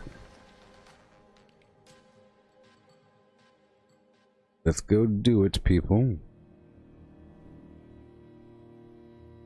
The Cranberry Bog event.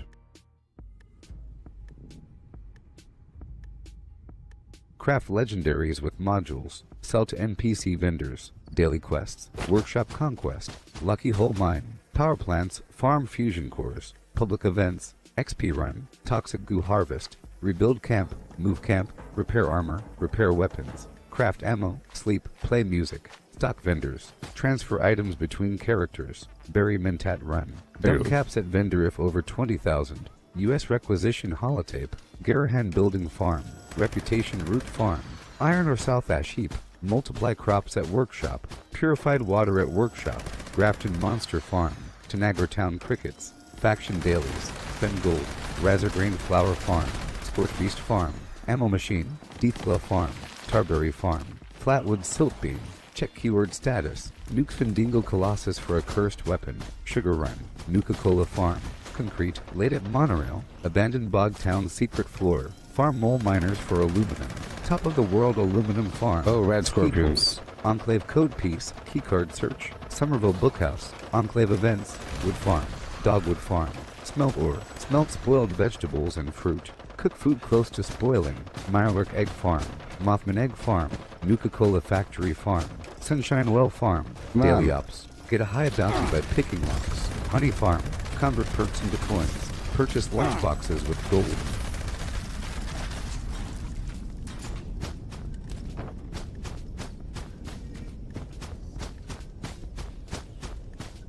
Stupid scorpions.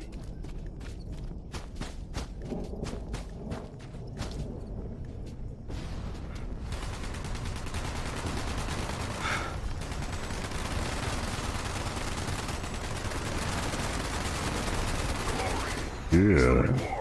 Of valor.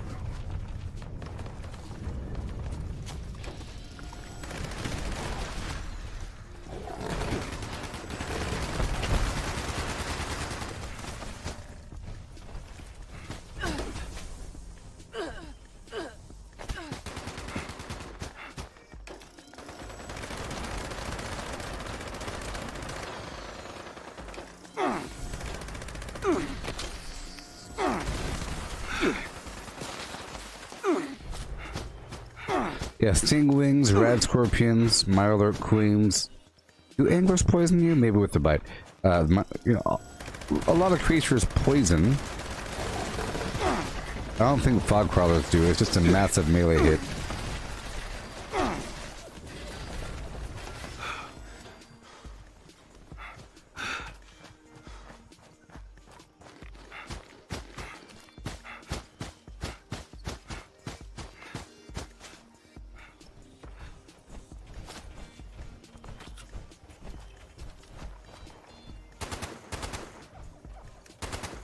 I'll do a lunchbox.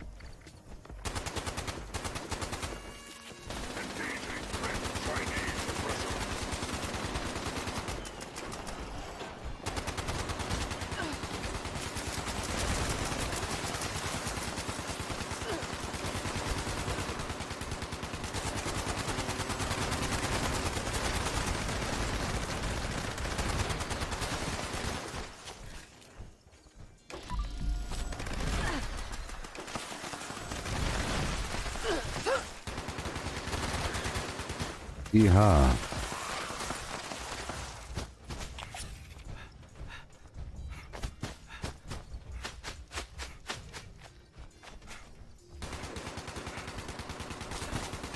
Defending life, liberty, and the pursuit of happiness. Oh boy.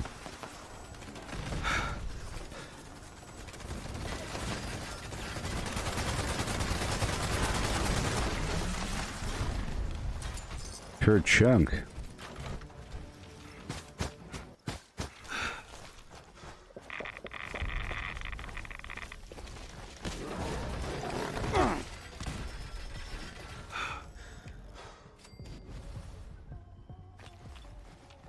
Okay. Out of my way. Yeah.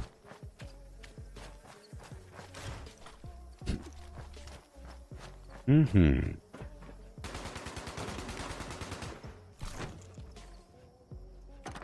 Okay, 762. Let's just dump any legendary.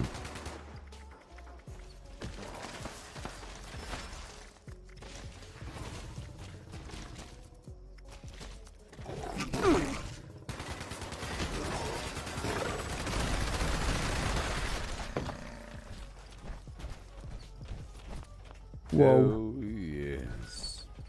Oh, yeah. Doop, doop, doop, doop. Okay. Mm-hmm.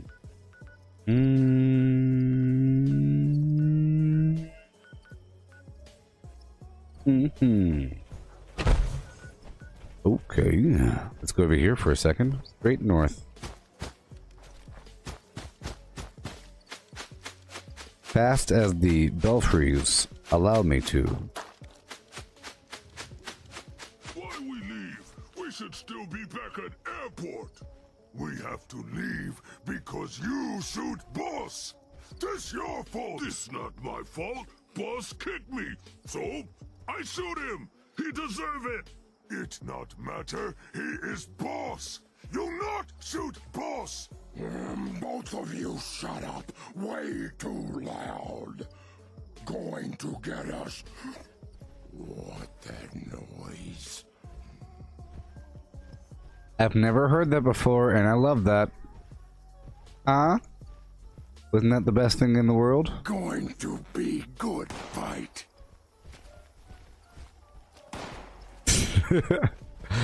Why'd we leave airport?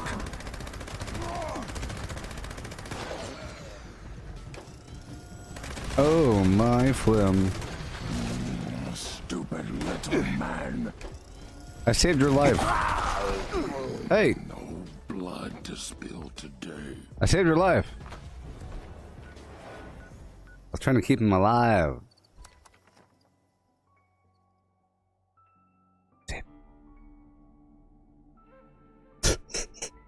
Why'd we leave airport? Hilarious. It was a good spot.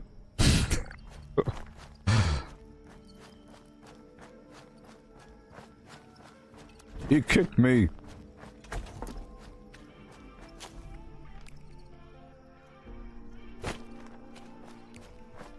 Mm-hmm.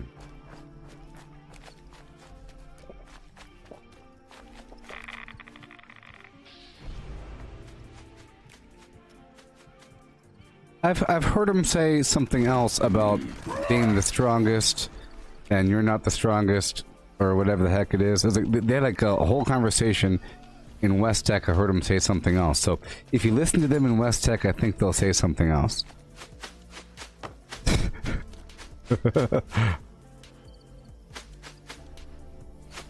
They're just people. I actually think they're really cool bad guys. They say boo, ha ha. You know? They're like Vikings or something. Ew.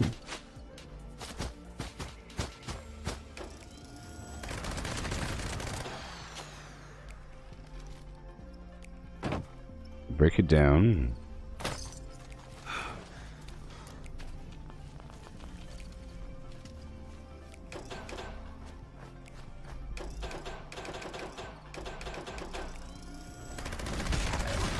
That was basically, I bet you that spot has something else. So that spot was right over here, right where my dead body still is, right there. That was mutants walking up to a death claw. Kind of like if you have raiders or settlers that are talking about, man, it sure sucks, blah blah blah, man, these ticks sure are annoying. Oh no, here they come, the ticks I mentioned earlier. In this case, it was a bunch of mutants saying, shut up, what's that noise? Oh look, Deathclaw. It was a Deathclaw, level 3-star, level 100, fighting 4 or so mutants. But I was crouching when I walked up to him.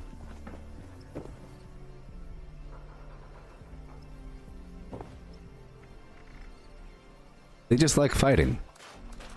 It's in their, you know, nature. And there's honor. This will be a good fight, you know? Like, die well and all that nonsense.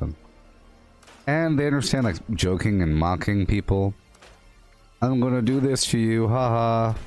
Here I come. Gonna wear your guts around my neck. Gonna tear off your arms. Stupid. You're weaker than a flim-flam rad roach is what you are. I've fought rad rats way stronger than the likes of you. Think about it.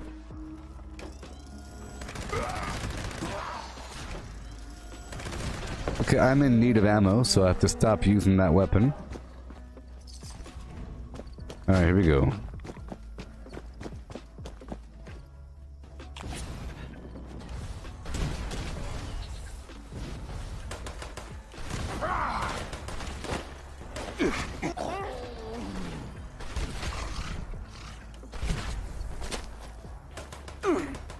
Yes.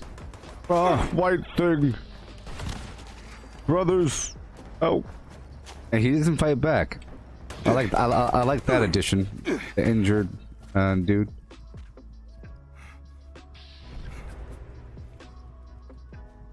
With this update, we added 15 more random flim flams. See if you can find them all.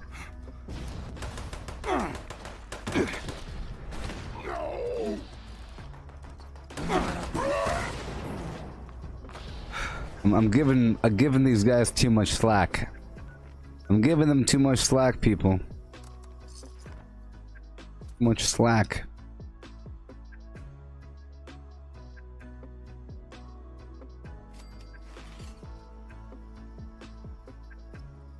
Oh, my arm. That hurt. My tummy hurts. Oh, I can't sleep. Right? I imagine you walk by a mutant encampment and you hear, I can't sleep. Well, then shut up then. You're making too much noise. I can't sleep. I can't sleep either. All of you, shut up. None of us can sleep with that racket. Now be quiet. We have a lot of humans. Yes, humans to kill in the morning. Oh, yes, you done. You know, be awesome. And I think that conversation will happen every 10 minutes. And they would forget about the last time they said shut up. I can't sleep. Wounded.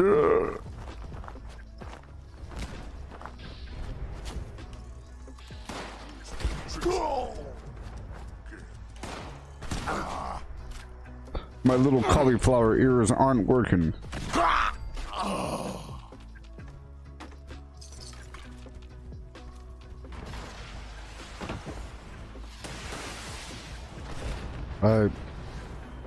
Whoa. I'm pretty sure that was his face. Wasn't that his face that flew right through me? Ah. That was pretty cool. It was like a movie. Hurry up and die! Yeah, there are real people in there. They're simple, but, you know. They know what they want. You can't fault them on that one.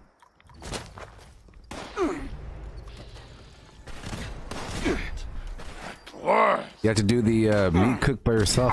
How'd you do? How'd you do there? Alright, let's go on down. You hear the flim flam in the trees. This is my favorite one because of all the honey. It has that honey just for me. I enjoy the free honey.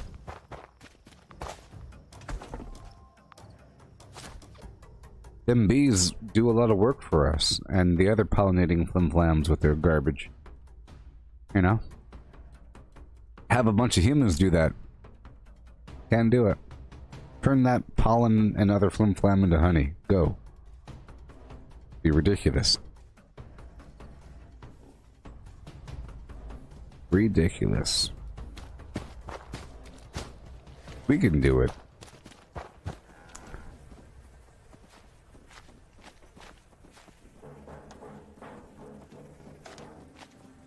So, black hole sun, won't you come to wash away the rain? Black hole sun, won't you come? Won't you come? Black hole sun. Black hole sun. Won't you come?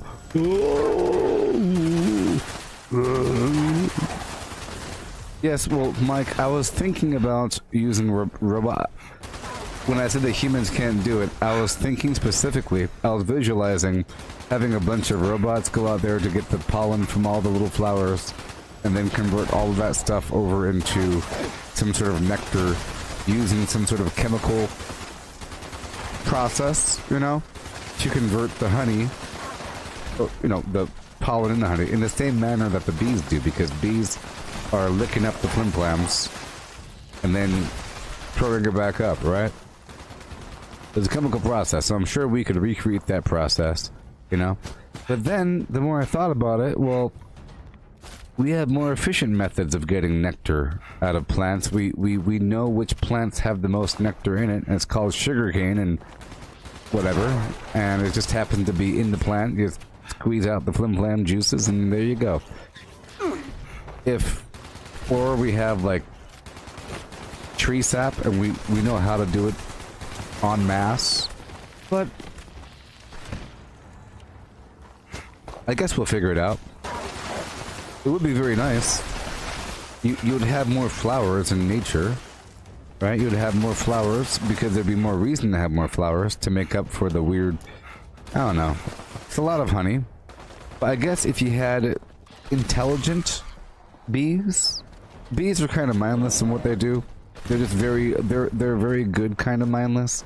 But if you had like super intelligent bees that knew overall why they should get certain things and what they should go for and where to find it and whatnot, and they would know where to go instead of using their senses. Instead of just using their immediate senses to find what they need to find, they can know where to get it. They can know, maybe linking up with GPS, they can know, well, we have to fly 300 miles that way. Or something, you know? Beyond just smelling some garbage in the air. They could know. Yeah, the robot bees wouldn't sting you, and maybe the robot bees, when they're not busy harvesting nectar, maybe they could work as like some other sort of sensing agency. Maybe they're hanging out in the trees. No matter where you go, there's robotic bees, and their eyeballs act as external sensors for VR, AR, MR, XR. You know? You need a bunch of sensors in the end, and having more sensors is good. If we could use robotic insects to serve as sensors, just have them be there, just always there. You know, and then you could have more of the bees show up where you need them, and maybe they could serve as like some lights, like for artificial fireworks. They're actually bees, like all the drones. You know. What's up, Gooboberti? Long time no see, my dude. Hail. And hail.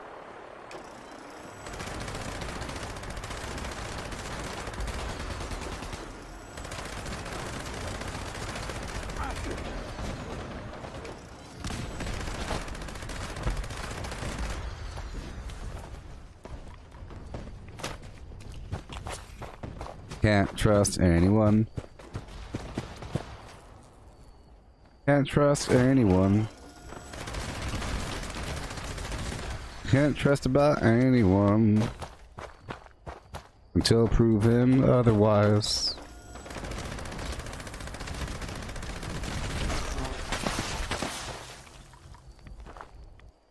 The bees. Well, okay, let's just say the birds are real, but their species have been chosen by state to record the most data. You know what I mean? Some states have robins, some states have bluebirds, some, you know, and they're all assigned by the government because of certain data.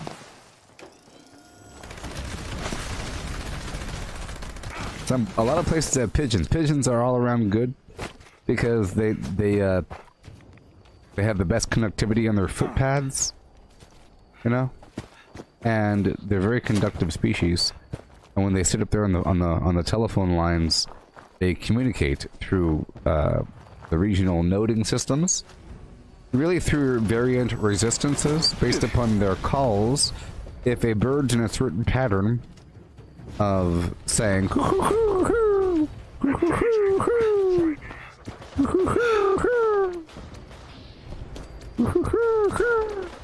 for hours, it's going to have a certain resistance at the palm, okay? Right? But then it'll shift over to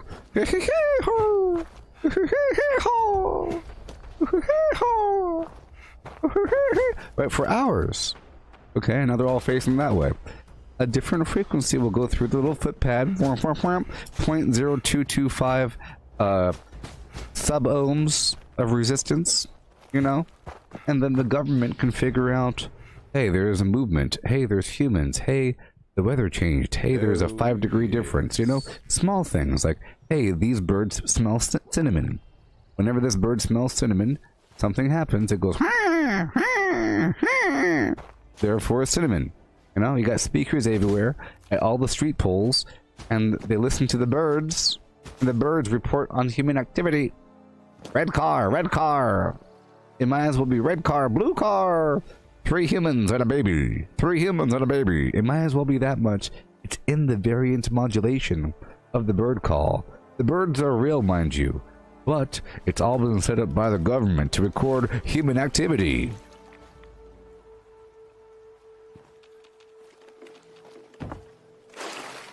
I'm joking, though. I'm just joking.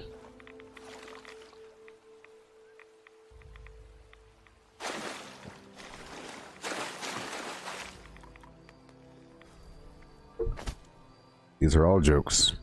I'm going straight over here to monorail elevator.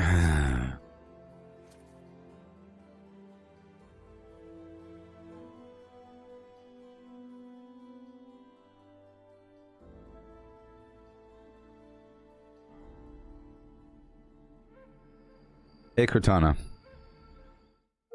When were the birds replaced?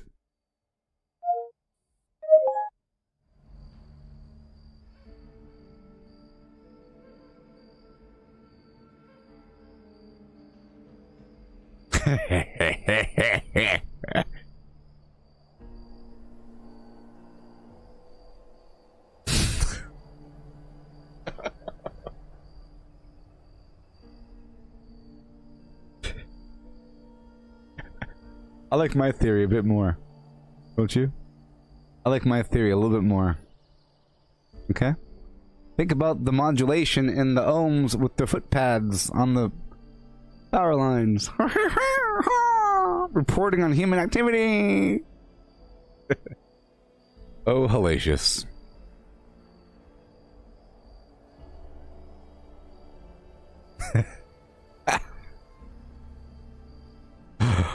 Oh my gosh. The pigeons are liars.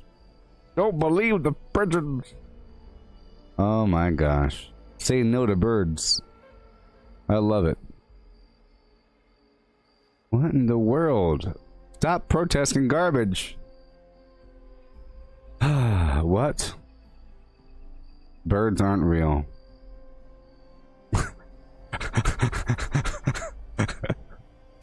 That's a good one. These are capable of making the same sounds. Got some teeth, some uvulas, tongues, and so forth. You know? Sheeple. Beak and some garbage. Beaks. This is what we know as a parrot. This is a parrot, people. There's like a speaker in the back of their mouth. Hi there, how's it going? No one cares?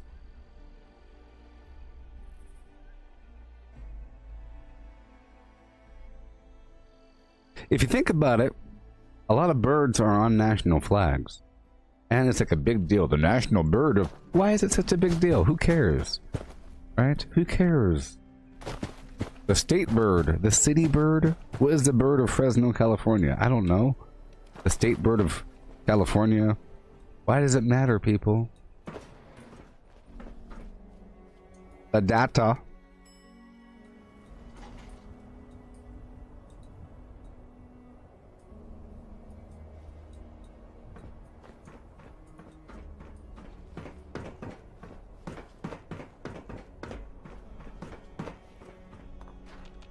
Look, I'm making all this stuff up, of course, but all I've known was I saw like a little tiny video showing some dude in a chair saying the birds were replaced in 1985 in the Reagan administration. The birds aren't real.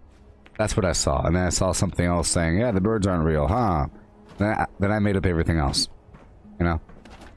But then it just so happens, there's only so many ways you can take this made-up lie. I was just laughing because that fake article was talking about that many people believing that garbage, you know? They're fake, they're lying, no one believes it, no one believes it. Everyone's lying, okay? It's just a joke. It's not like Flat Earth. It's a lie. None of those protesters believe it, not one of them. We're all joking, we're all lying, it's not real. It sure is funny though, because if you think about it, I think crickets also, you know? I think crickets, you know? You think that humans wouldn't notice? Just imagine a world without crickets. For 5 seconds. You walking around, it's dead silent. Isn't it weird? Certain spots of the world are just completely quiet. Other spots are very, very loud. With animal life. Just doing weird, loud stuff for hours and hours for no reason. Just, I'm looking for a mate, sure. Look, I'll tell you one thing, people. When science doesn't know why an animal does something, they say it's a courtship display. Or they say it's to attract a mate. That's it. Or they say it's a territorial display. But that's all it, you know.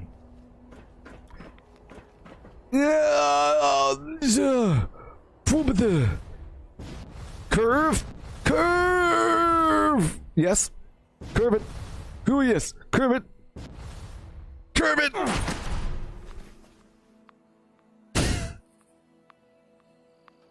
I really hope my junk isn't right there.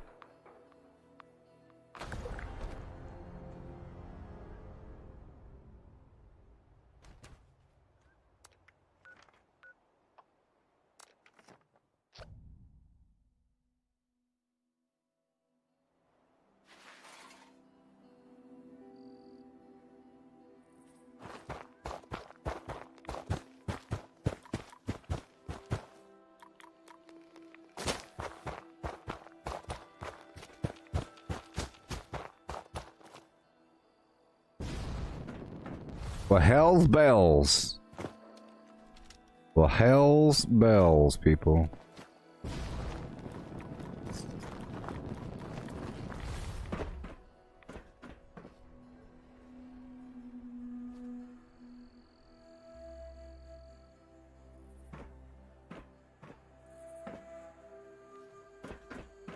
Well, hell's bells.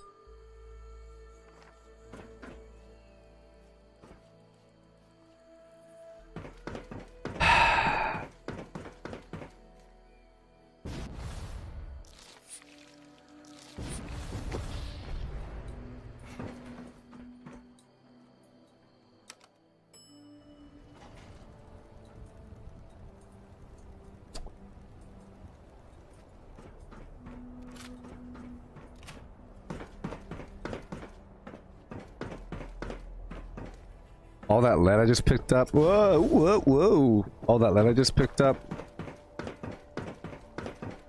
Can you believe I was such a flim bag to jump off the flim? My gosh. Where is it? ¿Dónde estás, es mis juncadores?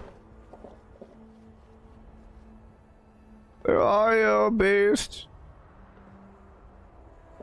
I'll do it in stages. Curve.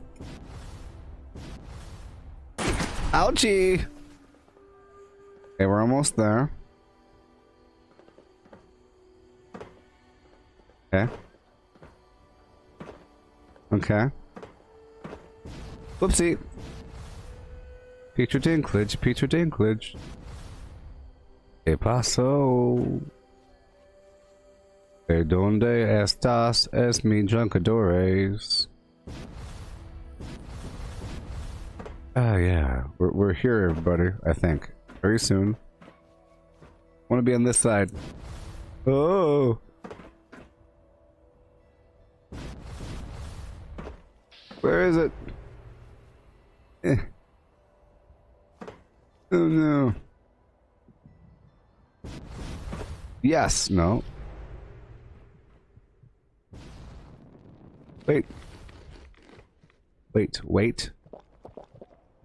Okay. I don't know how far away it is. Whoa. Whoa.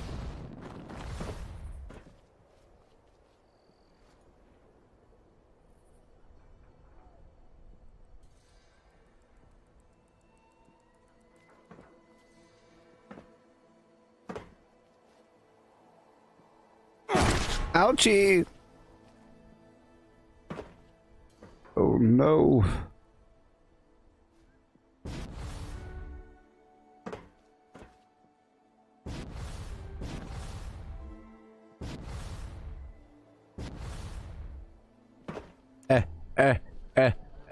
Ooh, ah. I did it, everybody. Whee! I did it. I can fly.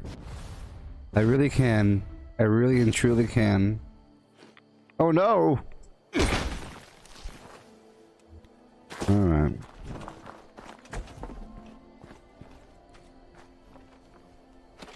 Sure is dark. Let me get my torch out. Okay, there we go. There we go. Got my torch out. Got my torch out. Got my horse right here. Name is Robert Louis Stevenson. Let me avoid this other player. Yeah. Gotta avoid the other player. I don't like when people know who I am.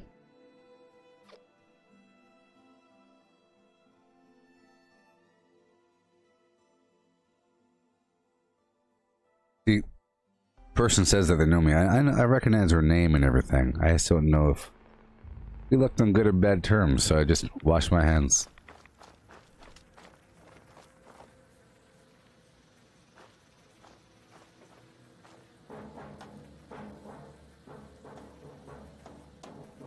Well, I got it back. That was the whole reason why I went there.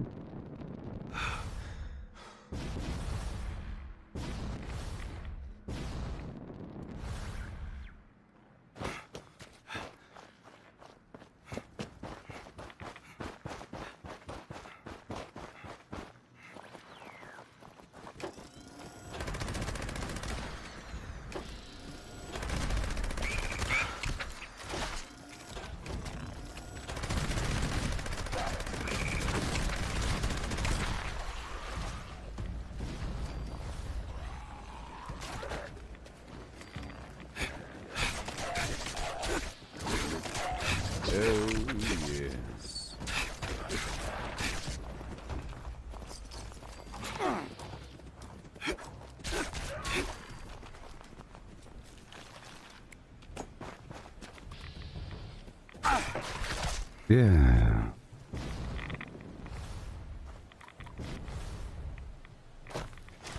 Yeah, I think he was a friendly person. I remember saying positive things about the name or something. But the way he said it, I don't know. I just don't know. Many people are teetering on the... There's a reason why I didn't add him to my friends list. I'm not playing with him right now. You know? Oh, there's a reason.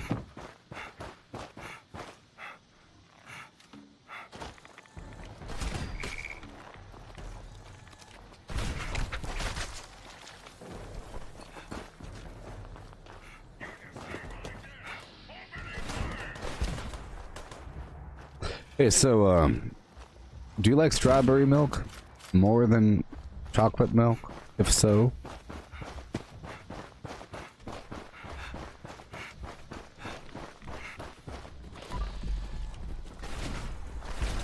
Do you like strawberry ice cream like a big freak more than chocolate ice cream?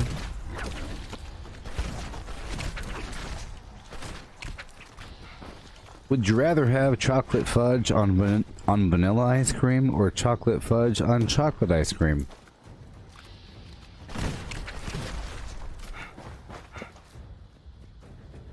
And if you ask a person how much is too much chocolate fudge to put on vanilla ice cream, they will say, oh, there's never too much. There's never too much chocolate. But if you ask them, would you rather have fudge on vanilla or fudge on chocolate, they'll say, well, it's too chocolatey, is what they'll say. You don't want the fudge on the chocolate because it's too chocolatey. But the balance of the fudge to the vanilla brings out both the vanilla and the chocolate. You appreciate the balance.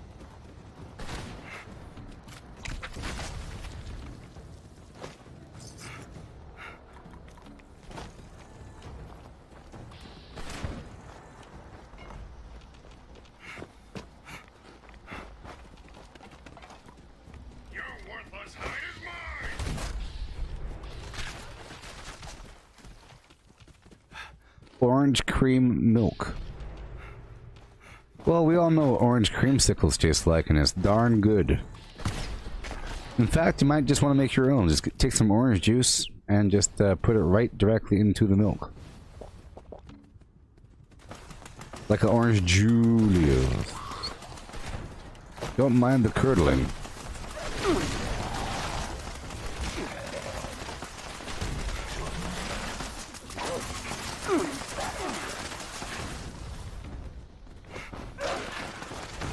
Don't you like an orange Julius?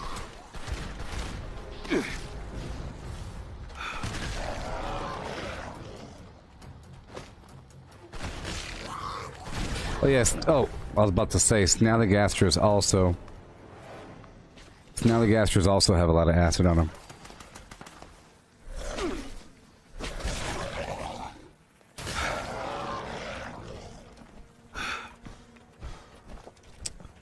Yes.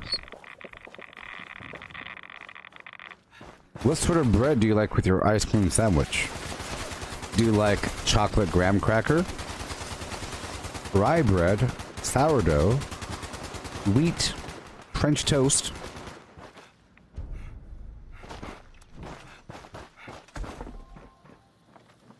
I think we could all agree that only chocolate graham cracker is allowed for ice cream sandwiches. Right? Isn't that agreed upon? Have we agreed upon that before we move forward with our lives? Only chocolate graham cracker.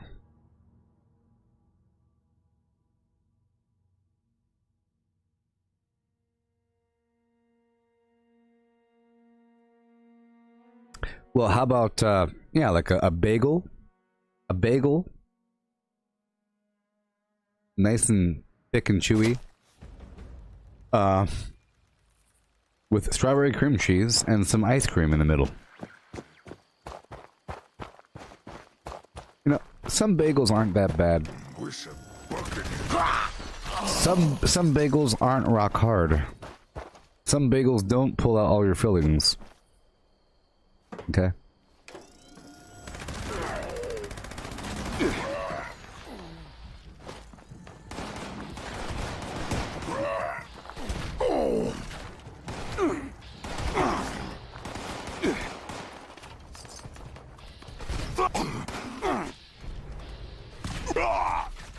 Yeah, bagels can be a desserty sort of thing with the creme chase. With the creme chase, you can do what you want to do. Even pistachio or wasabi flavor, or a combination with extra onion.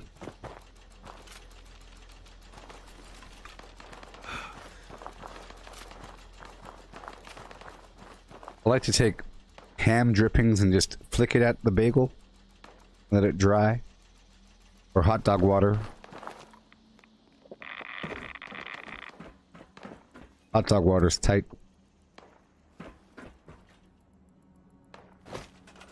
Yes, a muffin is a cupcake.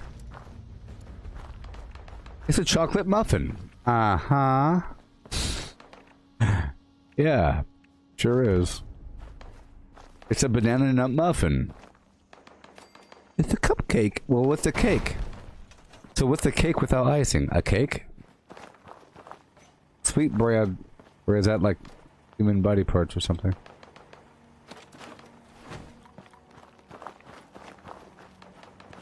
This is bread.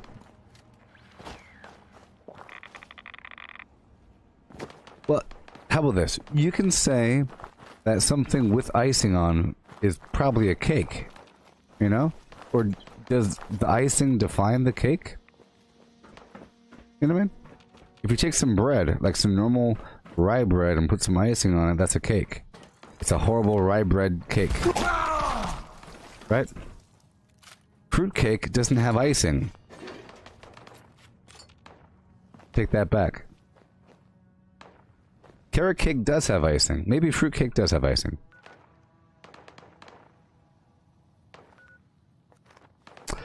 Yeah, you can do like some raw sugar baked into it, like for some banana nut bread. You have like a layer of... But see, that's called bread, right? It's a loaf. You slice the darn thing. Right? You have like some sweet bread with some nice glazed covering. That's not a cake. I think the cake is defined by the shape and icing. But a carrot cake doesn't have to be in a cake shape, but it does have icing. But a fruit cake is most often sold in a loaf format, without icing, all wrapped up in saran wrap. But fruit cakes are, I think, maybe the exception. Because who eats a fruit cake? I think a long time ago, fruit cakes were the thing because people used to eat, like, fruit. Isn't that weird? They used to eat fruit. Now, what I mean is... Can you imagine that? Fruit? Visions of sugar plums danced in my head. So kids dreaming of sugar plums, having a fruitcake ain't that bad. Okay? No more hiding for Sugar plums, yeehaw. Sugar plums on Christmas. Sugared candied plums for you. Right?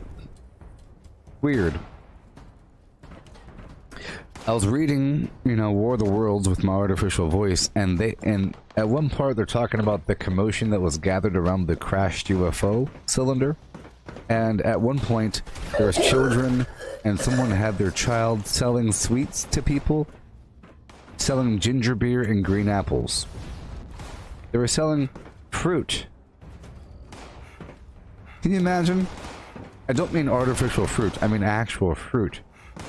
They must have had them back then before the, you know, I don't want to talk about it, but now everything, I don't think people, I said, besides a remote tribe, most people don't really eat fruit. Besides the ultra rich or the ultra poor.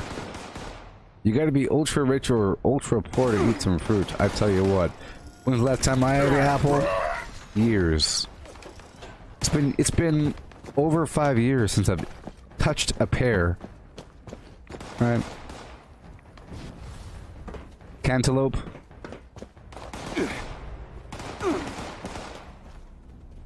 I think, based upon the volume of the item and it just really is excessive.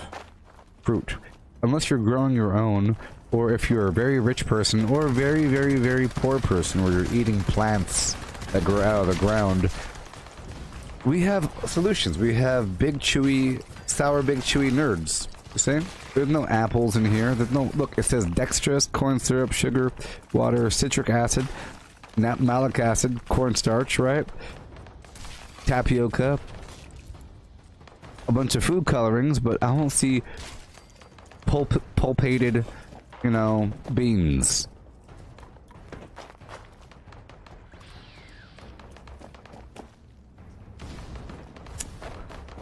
Well, Kat is bragging about her affluence, sitting there with peanut butter on an apple. And I say again, peanut butter is either for the ultra rich or the ultra poor. Okay? The middle class eats Reese's peanut butter cups. They do eat.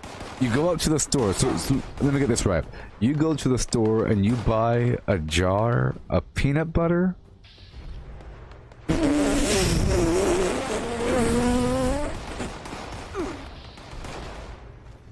That's how. That's. So, when I see a person buying peanut butter, that means that they have that many slices of bread, right? Are you just planning for the future? That many spoons, that many people to feed, or is it just for you forever? I'm gonna have my peanut butter sit there on the shelf for what, weeks? Look, you're putting that peanut butter on apples. That could feed somebody for a year. A year. You give me peanut butter, I'll put the spoon in, I'll take it out, make sure it's just a single coating, and I'll nurse the corner over days. You know how much protein and calories are in peanut butter? You're sitting there eating it with apples. Like some Greek goddess. What's next? Grapes? You know, a long time ago, they used to eat grapes. You know, they used to be demigods devoted to grapes. Depiction of people being fed grapes. Here's your grapes, my lord. Terrible. I know what grapes taste like, I think. It's purple. The purple flavor. Purple flavor is grape. Purple is grape, right? If you ask me what grape tastes like, I'll say purple. That's all you need to know. What do grapes taste like? I don't know. Kind of sour. I think one time when I was in school, they forced me to eat grapes. You know? But they're like weird, veiny, bulbous. You know, I was like, what is this? Am I poor or something?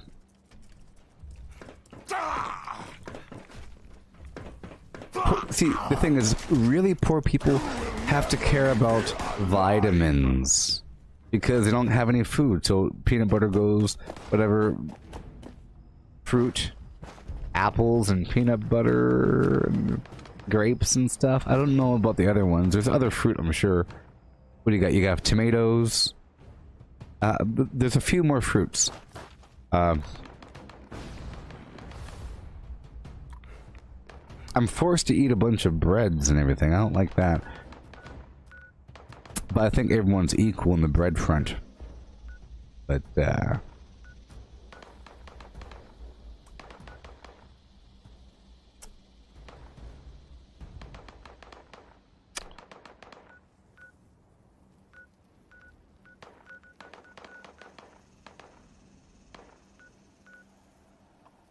I've had dried fruit before. I've had, I think one time I had a single dried cranberry. And I was like, okay, I get it. And I put the rest back. You know. Raisins are just... Chocolate is fine, but would you ever eat a cocoa berry? What is that? Cocoa bean? No, you don't eat cocoa beans, you eat chocolate. Right? You don't eat grapes. You get the grape juice extract, refined citric acid, some other food colorings, grape juice. You don't eat grapes.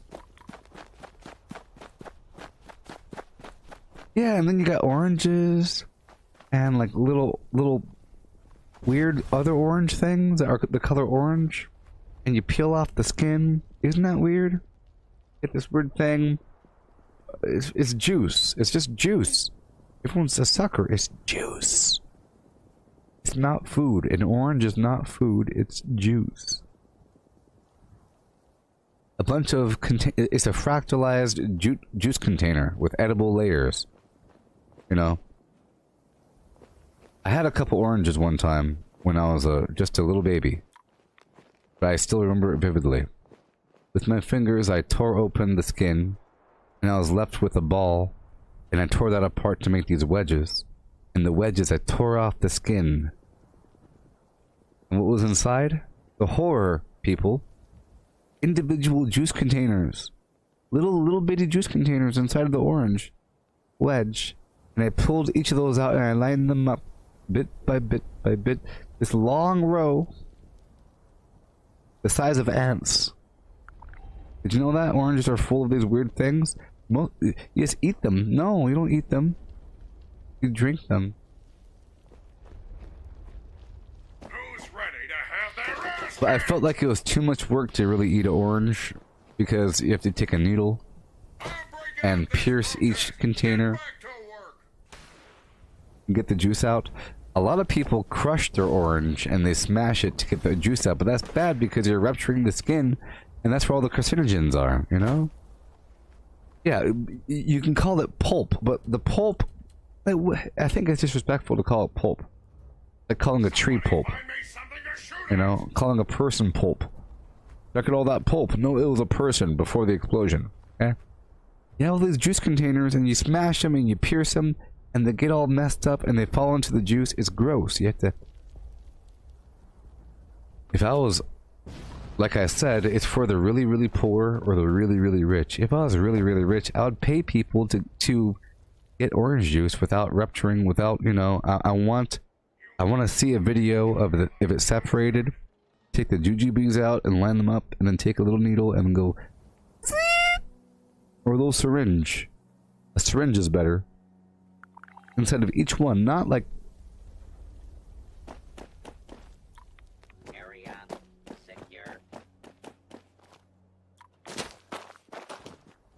But I'm not really, really rich. So, going to the store and buying a big old bag of oranges, thinking, yep, I'm gonna eat these every day before they spoil. You know? You're not gonna eat them all before they smell. Bugs and the smell of rot, I don't want that around me. The second you get a big old bag of produce, half of it is already rotten before you get home. You buy some strawberries, you know, in the rich people section of the store, with like the misters, you know. I've always felt like the produce section was the rich people section because when you're walking through on a hot day, that's where the misters are. There's these misters. Psst. Sometimes they have the sound of like the rainforest. It's like, what is this? You get like some weird psychological flim-flam reset session, therapeutic. You're walking through. You don't do that in the cereal section or the meat section. Come on. And I think it's, you know, I think it's propaganda that we should be eating fruits. Because think about the food, you should be eating meat, right? I think they're trying to make sure you feel like you are some sort of prey animal. You're in the bottom of the food chain, you need this network, but if you eat meat, then you are consuming other conscious entities that had a personality, perhaps, hopes and dreams, and you're killing it and you're eating it, you see? So part of their essence and or soul is entwined with yours, and you become more powerful over time, but perhaps even developing latent psychic powers that might manifest through your sleep.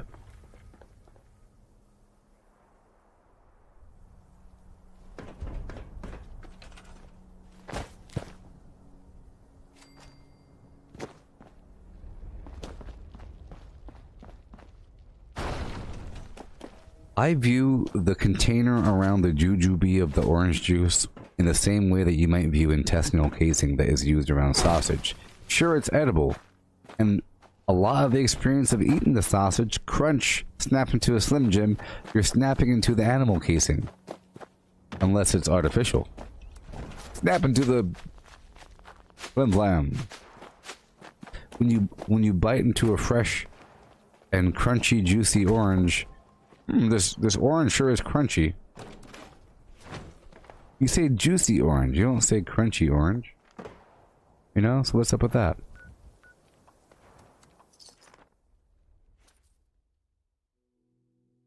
I am joking, of course. Just so we all know, I'm acting like oranges and fruit are for the really poor or really rich. I'm acting like I have a problem with oranges, okay? I don't have a problem. This is all make-believe. Okay? Members, our view of the outside world has been once again tainted by past. And there's nothing wrong with peanut butter. Peanut butter's fine. Should report to the designated extermination site. That is all. Signal detected. Activate additional signal sources to initiate extermination protocols. Hey, Cortana. Who invented oranges? I've got this for you on who invented oranges. Oranges first originated in either India or China. They were called Chinese apples. They were written about in 2200 BC, 1943 in the second. Okay, Christopher Columbus brought the first orange to America. You see? There you go. Isn't that nice? 2200 BC. Writing about oranges. That's just people writing about them.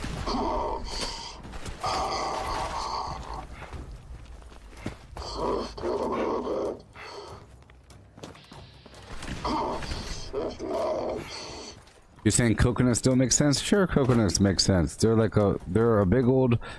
Just think of them as floating. A very durable, gigantic floating seed of gigantic grass. Palm trees are grass. You know? And if you look at them up close, oh yeah, this is like some weird, gigantic, alien mutant grass. Pretty sure that palm trees are grass. I don't know. I feel like they're in the same family to me. I know that bamboo is grass. But... All array components engaged. Activating targeting protocols. Please stand by. Well, Mike, you're saying they're a nut filled with water. Well, all nuts have meat. Requesting immediate user support. Signal strength failure detected. That's what you Signal boost call... procedure required. You call the stuff of a nut meat, like a walnut meat, you know? If you were to call it that. Maybe. That's what you call it. Yeah, you can make milk. You can make milk out of almonds as well. But what's milk? It's not really... It's just words. I view it like a big old gigantic alien seed from space. Intervention required. That happens to float because it needs to... Please approach array component immediately. Big old alien seed. Warning. Warning. Gear system restored. Resuming connection process. Let's just say that the water inside probably helps them stay buoyant, you know? They just have a cavity and blah blah blah, you know? Got filled with the funk. System orientation complete. I'm pretty sure the whole point of a coconut is to float in the ocean and then... Immediate evacuation required. Repeat. Please retreat to a safe distance immediately.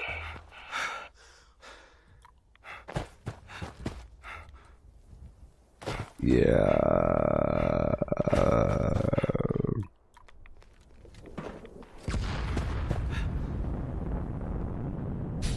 I think maybe, you know, it's a remnant of the old world, and the small grasses are just small grasses. I don't know.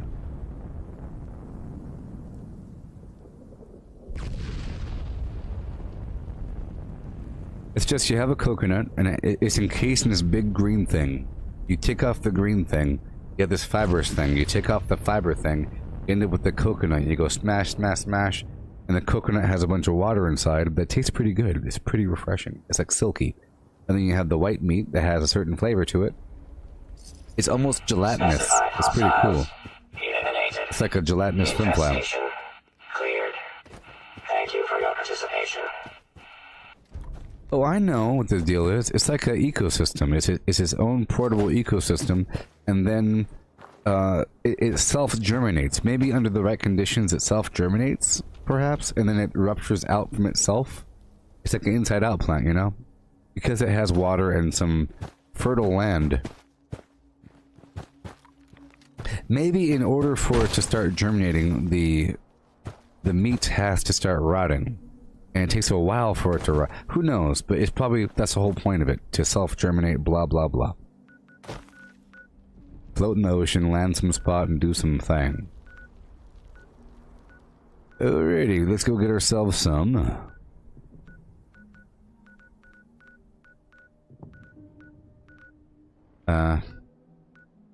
Over here.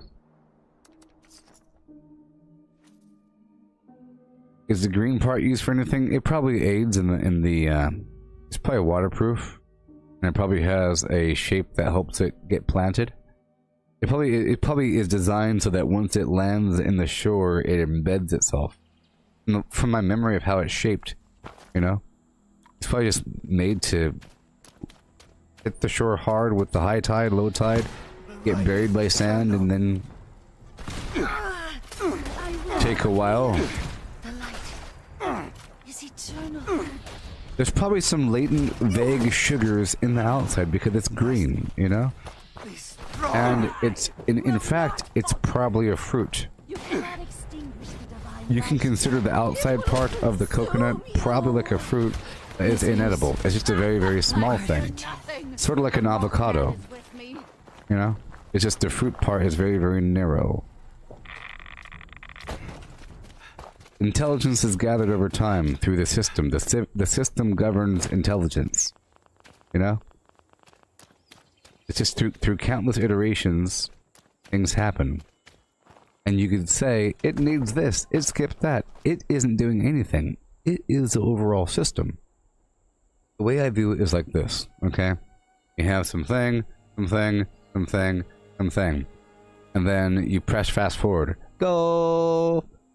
There's land over here, land over here. The seeds aren't making it that far because they're sinking.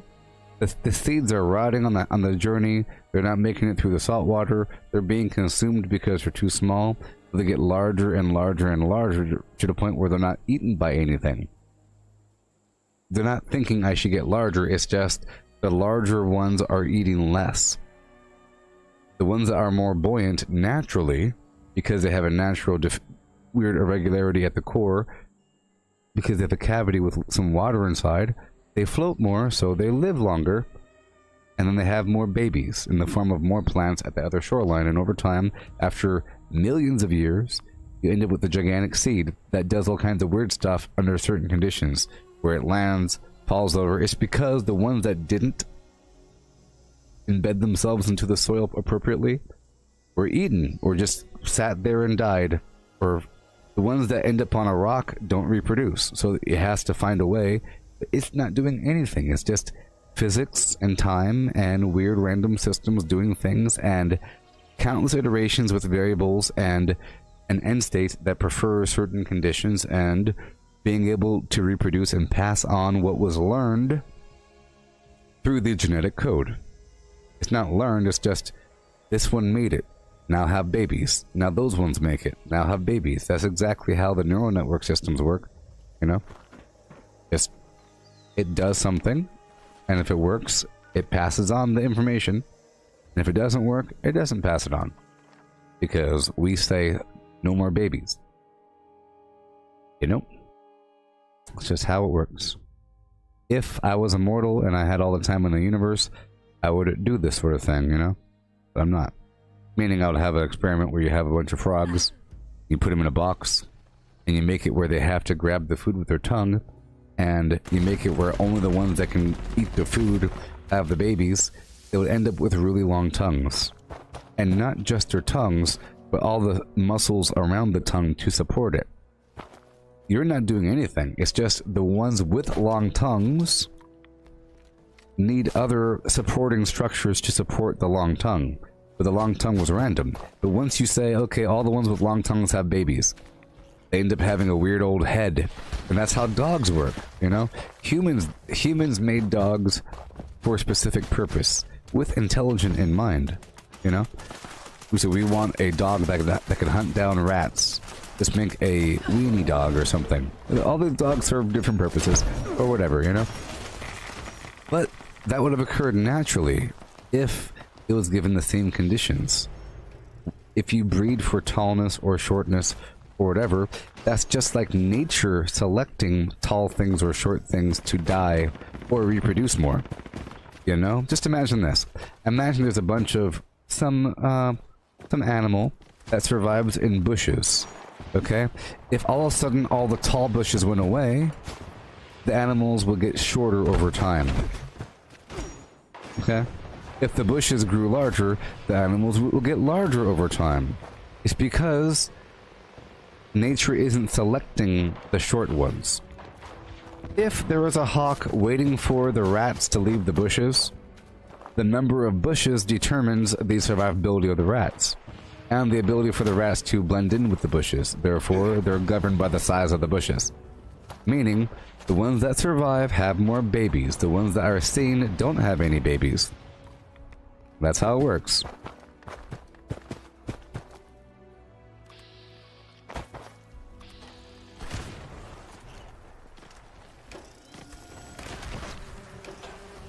Oh, there goes my ammo.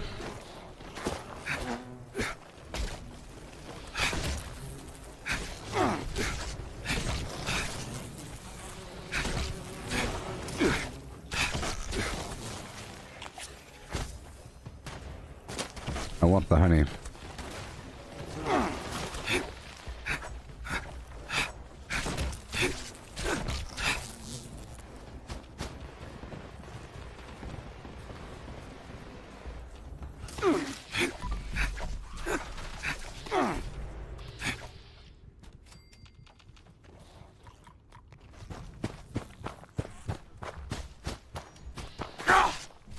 Yep.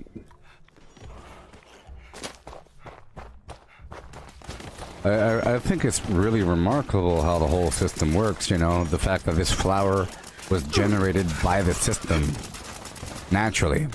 No, I'm talking in reality. You know, it was generated by the system. Pretty amazing. All these synergistic systems going at it.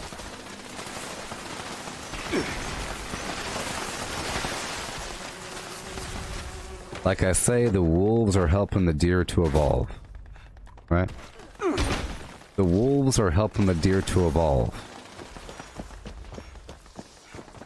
The wolves are going to stay wolves for a very long time, but the deer are hyper-evolving because there's a threat. There is no threat for the wolf besides finding more food and other wolves. The biggest threat to wolves are other wolves. Think about that. Therefore, they're kind of stagnant and they're just a really efficient machine. But their purpose is basically the entropic nature of a system to refine the organisms within. They're like the embodiment of chaos saying, alright, dear, let's see which one of you are good. Let's refine the system up a bit. Now run that way. Now all the deer are forced to run that way, and the ones that can't handle the terrain, the ones that break their leg, the ones that are already sick and have cancer or something, they all die, making the entire herd run better over time. You know? Look, failure is growth. See that? Success is stagnation. If there is no threat, you end up just, you know. You rarely have a blind deer. There's all kinds of blind humans. Okay? There's a lot of blind humans out there. Because we have means around it.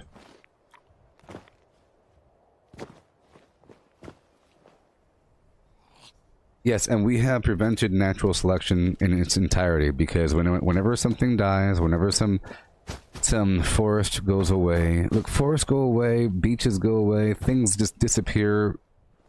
That's how things change. That's how new species are formed. Okay? If there is a big old... It's just how... Because it happens over time, over a very long time. You know? So if you have a grassland slowly turning into a desert over the course of 10,000 years, you should see some sort of speciation, you know? Especially if it's slower, because you have migration, you know, and in migration you have animals dying, especially if you're migrating. So imagine imagine 10 or imagine 100,000 deer migrating from one climate to another. That's a really good evolution test, because you're forcing the ones that can't make it in that new environment to die, right? And if with enough numbers, you're going to have a certain percentage. Even if it's 20% survive, that means you have 20% of this entire population that was already already set up for the winter, because maybe you have these random deer, right? But they all have different hair length. Those have more. Randomly, they have more babies. Now the next edition, and the next edition, and the next edition. And now they're not as cold. They're not just shivering. They get to display their weird rutting rituals and have more babies. Okay? So it's just over time.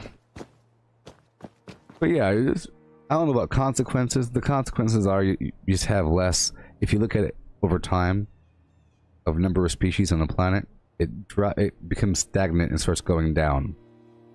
I mean, it goes up, up, up, up, up, down, up, up, up, up, up, down, up, up, up, up, up, down. And those are meteorites, asteroids, and everything. And then when humans come along, it goes down. At a certain point, it goes up for a little bit because we do have new sort of. We have creatures dealing with humans, you know? Like, I'm sure there's new bugs here and there. I'm sure there's new rats subspecies. I'm sure there's pigeon subspecies. Like, there's certain birds that have lived around humans for a very long time, you know? Dogs. You can think of all the dogs and all the exotic animals, all of the... Well, think about this. We actually, you could invert it. If you back it up, we're actually making a ton of species all the time through GMOs. You know, if once you modify the organism to have more breast tissue or something, or to have larger oranges, you know, or a larger potato or a redder tomato, you know, those are new species. And we're doing it all the time. Way faster than nature could. So, from one angle, you could say, hey, look, there's less creatures because of humans. Another angle, you said, no, there's a ton. A ton. It's non-stop, never-ending. There's probably thousands per day, right? If you think about it. All the experiments across the planet trying to make some new situation. Cross-pollinating plants and so forth. We've done it to the point... You know, flowers as well. There's all kinds of people that just make flowers to make them look better. It's like a whole thing, you know? Decorative plants in general, they do it. They just make some interesting plant. Just to see if they can. And they're doing what nature would do. You know, a lot of people are currently doing what nature would do, but they're accelerating the process. Now I'm over encumbered.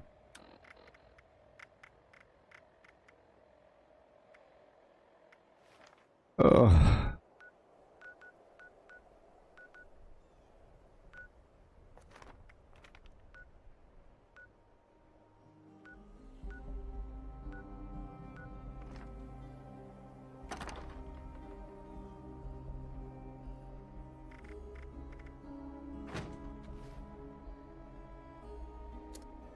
Alright.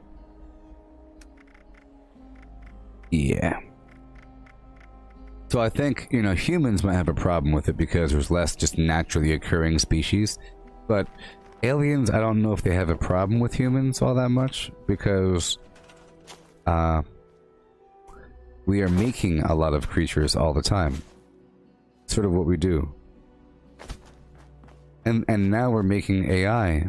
Like, so it's sort of what we do. We reproduce quite a bit, you know? And you could argue that, well, how many birds are worth a human? There's less birds, but now there's more humans. In the greater scheme of things, from like a psychic level, from the multiverse alien level, I think that the aliens care more about people than they do a bush. And I don't think they care about the... But what about the lilac berry bush? I don't think they care all that much. You know? Because humans are pretty awesome. No offense. Humans are pretty awesome. We're almost perfect. Okay? Mentally. And that's all that the aliens care about, I think. You know, so if there's more of us and there's less of other things... Sure, it's sad, but you can make more of the other things. But they, you know, they might view us in the same manner that I'm proposing right now. You know, I'm proposing the same, this weird way of viewing organisms and humans and everything. Where are we? I need to drop off this garbage right now. There we go. I have to drop this off. Sometimes I end up with a bunch of weaponry, and I can't deal with it. All these miniguns and everything.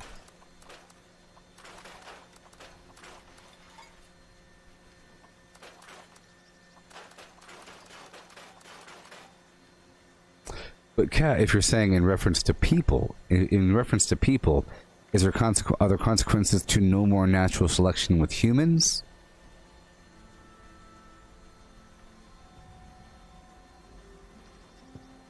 Well, there is natural selection, but it's a different form, okay? Because we're dealing with different systems. We're not dealing with wolves, we're dealing with control over earthly resources, perspectives on existence, those sort of things, and those, there is a win-loss, better, worse, hierarchy among humans, but the problem is you don't die. You're still there, but you're almost like a different entity. If you view like the animal food chain, view that on reality with humans, but in terms of how do you become an Elon Musk or a Bezos or anybody else of having ultimate power of going to Mars and doing whatever you want to do. It's through money and working the financial systems and Western civilization and that. And clearly you have a first world and third world and so forth, and you have this hierarchy on Earth, you clearly do. Now imagine the pigs complaining about the humans having too much power. But the pigs not realizing that they can become humans. It's just in the head. That's it's like Animal Farm. Yes, luck and circumstances are quite a bit of it. Just like with organisms. You have different organisms. That's a bear. That's a darn fox. They're both conscious, but that one is a bear, and that one is a fox. Or you have salmon and grizzly bears. It's luck and circumstance that you happen to be born a fish versus being born a bear, and it's just how it is, but with humans have the ability to become a bear, you see, but the fish don't like it. The fish don't like the bears, and the fish want to drag the bears into the water and teach it how to swim, and then the fish want to convince the bears that it's evil for being a bear. It's evil. Lions aren't evil. It's a necessary cog in a machine. And it is a machine. But humans are at that level of being able to do whatever they want to do, sort of. You know what I mean? And if we can do it, we can make a machine to do it. We could create a greater mind. And that's the key. And we already have. It's running. You're looking at it. See this machine that we're looking at? Wow, that's not real. Okay, so now I have to make a bunch of ammo. So I'm taking off my legendary perk here. Right about here. Unequipping this perk. And getting ammo factory active. Backing out and putting ammo smith on. And super duper.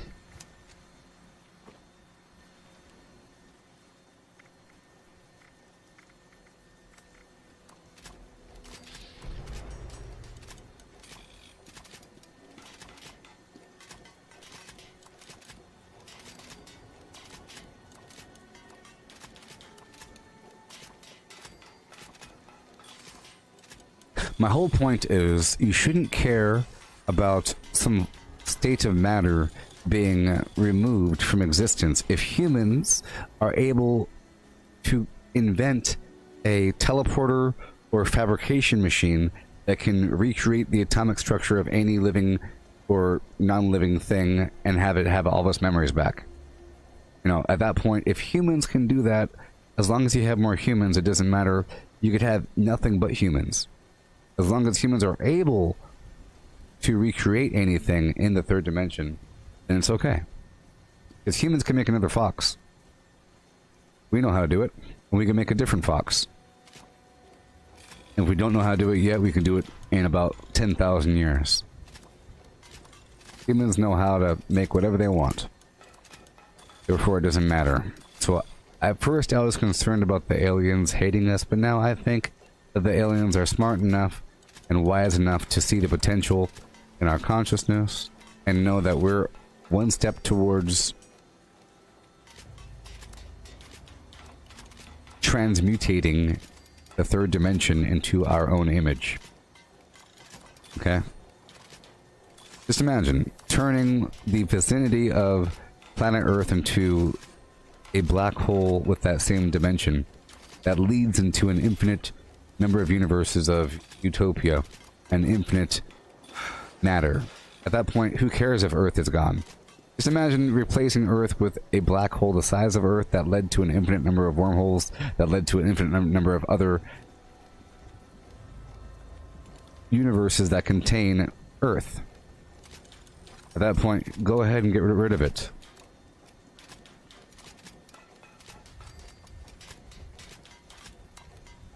Of course, that's far-fetched, but I think that's how the aliens see it.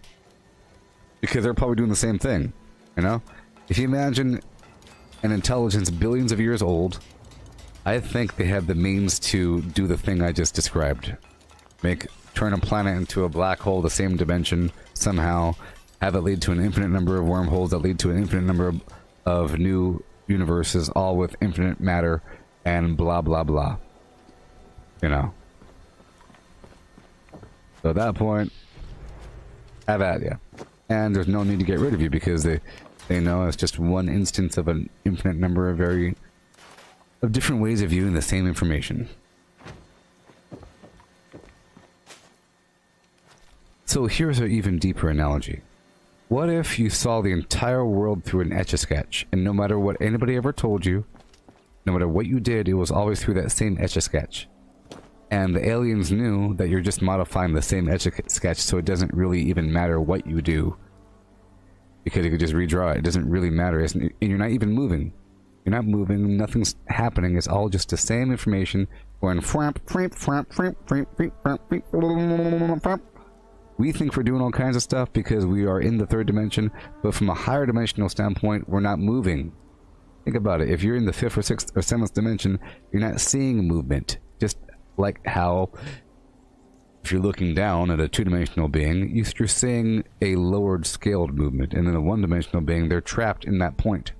Even though that's their entire universe. That's their entire multiverse, that point. We don't perceive it because it's all the same thing from our perspective. So from their perspective, we're just interacting with the same pile of garbage over and over and over again, tossing it back and forth, playing with it, having some fun. That's all we're doing. We're not really affecting anything. Okay. So now I have a bunch of garbage. I have 70 pounds open. I could store some of this ammo in my extra side flap. How about...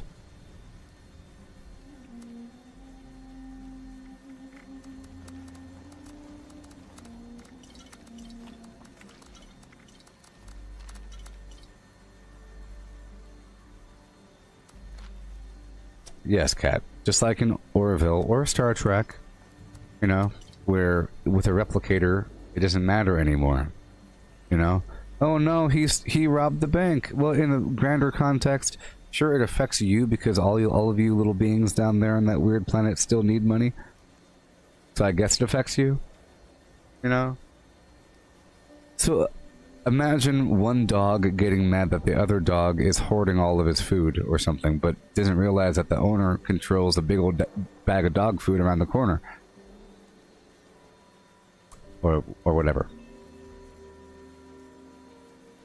Or, like, imagine you're feeding a small, tiny bird a little bit of a bird seed, and that bird values that bird seed so much, but you have this 90-pound bag in the back room, and you know that's no big deal. It costs $20. So the food is imaginary. It's just psychic control. The food is a tool to get the bird to do something for you. It needs the food, and it has all kinds of psychological structures tied to the food. And the food's very much real. Without it, it starts to fade away, but the human controls... From the human's perspective, it's infinite. infinite. Infinite. You know? If you owned the red paint factory, and your job was to take a single touch of paint and go blip on a piece of paper, you could do that a million, kabillion, infinite number of times to the point where the amount of times doesn't really matter. It's more about how tiring is it, how does your finger feel, but it's not about how much more red paint do I have. Other factors, other higher wisdom level factors start to apply. The grander scheme of things. What about my finger? Will my finger get injured from doing that so much? You know? Sort of like having a lot of money and then worrying about having so much money that you're worried about the chassis on your car and how your transmission can carry the weight of all that money in the back seat. About, will you need a bigger truck? Well, you know, some higher level factor. Or, well, if I end up buying 85 bikes at the store today, what if I spent all my money on buying a bunch of computers? How many computers can my car hold? It's more about that, about some weird space issue dealing with having an infinite supply. If you had a replicator, it'll be about, well, what do you do with all the stuff when it's done? How much cake can you really eat? You know, in Star Trek and Orville, do they ever show what they do with the leftovers? Do they put it in a machine and it goes fwamp back into energy? If you ask for a glass of Chardonnay and they give you a glass with Chardonnay in it, what do you do with the old glass? Do you put it back in the fwamp machine? Probably. Okay.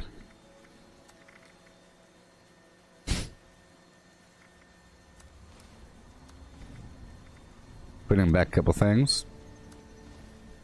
Putting back some legendaries. Some cosmetics. 771, 746. I'll be dropping some of my grenades in the ground or whatever. Store some ammo.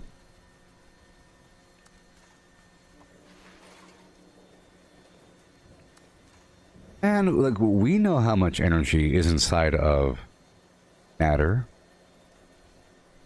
But that's like a lot of energy.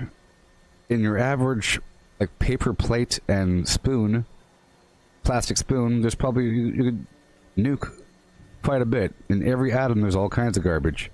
It's just very stable. Maybe, just maybe, if you ask for food on a paper plate with a plastic spoon, it's not really paper plate. It's not really a plastic spoon. It's some other form of matter, or even a field of fake atoms that can exhibit a force field, you know, and bounce light in a certain way and have a certain texture and carry a certain temperature. But maybe it's not really a paper plate. I would imagine it's a lot easier to making a replica. It's a replicator, you know. I want something. I want a cupcake on a metal tray. They'll give you something that feels like metal and it's heavy, but it's not really metal. And in fact, that wasn't really a cupcake or something. They did mention that they're not really eating what they think they're eating on a couple episodes of Star Trek. They said, but we know that this isn't really, you know, chicken, blah, blah, blah. It's synthesized protein molecules and blah, blah, blah, blah, blah. You know, I feel like... There it is. Oh my gosh, look. There's the picture I was looking for. What? Look. How'd they know? Think about it. Think about it, people. That's the picture. Remember earlier, like an hour ago, when I stopped the presses, talking about Brotherhood of Steel? I was looking for a picture of Lieutenant Taggarty, Private Flim Flam, Esposito people. Huh? That was the picture. That was the picture I was looking for.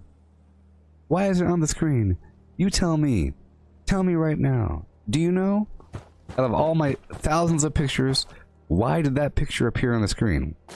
I know the answer. You tell me.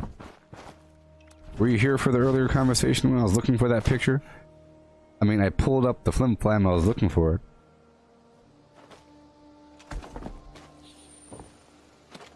No? It's too much for you? Okay. Okay, let's hurry up and sell the rest of what I have here.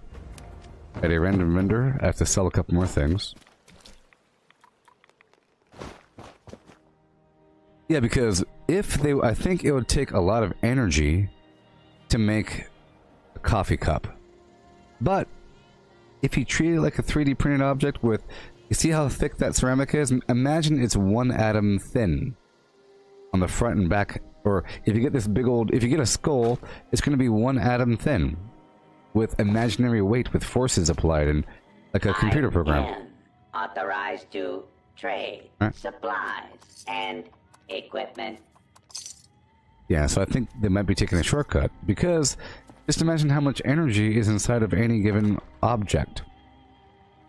If you turned it into pure energy, as they might be implying. Unless it wasn't a full object. I'm sure we could find out. There's all kinds of references. But I just never heard about what they do. To trade, I can be of service. You know, what do they do when they're done with their virtual plate? I'm sure we could find out.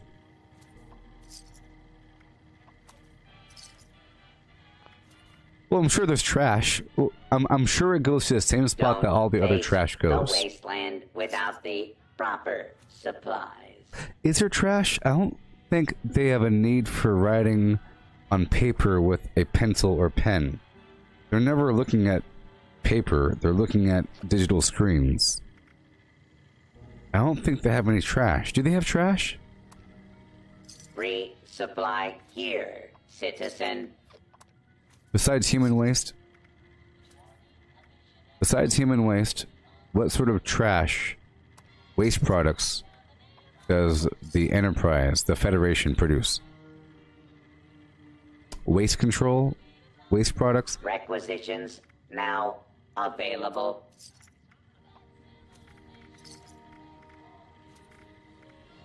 Yeah, I don't think there's any reason to have any sort of waste. Besides having, like, paper napkins at the dining room. Here's your paper napkin. Throw it away. Welcome, on the spaceship. Citizen. I am authorized to trade supplies. Know what I'm saying?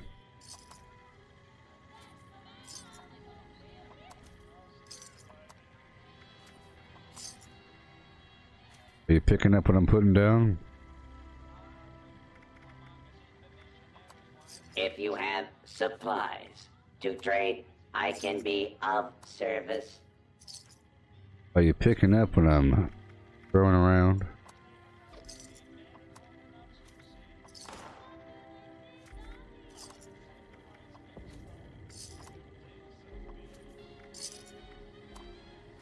Be sure to bonga bonga stop bonga leave the Congo. while you No can. no no.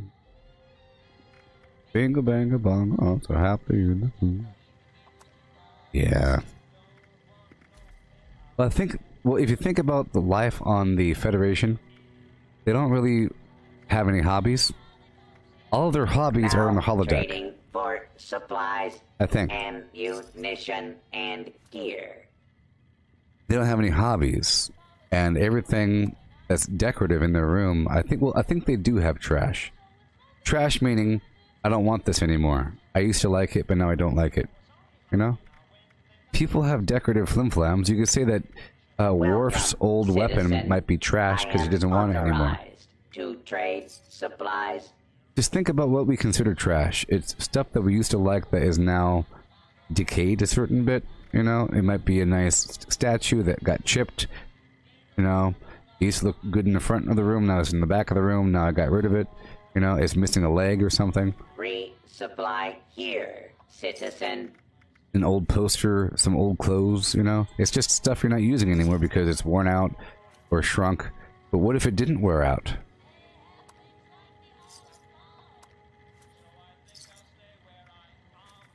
The main problem, I think, is that humans available. want things all the time, even though it's temporary. They say, I like this movie. I would love to have a poster of that movie right there. And then in 2 years they say, you know what, I don't like that movie anymore. Let me redecorate my room. I like this movie now. And other And it's like a temporary just image on the wall. Here. You know, it's just, or it's a bunch of books or this toy.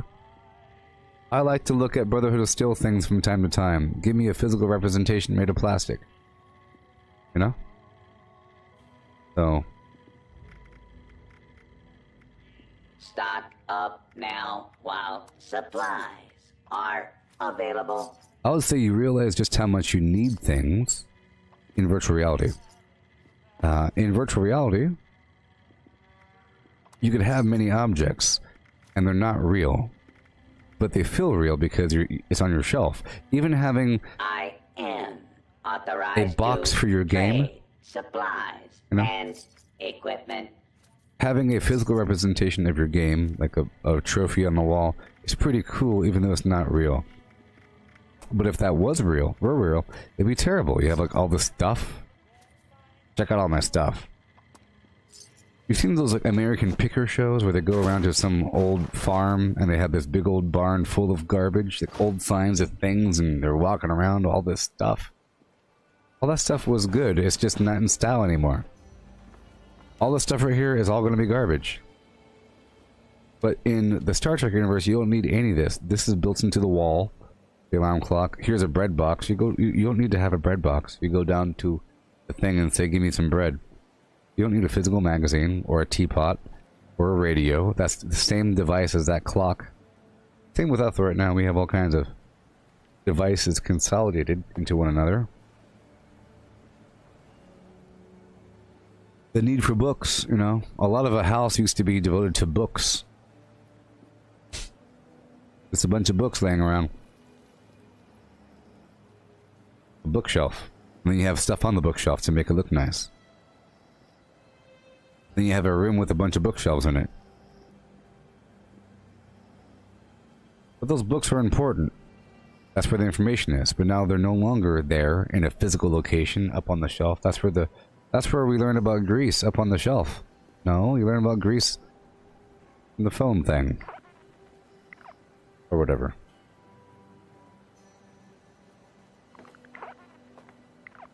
Yes, and I think that many of the things that you buy, you don't need to have mostly anything because it's all temporary. That's why, like, playing a video game, right? It fulfills that need to have something. All these virtual things that we're getting, oh, dude, I got this train set. It's awesome. Where is it? In this game. Oh. Imagine having a physical train set of the same quality. It'll be huge, taking up your whole house. Got to rearrange things. Ridiculous, right?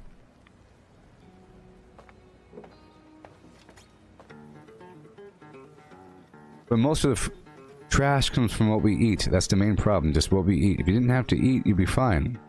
You don't need anything in your house. You don't need posters. If anything, you could have one vase that you made yourself out of clay that you made yourself out of dirt in your own backyard, out of flowers that you picked and that you take out and you put into the fertilizer when you're done with them. You know?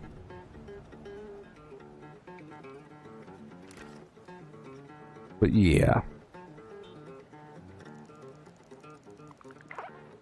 It drives me crazy. Like no fun. It drives me crazy. And I can't help myself. Craft legendaries with modules. Sell to NPC vendors. Daily quests. Workshop conquest. Lucky Hole Mine. Power plants. Farm fusion cores. Public events. XP run. Toxic goo harvest. Rebuild camp. Move camp. Repair armor. Repair weapons. Craft ammo. Sleep. Play music. Stock vendors. Transfer items between characters. Bury Mentat run. Dump caps at vendor if over 20,000. U.S. requisition holotape. Garahan building farm. Reputation root farm. Iron or South Ash heap. Multiply crops at workshop. Purified water at workshop. Grafton monster farm. Tanagra town crickets. Faction dailies. Spend gold. Razorgrain flower farm. Scorch beast farm. Ammo machine. Deathclaw farm. Tarberry farm. Flatwood silt bean. Check keyword status. Nuke Findingo Colossus for a cursed weapon. Sugar Run. Nuka-Cola Farm. Concrete. Late at Monorail. Abandoned Bogtown secret floor. Farm mole miners for aluminum. Top of the world aluminum farm. Ski poles. Enclave code piece. Keycard search. Somerville Bookhouse. Enclave events. Wood farm. Dogwood farm. Smelt ore. Smelt spoiled vegetables and fruit. Cook food close to spoiling. Mirelurk egg farm. Mothman egg farm. Nuka-Cola factory farm. Sunshine well farm. Daily ops. Get a high bounty by picking locks. Honey farm. Convert perks into coins. Purchase lunchboxes with gold.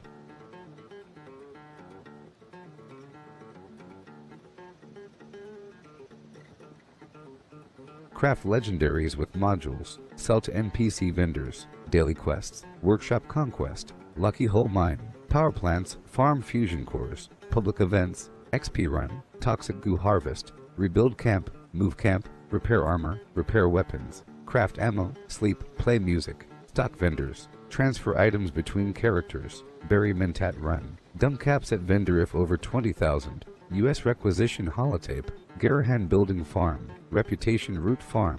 Iron or South Ash heap. Multiply crops at workshop. Purified water at workshop. Grafton monster farm. Tanagra town crickets. Faction dailies. Spend gold. Razorgrain flower farm. Scorch beast farm. Ammo machine. Deathclaw farm. Tarberry farm. Flatwood silt beam. Check keyword status. Nuke Findingo Colossus for a cursed weapon. Sugar Run. Nuka-Cola Farm. Concrete. Late at Monorail. Abandoned Bog Town secret floor. Farm mole miners for aluminum. Top of the world aluminum farm. Ski poles. Enclave code piece. Keycard search. Somerville Bookhouse. Enclave events. Wood farm. Dogwood farm. Smelt ore. Smelt spoiled vegetables and fruit. Cook food close to spoiling. Mirelurk egg farm. Mothman egg farm. Nuka-Cola factory farm. Sunshine well farm. Daily ops. Get a high bounty by picking locks. Honey farm. Convert perks into coins. Purchase lunchboxes with gold.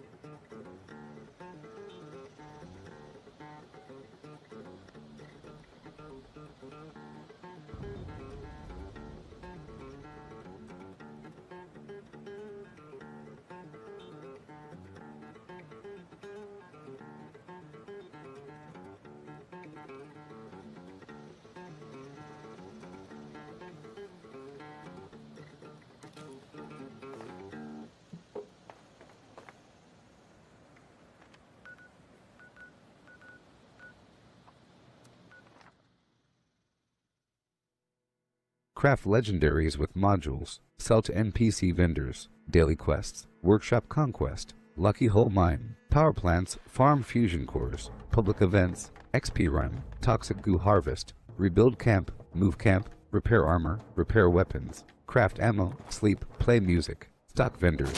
Transfer items between characters. Bury Mentat run. Dump caps at vendor if over 20,000. U.S. requisition holotape. Garahan building farm. Reputation root farm. Iron or South Ash heap. Multiply crops at workshop. Purified water at workshop. Grafton monster farm. Tanagra town crickets. Faction dailies. Spend gold. Razorgrain flower farm. Scorch beast farm. Ammo machine. Deathclaw farm. Tarberry farm. Flatwood silt beam. Check keyword status. Nuke Findingo Colossus for a cursed weapon. Sugar Run. Nuka-Cola farm. Concrete. Late at Monorail. Abandoned Bog Town secret floor. Farm mole miners for aluminum. Top of the world aluminum farm. Ski poles. Enclave code piece. Keycard search. Somerville Bookhouse. Enclave events. Wood farm. Dogwood farm. Smelt ore. Smelt spoiled vegetables and fruit. Cook food close to spoiling. Mirelurk egg farm. Mothman egg farm. Nuka-Cola factory farm. Sunshine well farm. Daily ops. Get a high bounty by picking locks. Honey farm. Convert perks into coins. Purchase lunchboxes with gold. With gold. With gold. With gold. Won't you let me be? You're a flim flam kind of guy. Your time, human.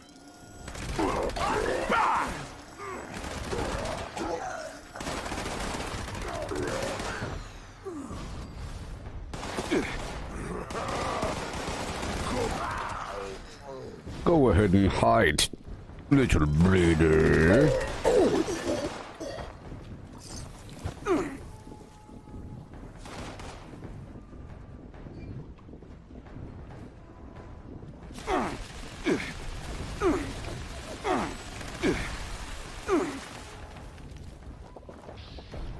That was a close one.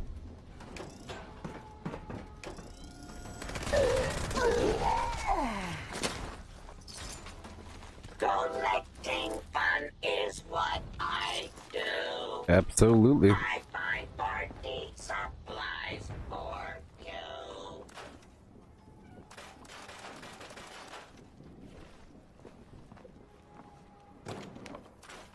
I still had all that bulk stuff on me. Dangerous.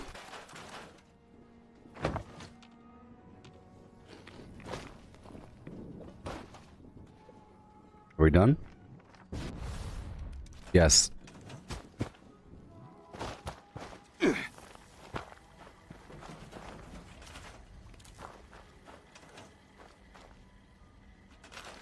Okay. I can't wait until there's It's so fine to see you. increased reason for workshops.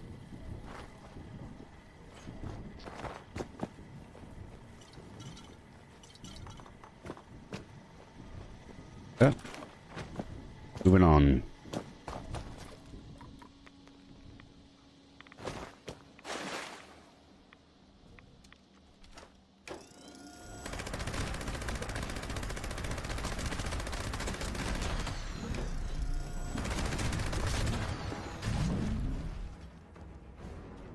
Check something really quick.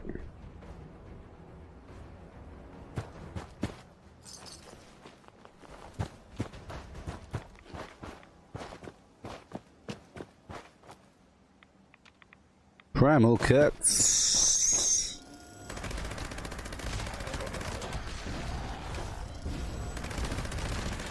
I'm not eating berry mentats. I'm not ingesting cranberry relish.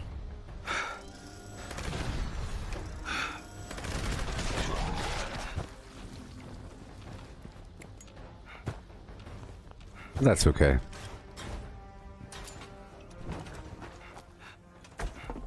Heading to Primal Cuts right now.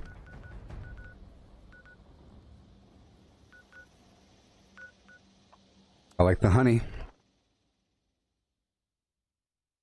Yeah, here we are. But in a larger sense, there is Chuck Norris. If you were like you could think of the things he can do. Chuck Norris doesn't read books. He stares them down until he gets the information he wants. Time waits for no man, unless that man is Chuck Norris. If you spell Chuck Norris in Scrabble, you win. Forever, Chuck Norris breathes air. 5 times a day. In the beginning there was nothing. Then Chuck Norris roundhouse kicked nothing and told it to get a job. When God said, "Let there be light," Chuck said, "Say please." Chuck Norris has a mug of nails instead of coffee in the morning. If Chuck Norris were to travel to an alternate dimension in which there was another Chuck Norris, and they both fought, they would both win. The dinosaurs looked at Chuck Norris the wrong way once. You know what happened to them? Chuck Norris tears cure cancer. Too bad he has never cried. Chuck Norris once roundhouse kicked someone so hard that his foot broke the speed of light. If you ask Chuck Norris what time it is, he always says, "To seconds till." After you ask, "To seconds to what?"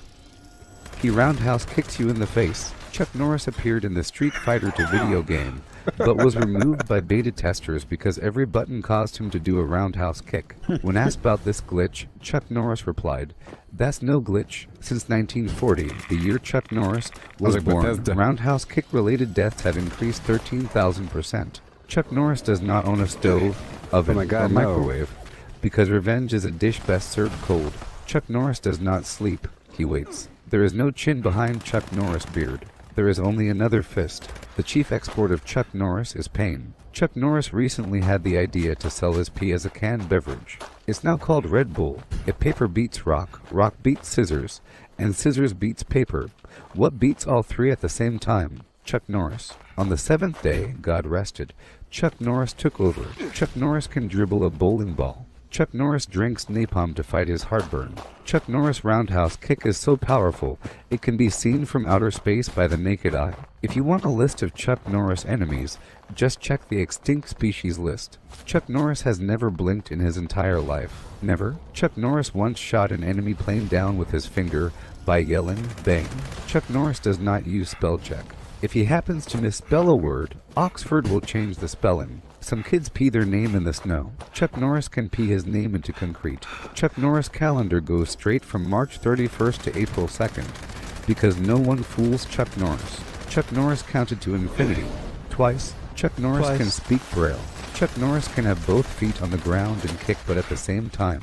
Chuck Norris can do a wheelie on a unicycle. Chuck Norris stands faster than anyone can run. Once a cobra bit Chuck Norris' leg.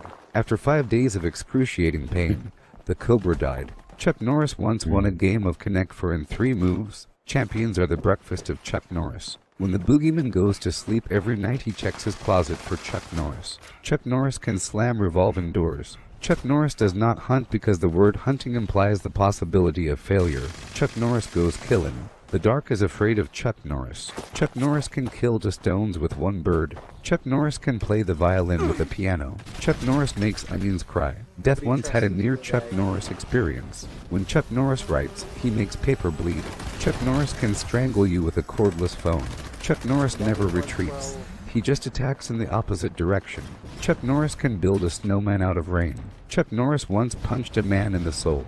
Chuck Norris can drown a fish. Chuck Norris once had a heart attack. His heart lost. Hey, oh when my Chuck gosh, Norris looks in a mirror, the mirror shatters. Because not even glass is dumb enough to get in between Chuck Norris and Chuck Norris. When Chuck Norris enters a room, he doesn't turn the lights on, he turns the dark off. The only time Chuck Norris was ever wrong was when he thought he had made a mistake. Chuck Norris can tie his shoes with his feet. The quickest way to a man's heart is with Chuck Norris's fist. Chuck Norris is the only person that can punch a cyclops between the eye. Chuck Norris used to beat up his shadow because it was following too close. It now stands 15 feet behind him. There has never been a hurricane named Chuck because it would have destroyed everything. Outer space exists because it's afraid to be on the same planet with Chuck Norris. When Chuck Norris does a push-up, he's pushing the Earth down. Chuck Norris is the reason why Waldo is hiding.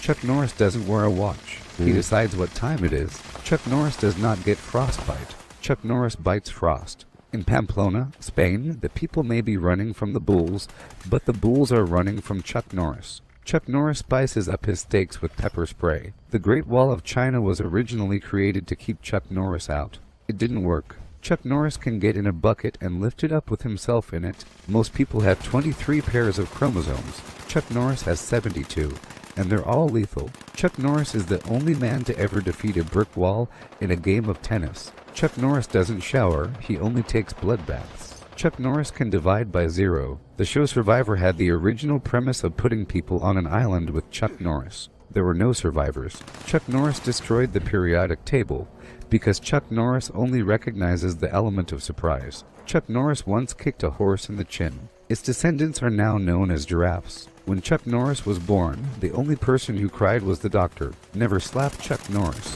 When Chuck Norris does division, there are no remainders. It takes Chuck Norris 20 minutes to watch 60 minutes. Chuck Norris proved that we are alone in the universe. We weren't before his first space expedition.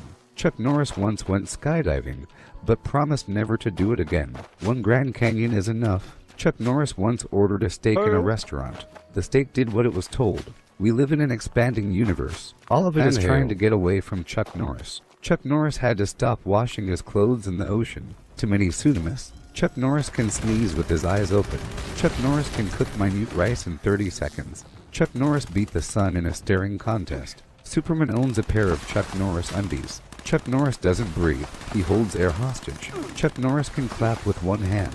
Chuck Norris doesn't need to shave. His beard is scared to grow. Before he forgot a gift for Chuck Norris, Santa Claus was real.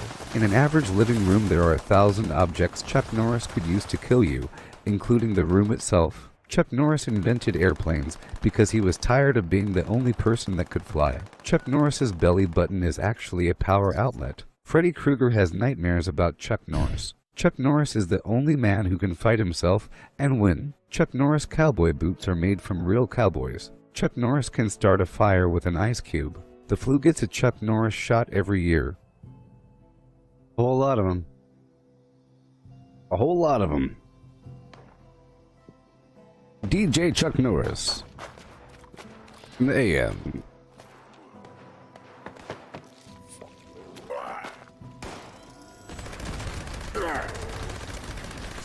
You die. Stop moving. The main problem is that I made a bit too much ammo, and I have too many legendaries, so I have to still process my legendaries by purchasing more junk from the vendors. I have a lot of legendaries on me. I have to get rid of a lot of legendaries. I need to break down my vendors so that I'm only selling really nice items like explosive, bloodied, or faster fire rate sort of situations.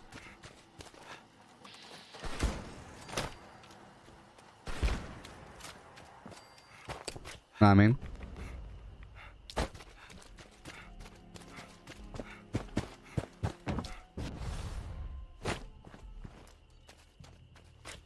Check the map. There's people way over there. Oh my gosh. That's what I have to do right now.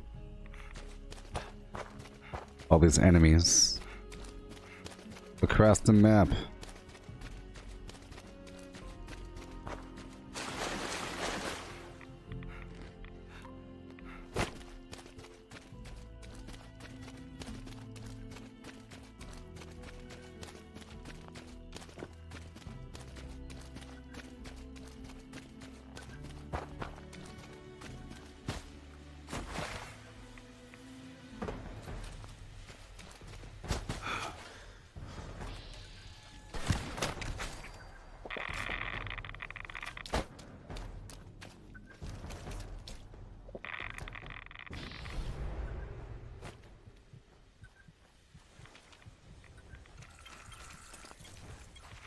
Alright.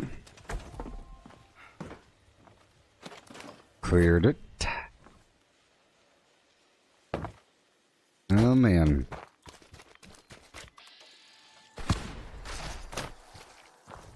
Cool. Keep on going. Back down.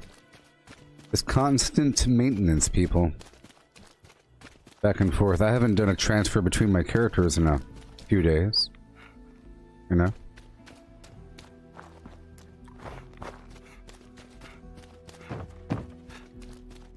So I was going to play at 3 AM this morning. After finishing at around midnight. Or 11. But I never did. I slept in.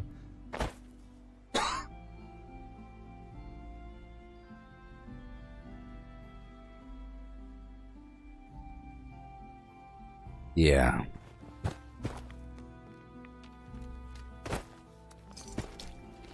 Here we go. Break it all down.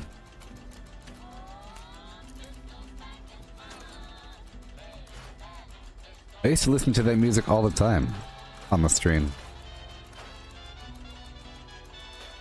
Now I've turned it off for a couple songs like Mr. Sandman or something. But now I think all the songs are dangerous. Yeah.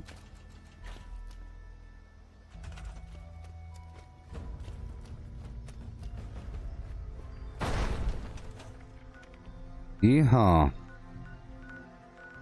Check around, check around. It's 8:18. Okay, let's go do... let's go stop by my workshop and then run right over to the Grafton Dam. My workshop will probably have some supplies waiting for me at the Plectron.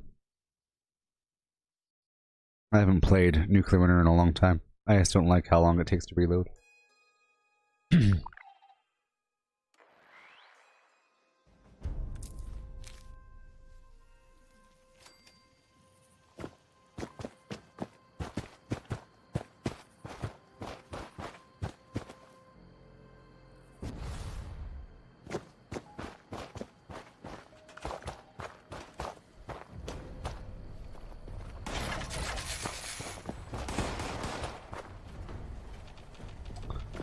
Okay.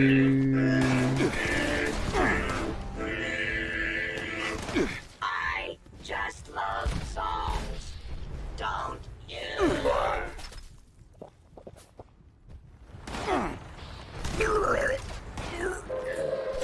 Attention citizens. Nuclear strike imminent. So I think fighting these bad guys is a lot more like fighting people. Thank you for your cooperation. You know, in terms of damage or whatever. Okay, I run right over here.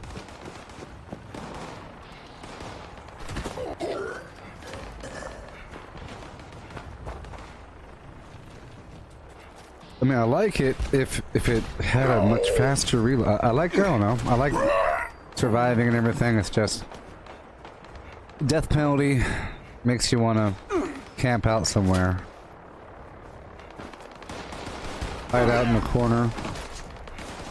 I was having a fun time with it whenever I would play. Whenever I do play, I have a fun time. I don't ever expect to win,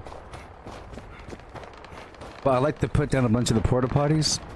You know, I find some spot and I lay down a bunch of porta potties and I hide in one of them, forcing the enemy to start opening them up or shooting them down, which makes them a sitting duck to other players. You know, like, so if I hide in one of them and the rest of my team is hiding someplace else, it's pretty cool, I imagine. Yeah.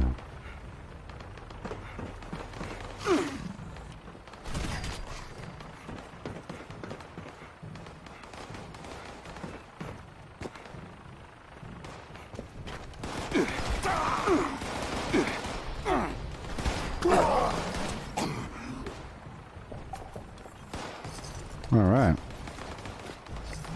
So now for me, all these perk packs, they are just immediate coins. That's like 10 something. You hit like a rad rope. And you are not alive anymore.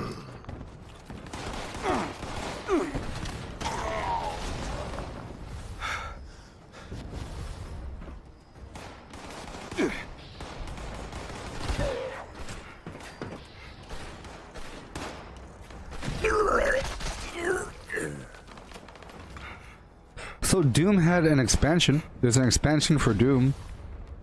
Were y'all with me when I played and streamed the Doom gameplay? And then after I beat it, I was doing some of the online stuff for a while. Doom's multiplayer sure is a hot mess of fast, ferocious action. I'll be doing all kinds of stuff in the future. Maybe, you know, next month. I'm getting my second computer up and running. I just need a few more components and I'll be done.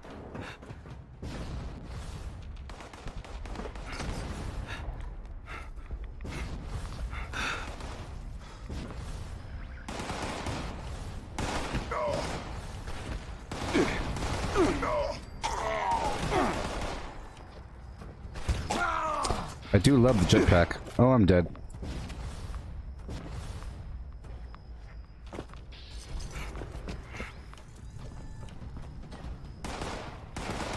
I think you get the key for this up top. There's a lot of material here and a decent amount of XP, especially since these enemies are now level 50. I splatter your brain.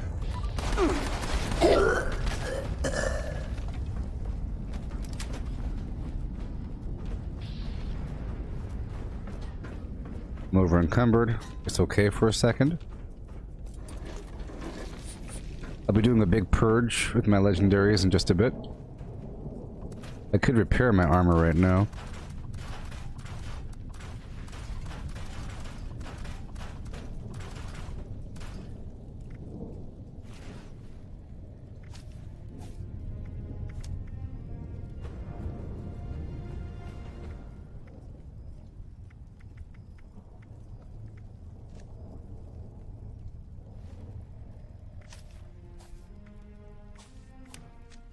Fix it good.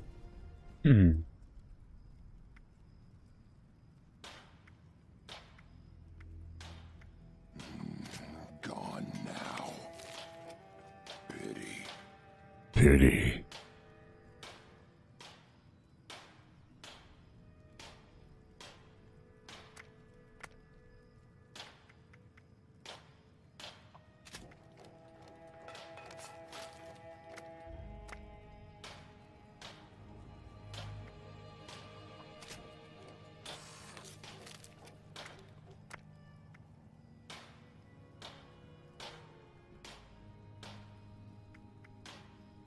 Mm-hmm.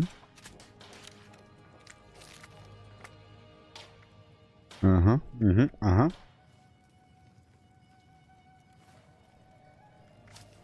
Okay.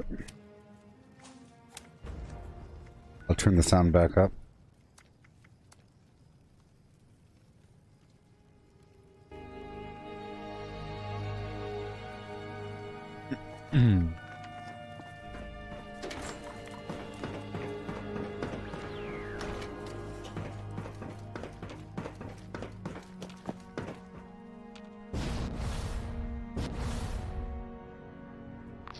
We'll get these Mirelurks taken care of.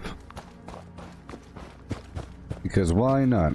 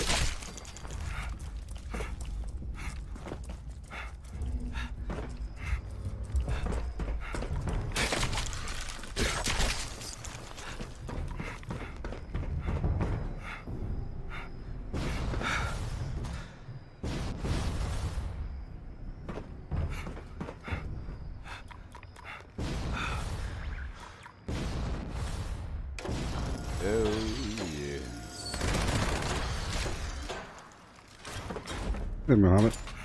Yeah. Well, some fancy footwork there, you know. Some fancy flim-flams. Okay. Where are my weapons?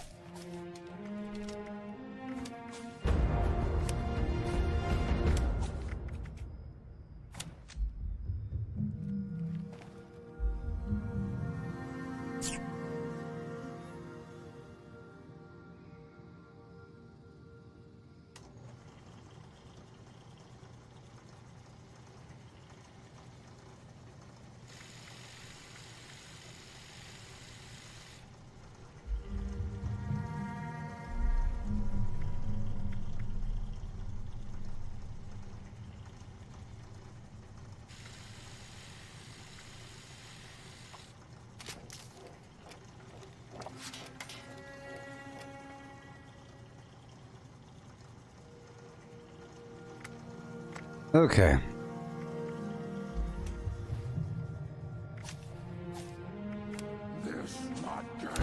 This for that, that for this.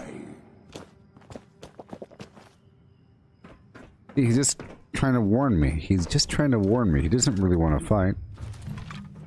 Right?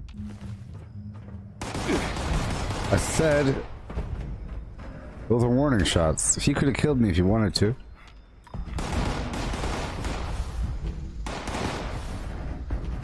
Just like a dog barking. Look me in the eye as you die. Well, that was kind of mean.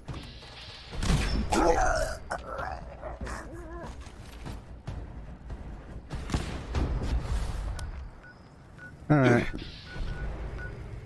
Go on down to the Grafton Dam on foot.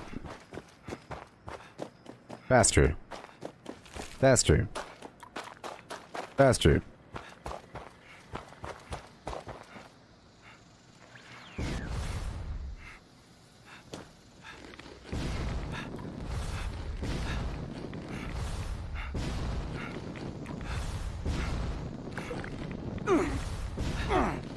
Hey.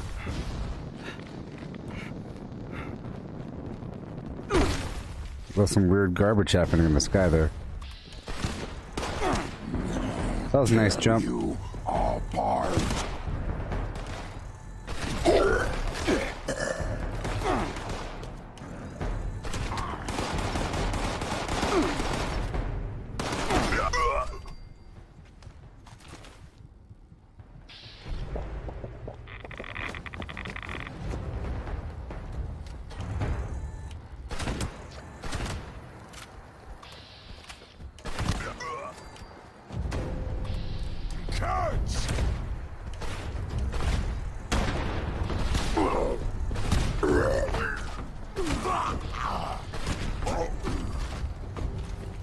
Okay.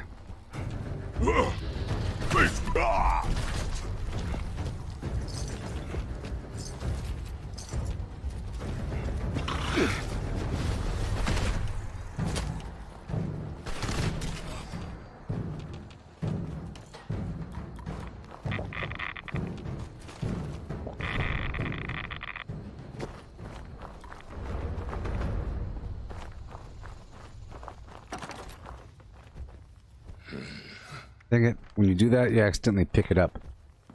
Now I'm over encumbered. I just picked up that power armor.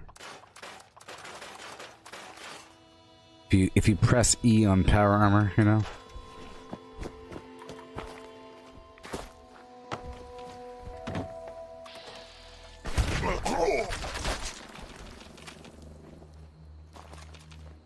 Oh, I'm not in the event, am I? I can't fast travel at this time, but now I can.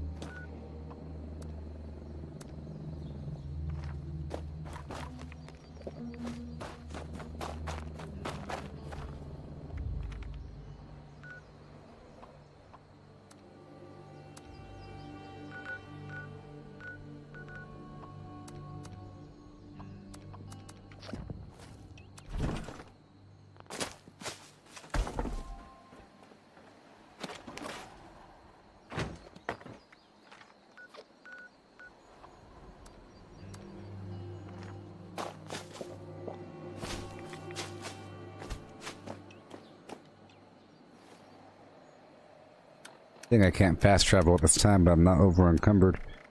I'm not taking damage. And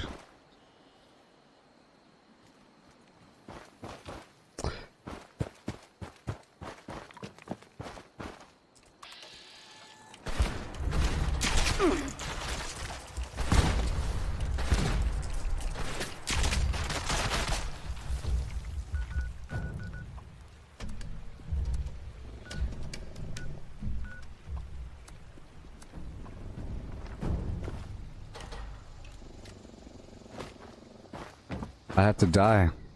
I have to kill myself.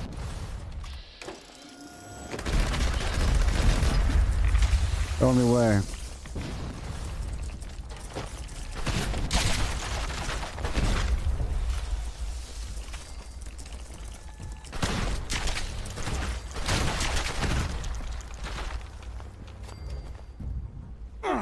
The only way is to die. I can't fast travel. I don't know what's wrong. I don't know what's wrong. Alright. Oh no! Excelsior.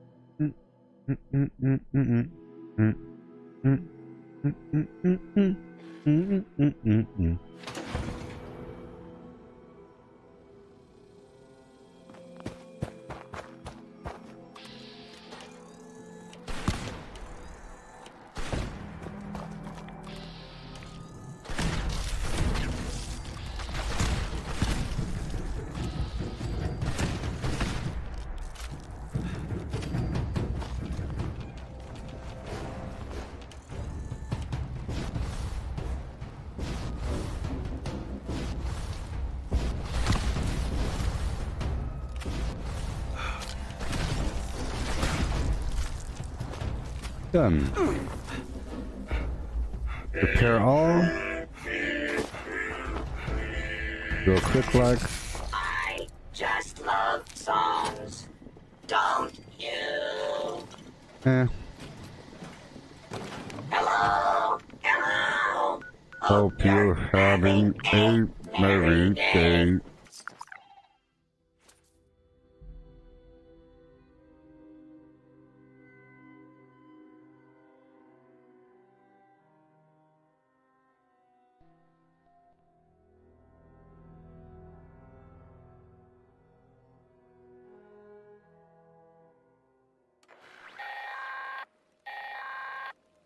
Attention. This is the Warden of Eastern Regional Penitentiary.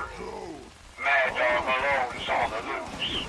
This infamous criminal has slipped his leash.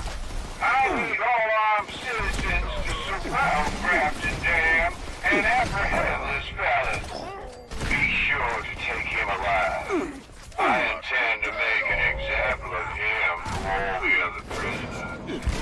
My marshals will take care of transporting him back here.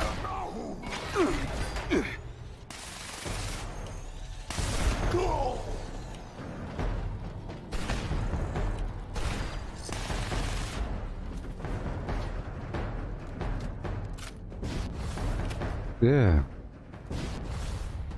Tomato.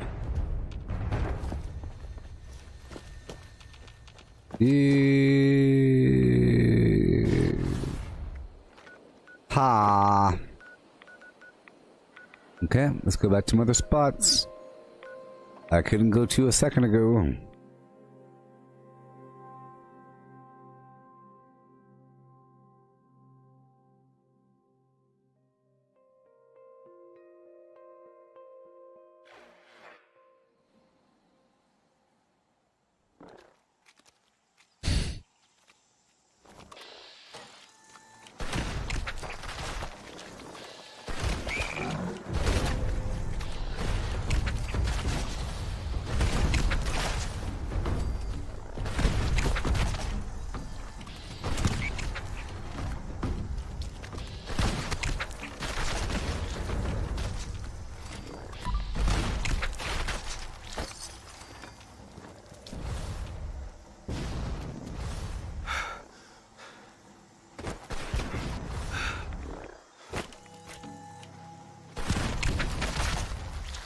Okay.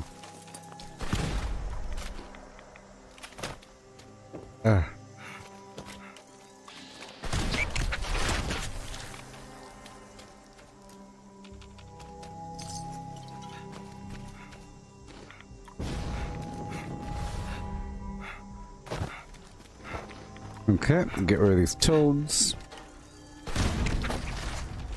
Decent XP, whatever. Doing what we can do.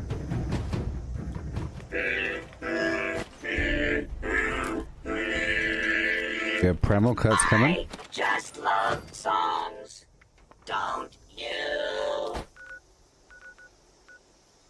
I think I could knock out this Enclave event and then do the Primal Cuts event. That's what I think. Not vice versa, maybe.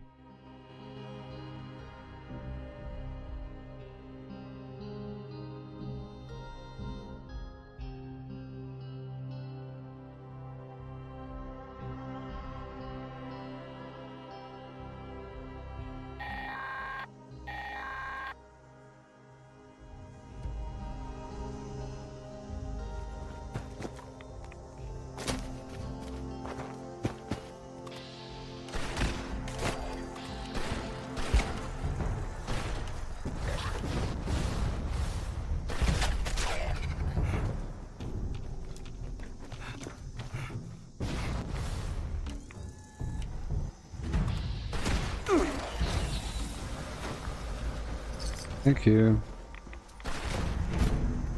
Let's hurry up and take care of this. Connection established. Additional connections required. Hurry up.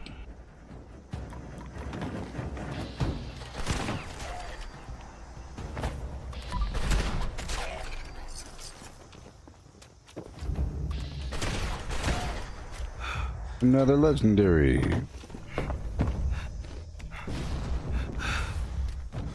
That's nice. 3-star bowstring. With endurance.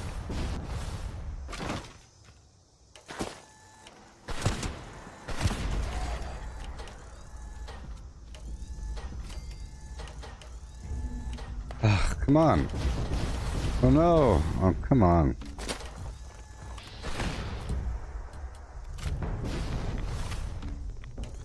Golly.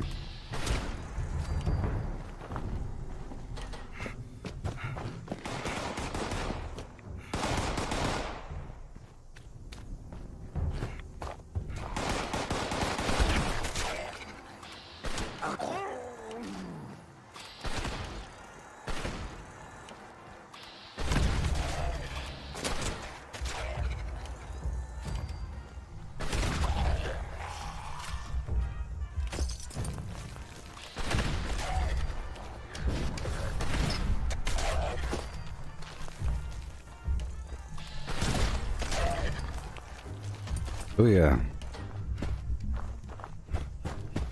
Right on through. Huh? What's that?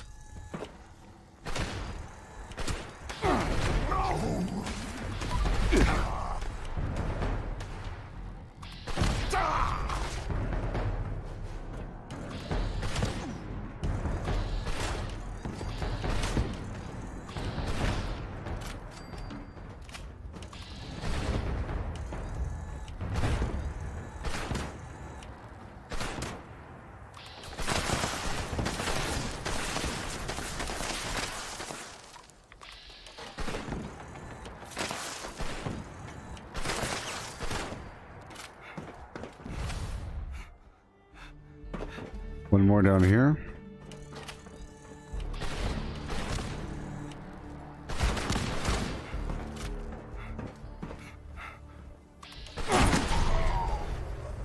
Got that guy.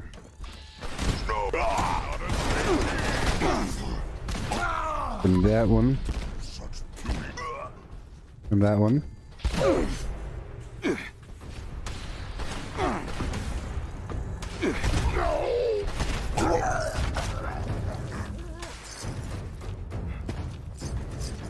That's why I like weapon weight reduction, so I can loot more. I still have to craft more armor, you know? Craft legendaries with modules.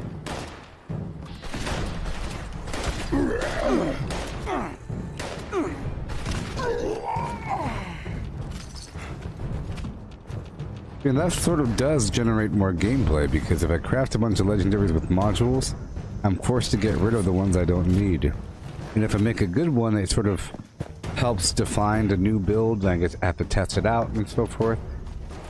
I get over encumbered, so I'm forced to sell or give away legendaries very cheap, whatever.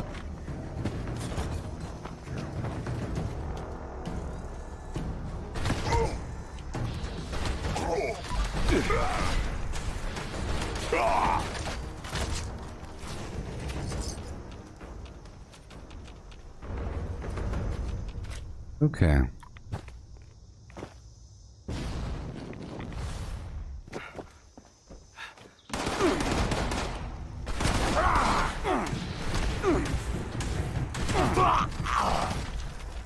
Oh boy.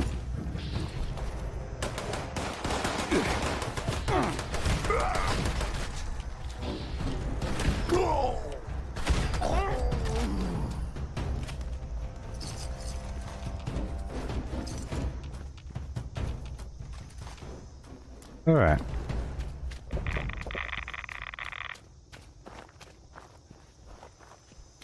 I'll break it all down in just a second. No green stuff here.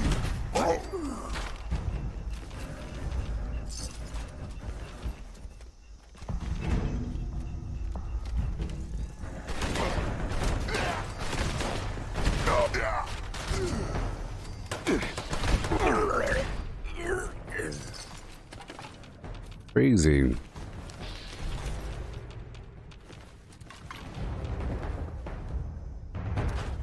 All right.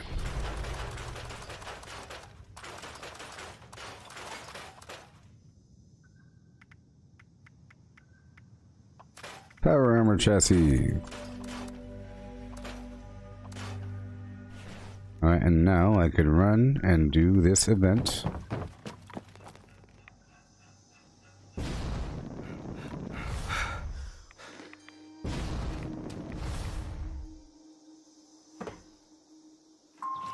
Frequency calibrated. Please proceed to new triangulation point. Sure is nice having a jetpack. Initiating surveillance process. It costs a lot of gold. Scanning. And of course you have to finish the Wastelanders raid. Authorized. The jetpack only goes on the Secret Service torso. Be accepted by both. I was like 3,000 something gold or whatever.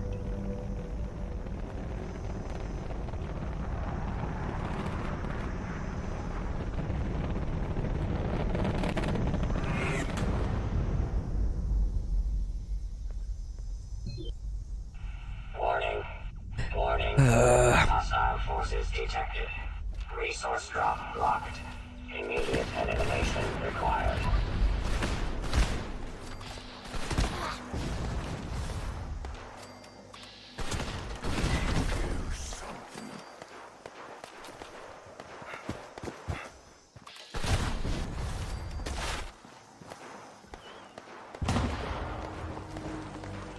Area secured. Remote unlock complete. Have a nice day.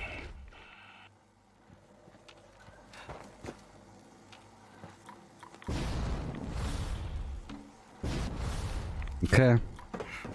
Let's hurry up. Alrighty.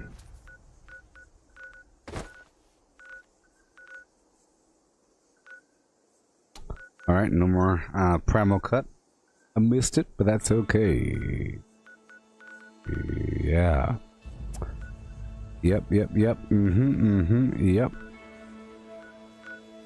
Right, I'll swing on back through here. Is that a workshop?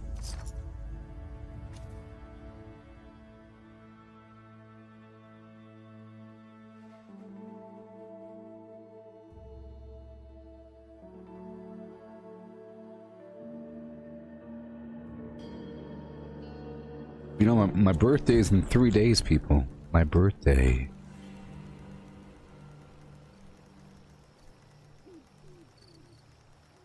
My birthday.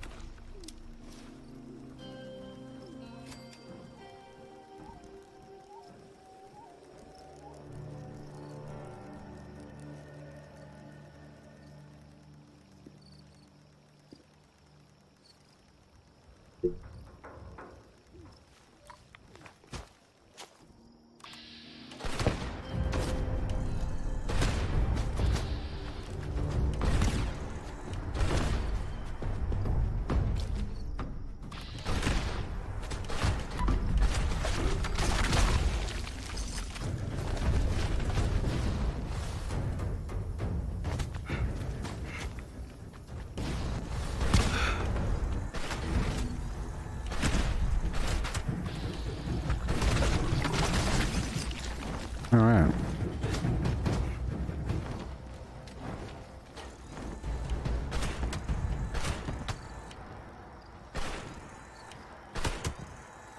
Gonna land. Gonna land. Tagging those wings.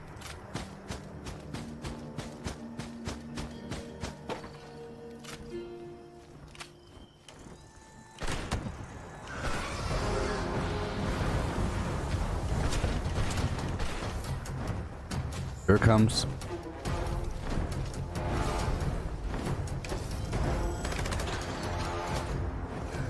Oh, it's landed. Those were all wing shots. You know it's gonna land. Sometimes it can't land because it tries and it gets obstructed.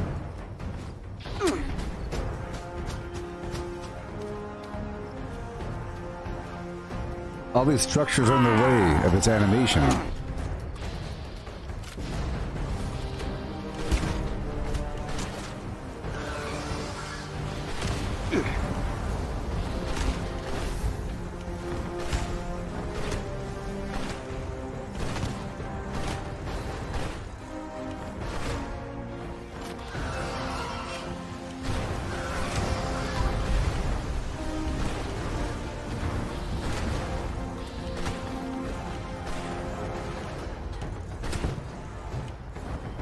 I'm not trying to make him land.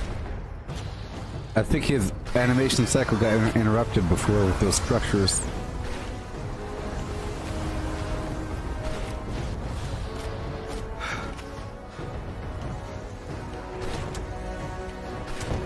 I'm shooting his wing. Always together. Usually it happens right away, but I think he's flying by all the stupid trees.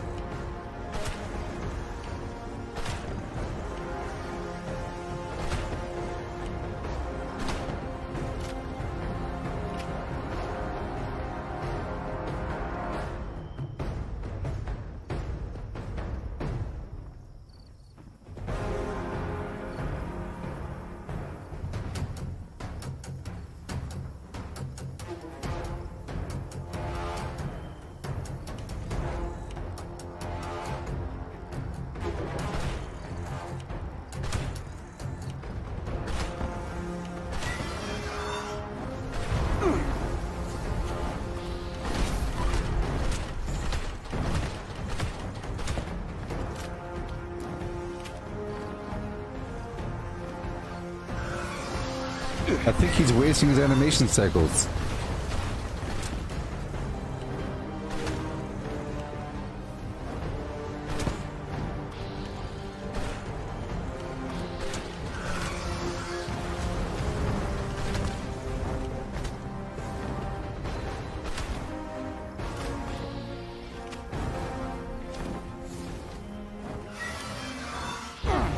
Okay, so that's with Enforcer off, and now we have Enforcer on.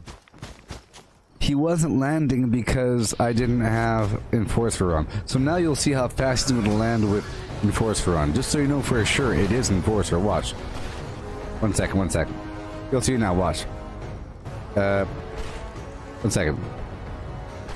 1 tag. 2 tag. 3 tag. 4 tag. 5 tag, land, beast.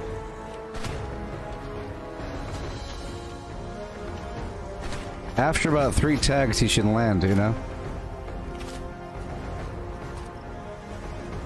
See? That's how it should work.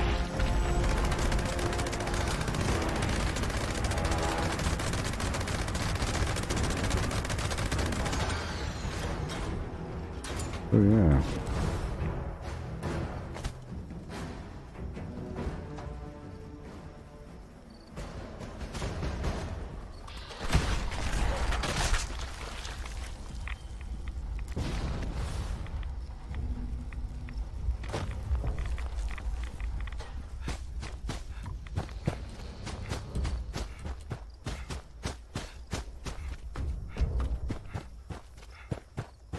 So that's why that skill is very important.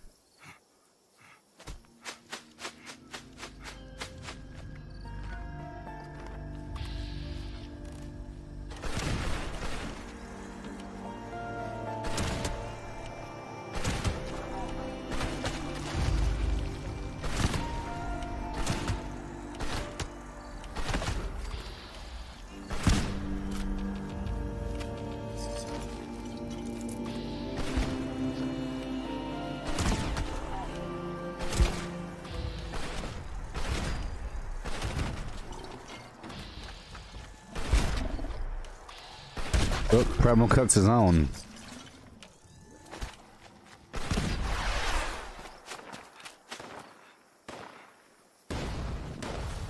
I'll clear out this town first.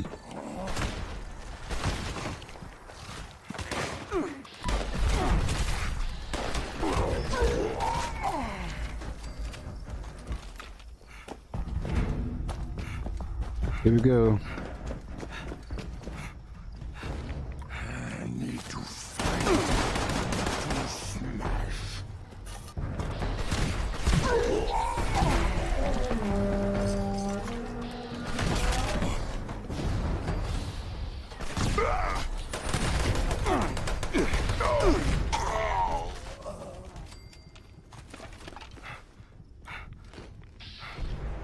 All right. I'm hearing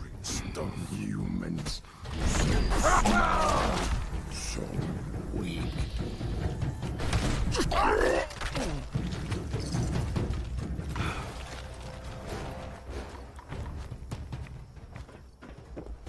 All right.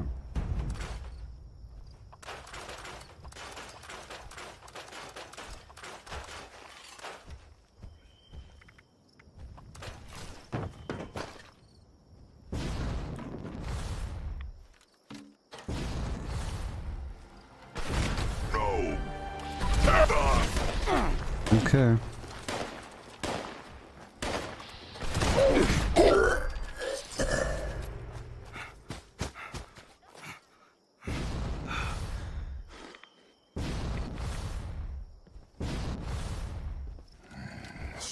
Have to clear this out so I can do that primal cut before it's over. Before it's over.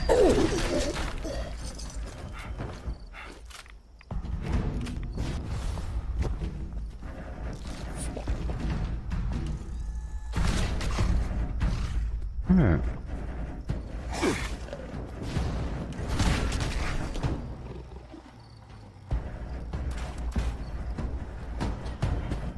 Hurry up, almost done.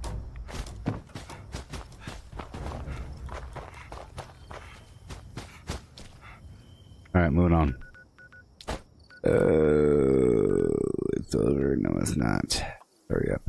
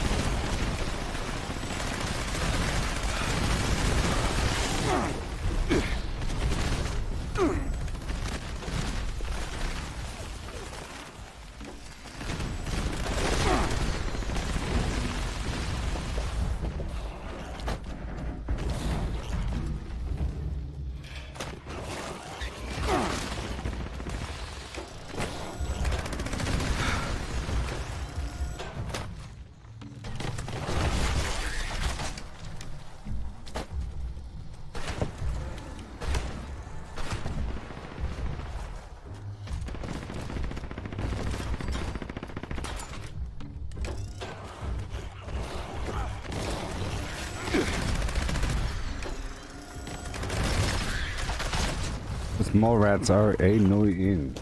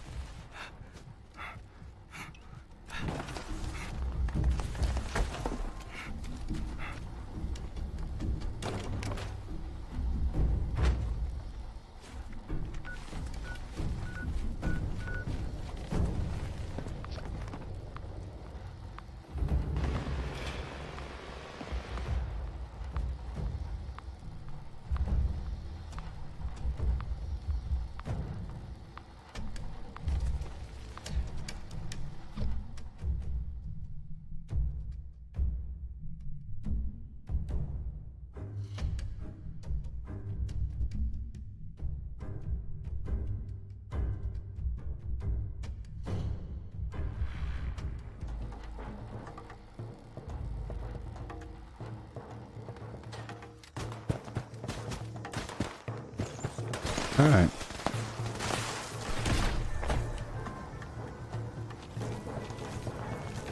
If humans have human need help for meat cooks? Okay. To meat cooks, cook meat. Ha ha ha ha ha. Okay, more help. Keep spin meat. Collect wood. Collect critter bits. Keep meat cooked clean. Yeah. Humans make this best meat cook yet.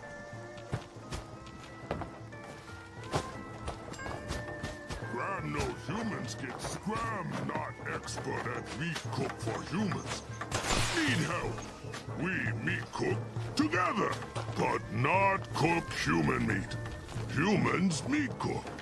Got it? Good.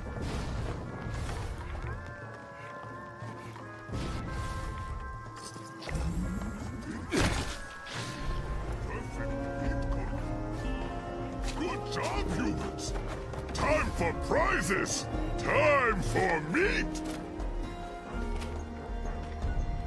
Yeah. Okay.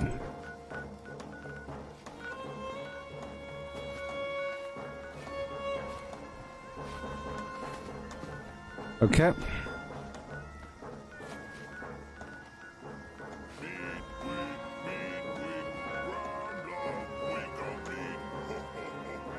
Let's go straight to the abandoned bog town again. And I would like to make another chest, like I said, once I get the bolstering that I need with weapon weight reduction. I can make some other piece.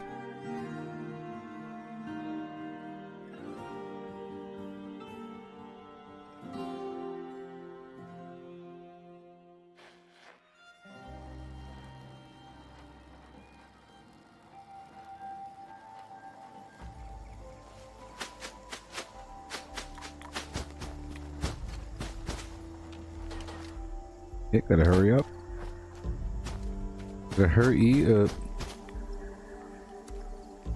And then get rid of some of these legendaries I have.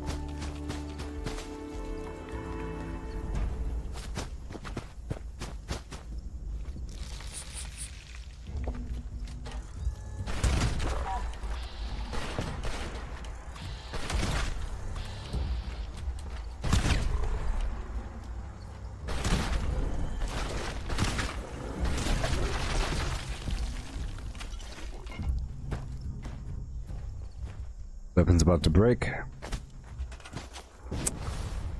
Put the thing over here.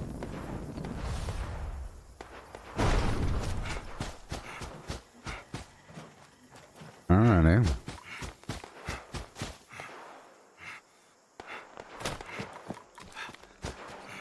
I can repair my weapon in the back.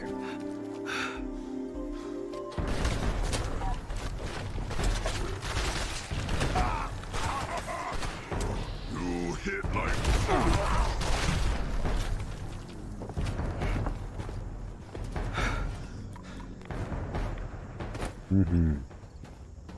Alright. Let's go over here. And repair.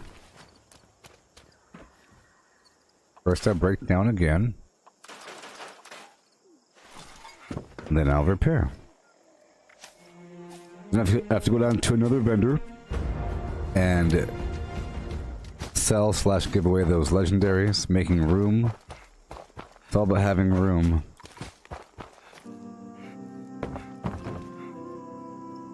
Okay.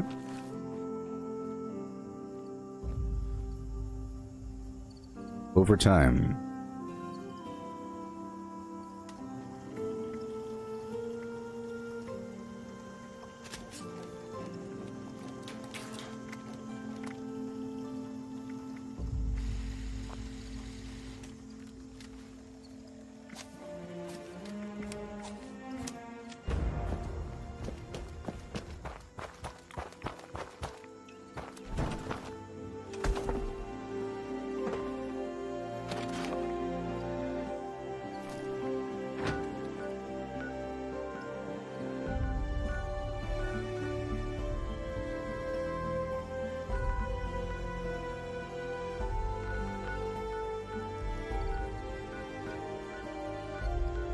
I'll do this Grafton Day event really quick. Super quick XP. Just takes a second. Free Grafton Monster, Oil, and Acid. And whatnot. I hop on by the vendor and see if I can craft something.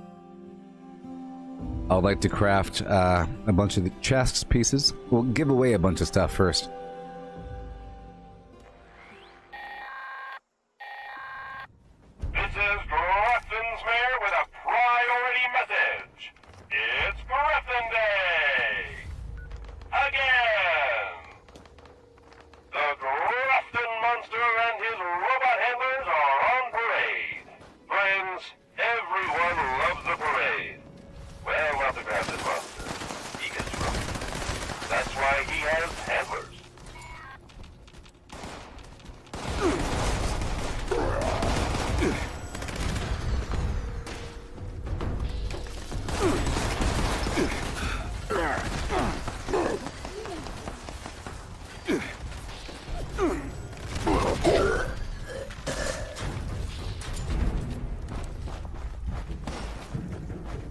Alright.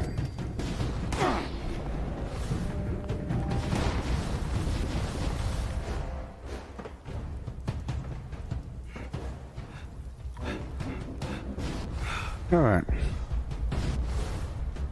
And down I go.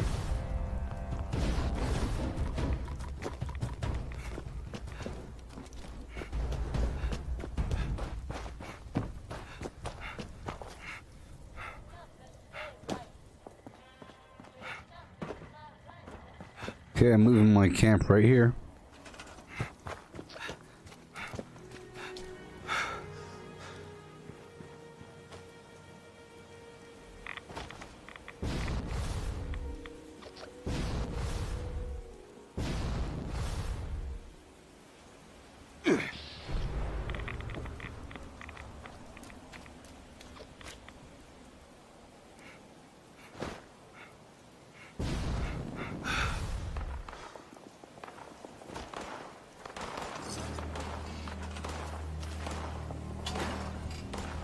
I like to move my camp.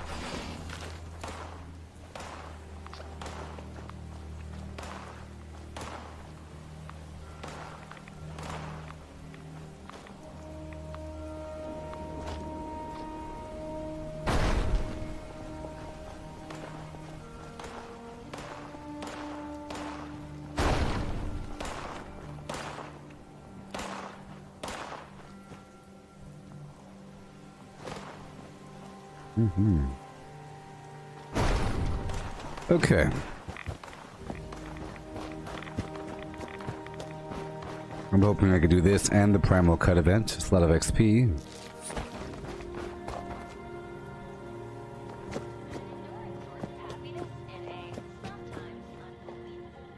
Okay, check out weapons, sort by weight.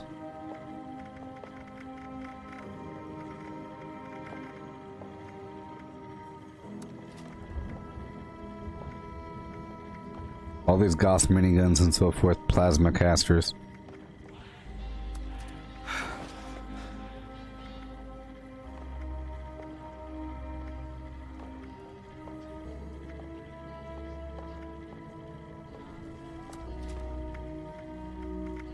Let's get rid of all this stuff. I'm selling it to the vendor, dang it.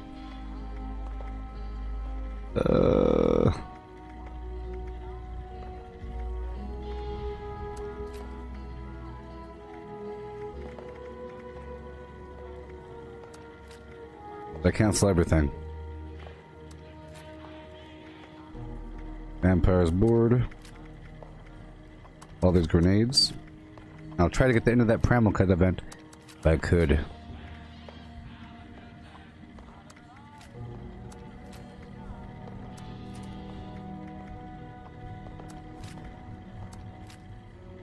Same over here.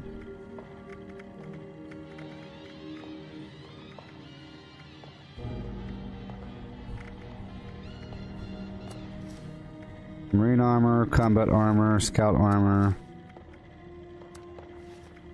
trapper, robot armor, heavy leather, marine armor, auto stim,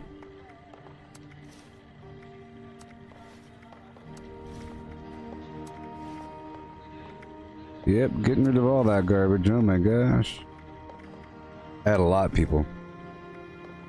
You have to spend money to be able to get rid of items, okay? Because if you want to sell them to the vendor has to have money, so you have to buy stuff from the vendor by spending money to give the vendor money. Otherwise, you're just giving stuff away. I don't want to do that. I think some people might think it's cheating, or like they might think that somebody else is cheating when they stumble upon a box full of goods. So, I'll put hard bargain on. And I could start sharing a perk, you know? Let's share Concentrate of Fire, that's fun. Doesn't count towards perk sharing. That's right. Okay. Use a grape bait. Grape. Mentat.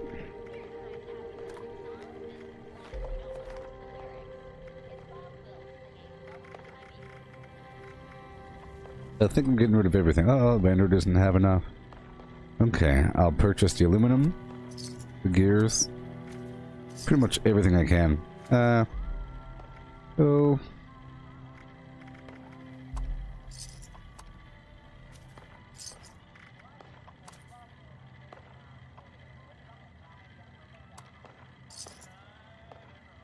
Alright, so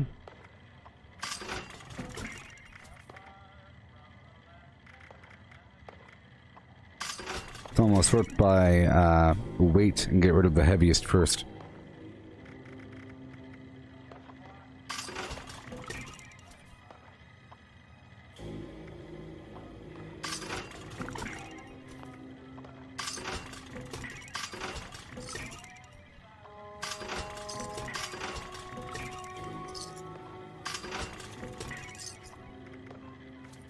Okay.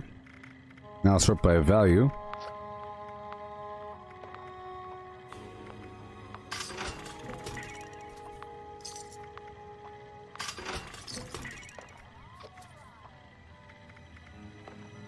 Okay, we have 700. Let's buy some more junk. Ballistic fiber.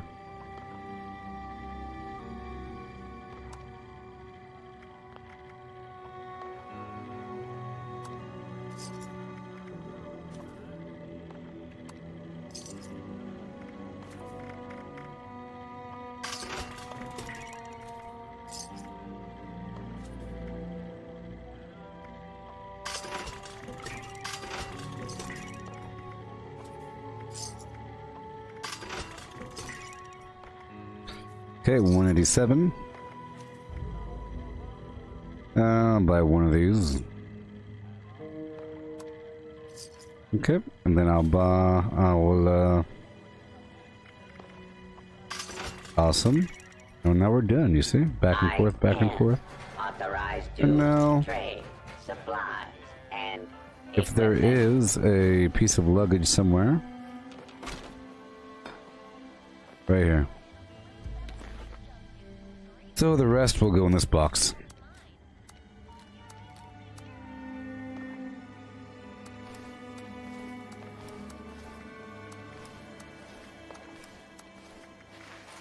There you go, and this ammo.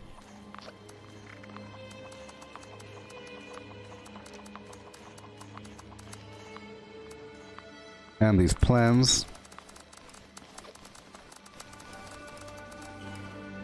Uh-oh, spicy tenderizer mod. Oh no.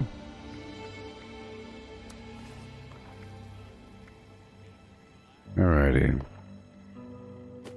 Fun times, huh? Now, I don't know if it's still going to be active. I think I was gone for a bit too long doing things.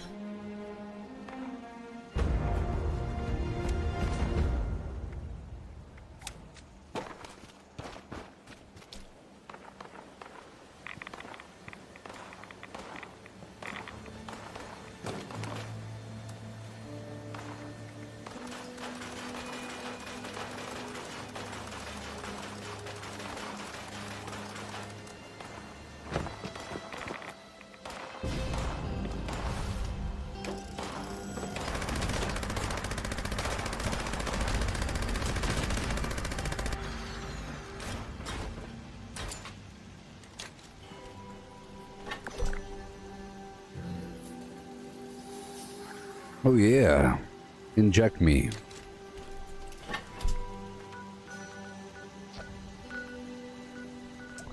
Answer is no. Okay. Let's go down to another workshop.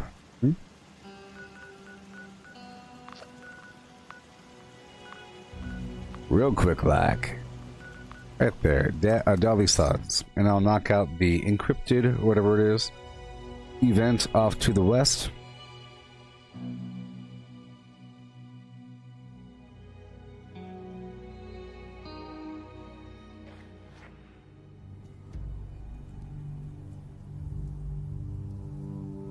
Hey, if you download Rocket League for free in the Epic Games Store, you get a $10 Epic Games coupon for free. That's cool. Rocket League is free right now in the Epic Games Store on PC. And if you download it, they give you $10. So maybe I should play sometime. I do have the Xbox controller. It's not really a game you want to play on a keyboard, you know? Driving games, that sort of thing, with variable acceleration and braking. You sort of need a controller. And I do have the Xbox controller, Elite controller for PC, you know? So I'm in good shape there. For example, if I ever do play a game like GTA, whenever I'm in the car, I swap from keyboard to controller.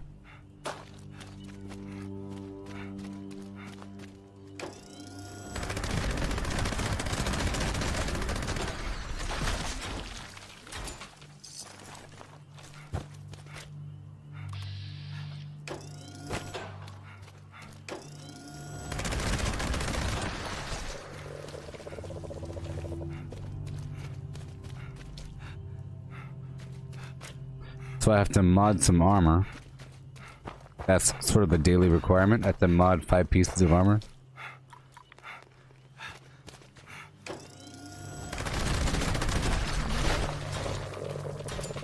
I could make a set of armor, a set of wood armor with the shrouded mod. And just sell it.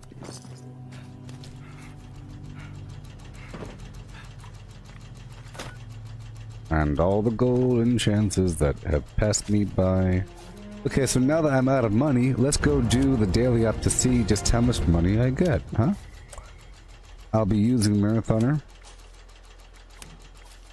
And Ricochet.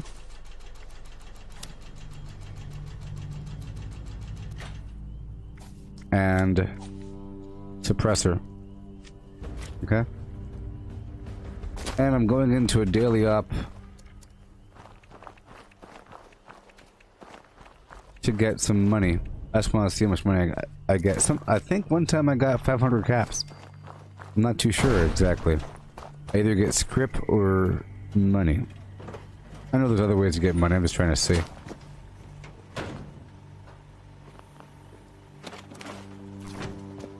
Alright, let's swap out the armor.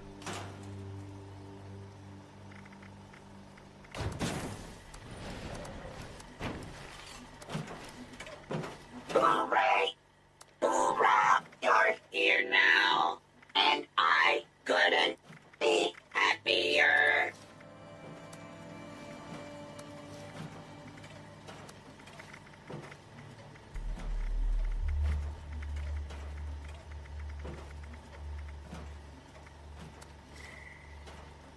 Yep, put my armor on. And I'll do it. I just love songs. Real quick. Boom, boom, boom, boom, boom, boom. Nothing going on. Let's quickly just clear out these 2 workshops, and then I'll go straight into the daily op and see what I get. I'm broke because I had to get rid of a bunch of my armor, so in the process I had to spend a bunch of money. I think it'd be fun to play some Rocket League. Won't it?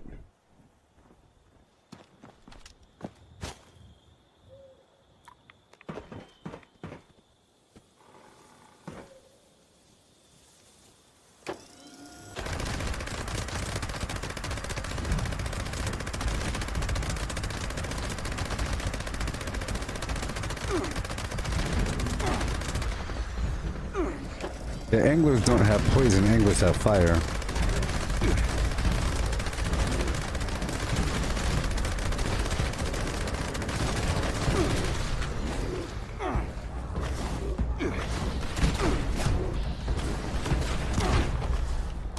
What?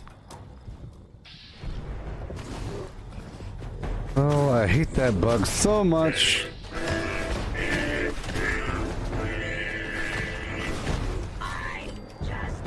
If you die on fire and are saved by life saving, you're still on fire. That's just... Isn't it terrible?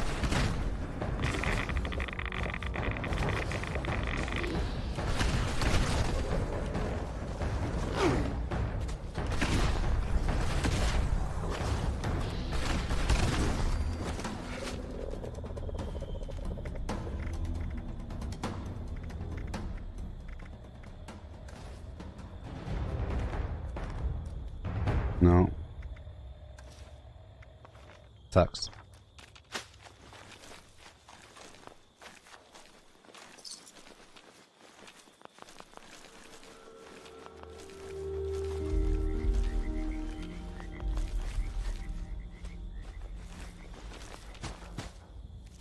Okay. I just love songs. Don't you? Welcome, friend.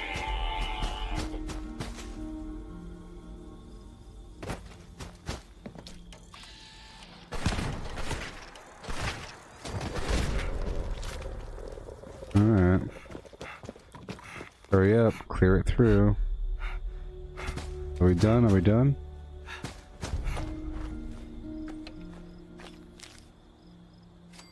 Alright, hurry up. Now we have some more anglers way over here. Knock it out, and then I'll kill the Grafton monster right nearby. He has money on him, like 20 caps or so.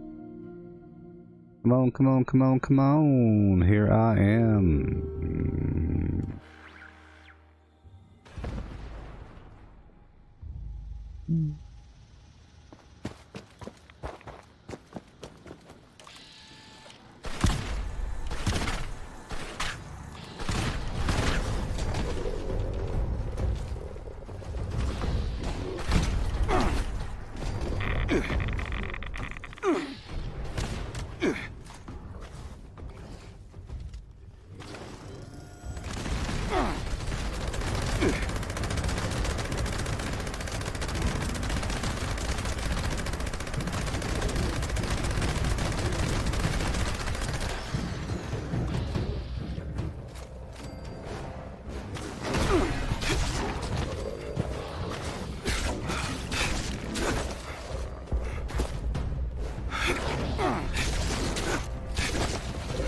Thank you.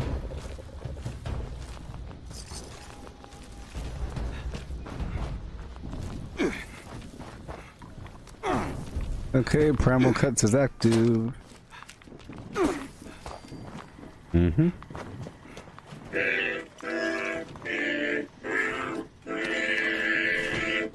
I just love Alrighty. songs. Don't Oh boy. I was stuck.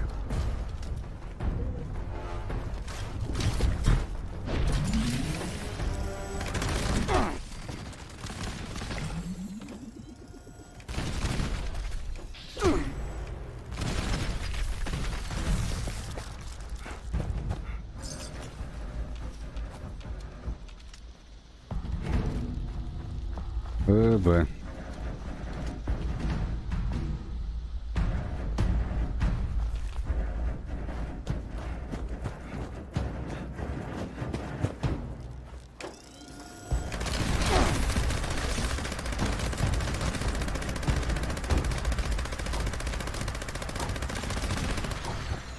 Serious?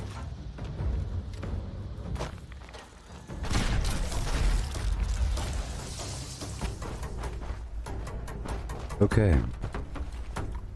I'll get these snallygasters.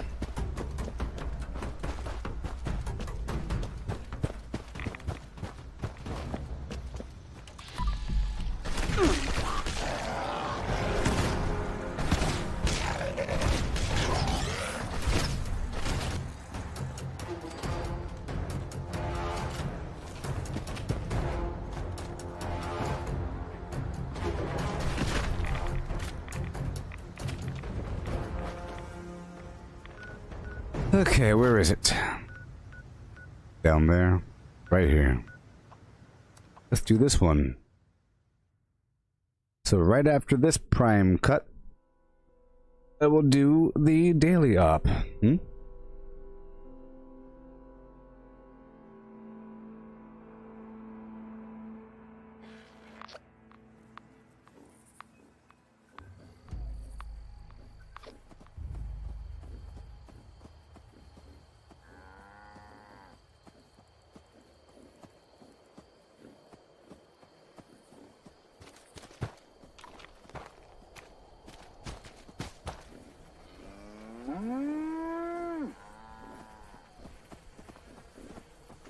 I hate that bug.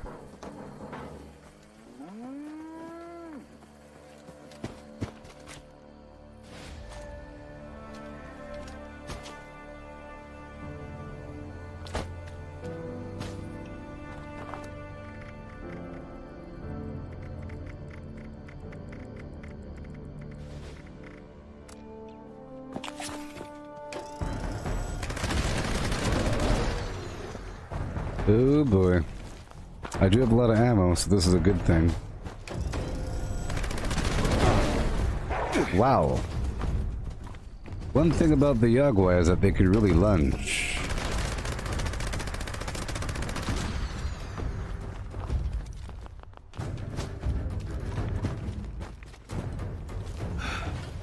Yeah.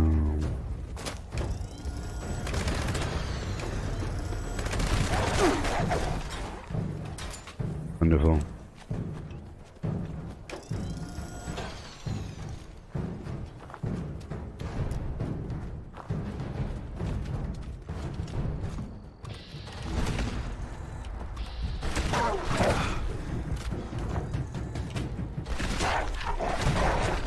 Oh boy.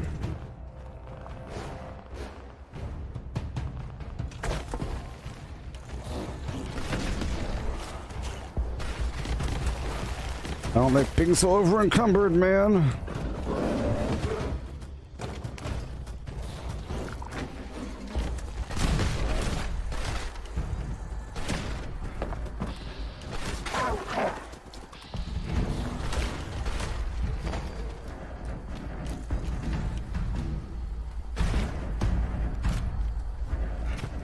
Okay. Oh boy.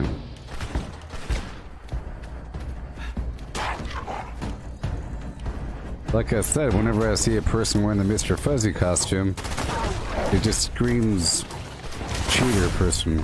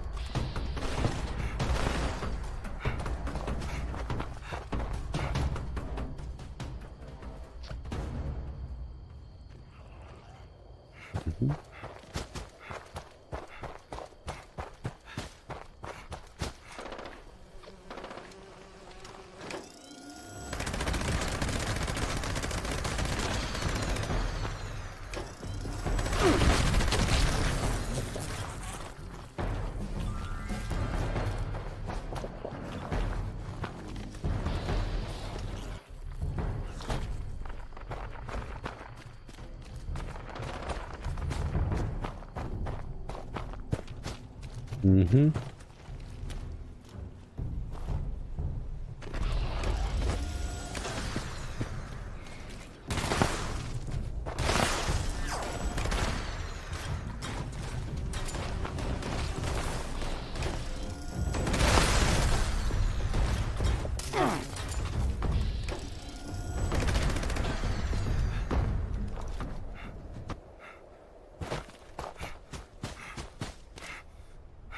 Mm-hmm.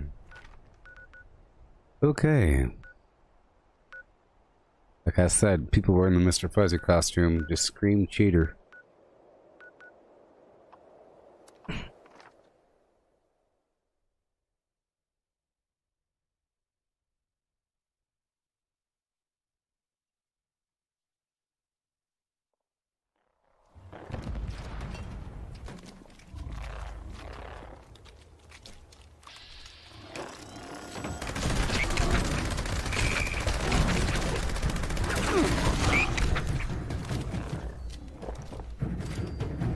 Yeah.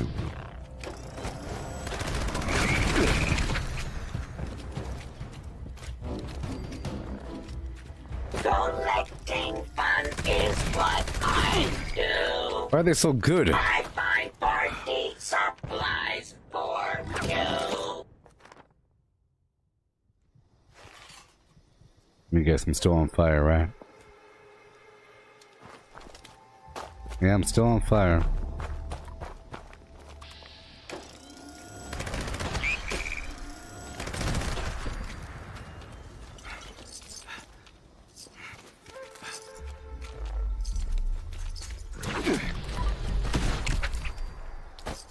I often underestimate the powers of these bad guys. Oh, oh, hey, oh, oh, hello.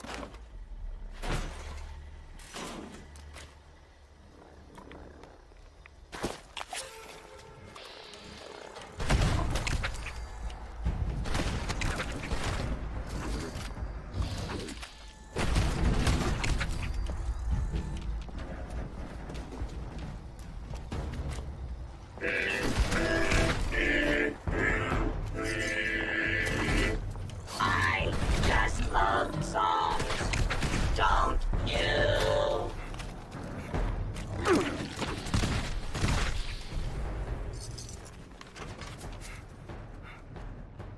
A few more. Some good XP on it though. You know what I mean? Now that the enemies are much higher level, much better experience, it's actually worth it to hang out for the defense mission. I've always felt like it wasn't worth it sometimes.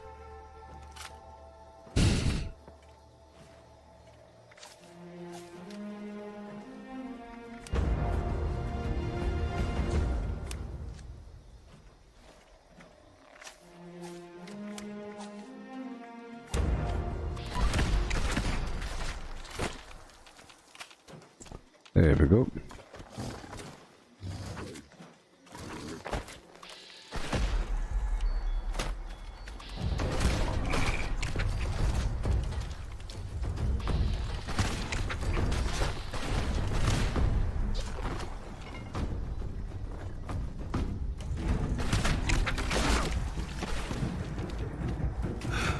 Okay.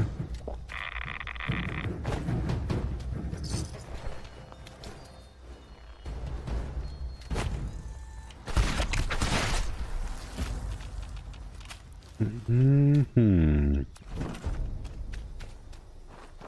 Drop it off.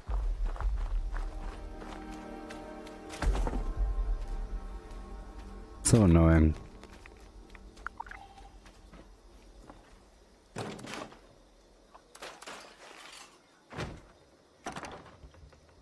Okay, we're at 626. Let's put away all the other garbage. It's in phases. Now I can go do a daily op if I could. That's why I'm in this armor. Less XP, higher survivability. That's why I died last time. I was sort of letting myself live in the Narrows without doing anything but it, sort of testing myself out, but didn't work out. Okay. Go right now. Burning mine take, 8 minutes. No more than 8 minutes. Yeah?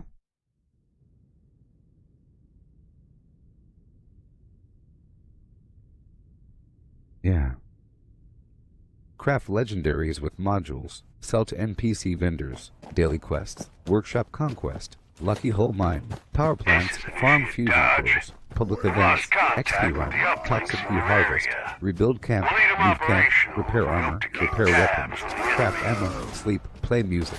Stock vendors. Transfer items between characters. Bury Mentat run. Dump caps at vendor if over 20,000. U.S. requisition holotape. Garahan building farm. Reputation root farm. Iron or south ash heap. Multiply crops at workshop. Purified water at workshop. Grafton monster farm. Tanagra town crickets. Faction dailies. Spend gold. Razorgrain flower farm. Scorch beast farm. Ammo machine. Deathclaw farm. Tarberry farm. Flatwood silk beam. Check keyword status. Nuke Findingo Colossus for a cursed weapon. Sugar run. Nuka-Cola farm. Concrete. Late at monorail. Abandoned bog town secret floor. Farm mole miners for aluminum. Top of the world aluminum farm. Ski poles. Enclave code piece. Keycard search. Somerville bookhouse. Enclave events. Wood farm. Dogwood farm. Smelt ore. Smelt spoiled vegetables and fruit. Cook food close to spoiling. Mirelurk egg farm. Mothman egg farm. Nuka-Cola factory farm. Sunshine well farm.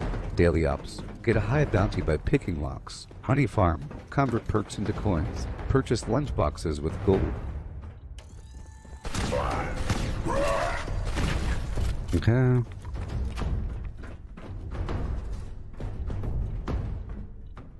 Right now I don't have Ricochet on. Ricochet is only really important for like the freezing shot, you know?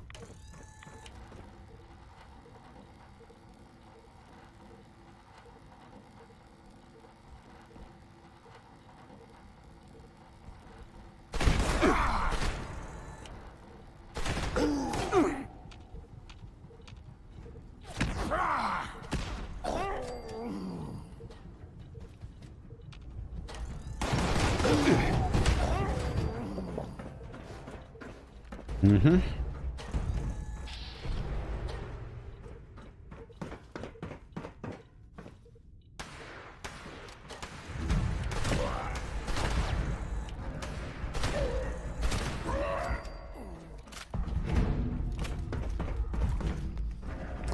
Yeah, I need to sell ammo, you know, a bunch of chems and other stuff like that.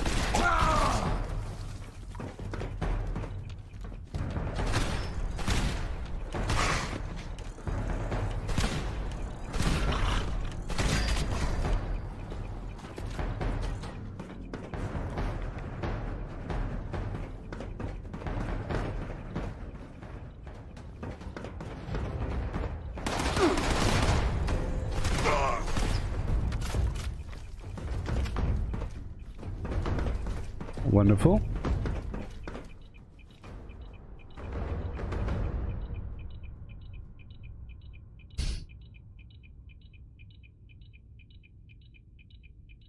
And that little light means I've got one calibrated signal.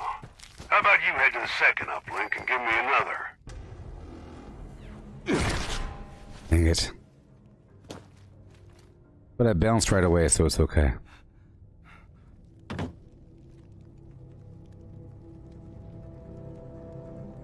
Second calibration is starting up. That's more like it. Stay close and make sure the job gets done.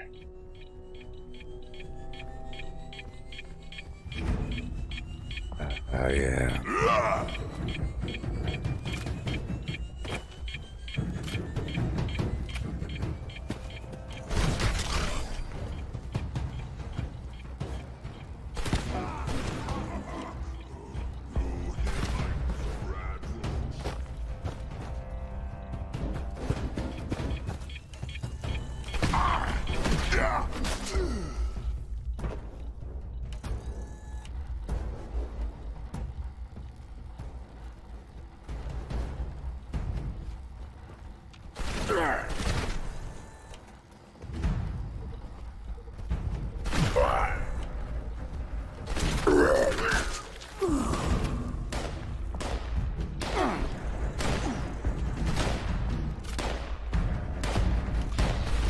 So camouflage is like the easiest, or actually explosive is the easiest.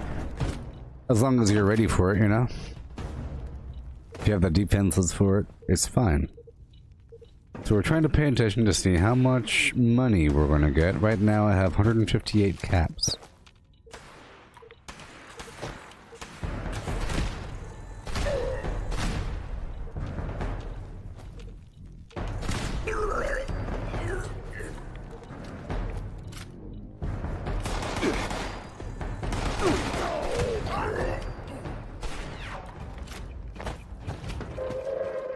Attention citizens, nuclear strike imminent. Please exit the area at your earliest convenience. Thank you for your cooperation.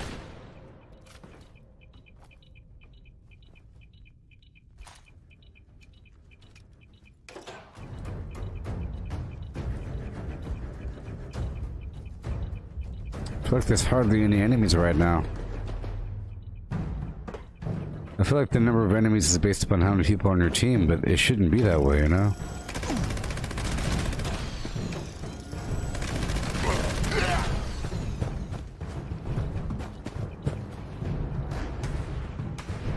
Great work, but we're not out of the woods yet.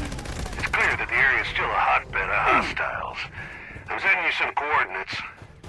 Move out.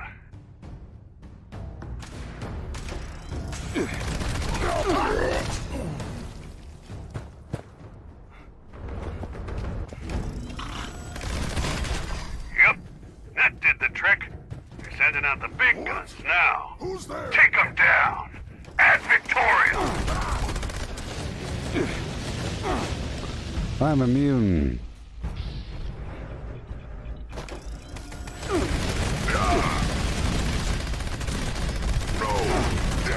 Brotherhood will lead these up. Okay, I got 25 script. Threats like this. You've done us a great service. 25 Ad script. Victoriam.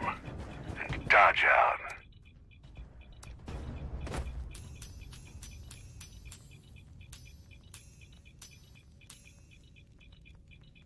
$25. Alright.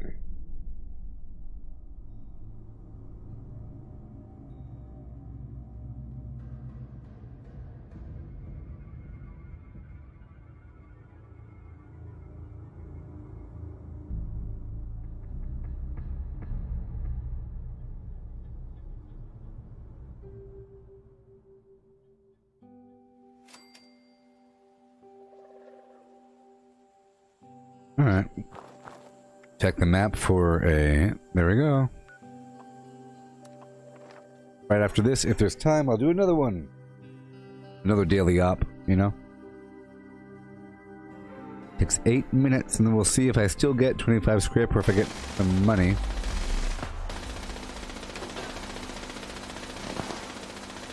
I got no caps.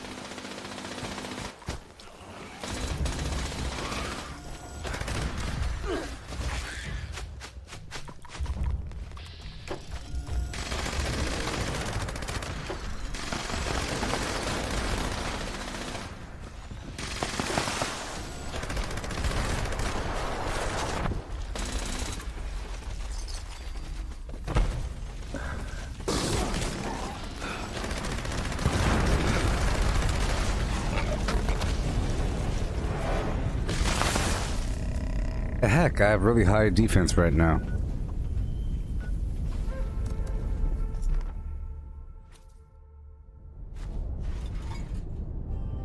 Nonsense. I'm wearing my bowstring garbage.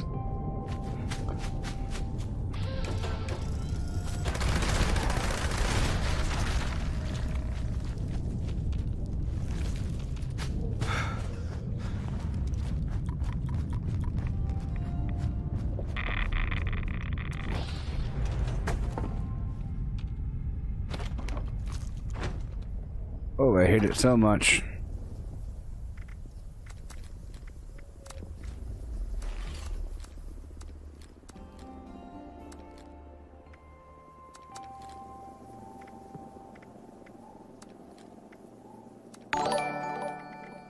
Hey there, new biop. You're free to say something.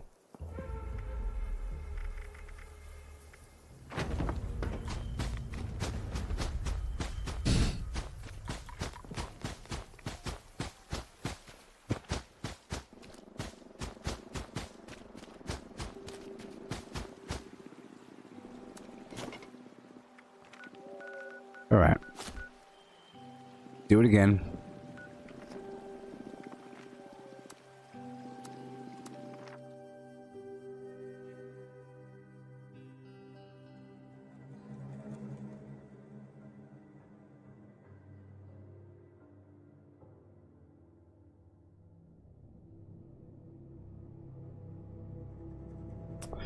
Yep.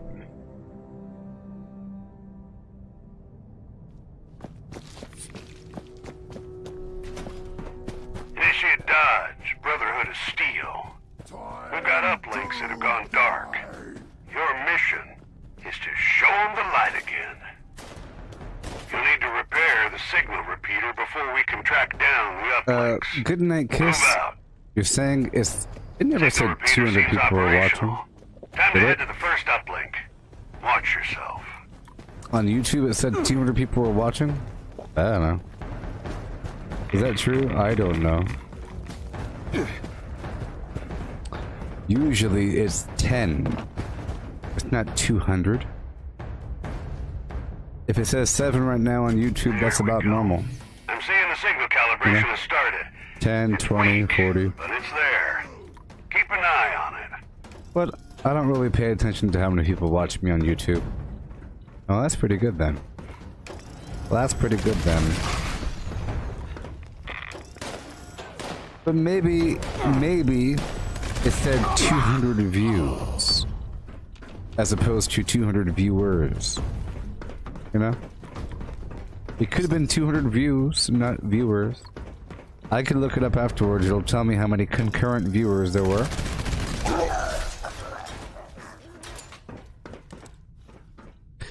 To be honest, if it were 200, the chat box would have been really active. You know what I mean? You don't have 200 people watching a live stream and have only just you talking. You know what I mean? You could tell how many people there are based upon... If all of a sudden a bunch of different people are asking questions and saying stuff and liking, that's when there's a crazy surge.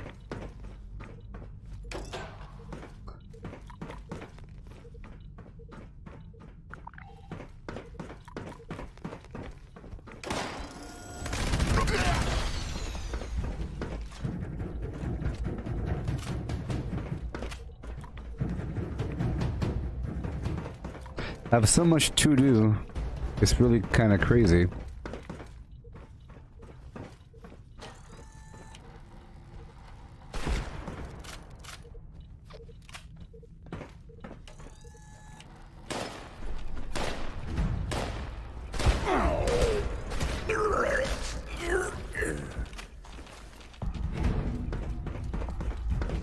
I feel like there's way fewer enemies here.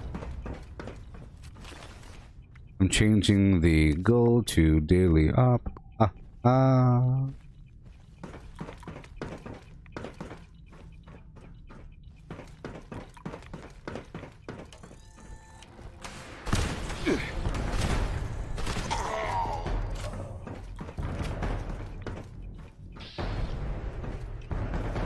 I'll tell my teammates to come on down. here I go.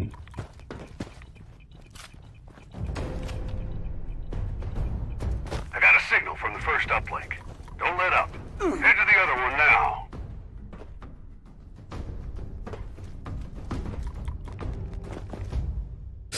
Ah, I missed it. I missed it. Signal calibration started on uplink 2. Give him hell in the meantime.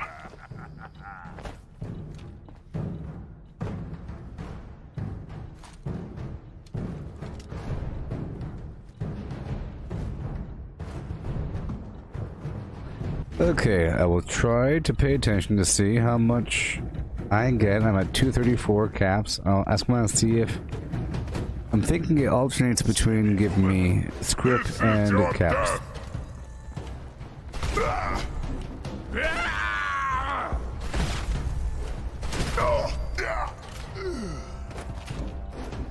Alrighty.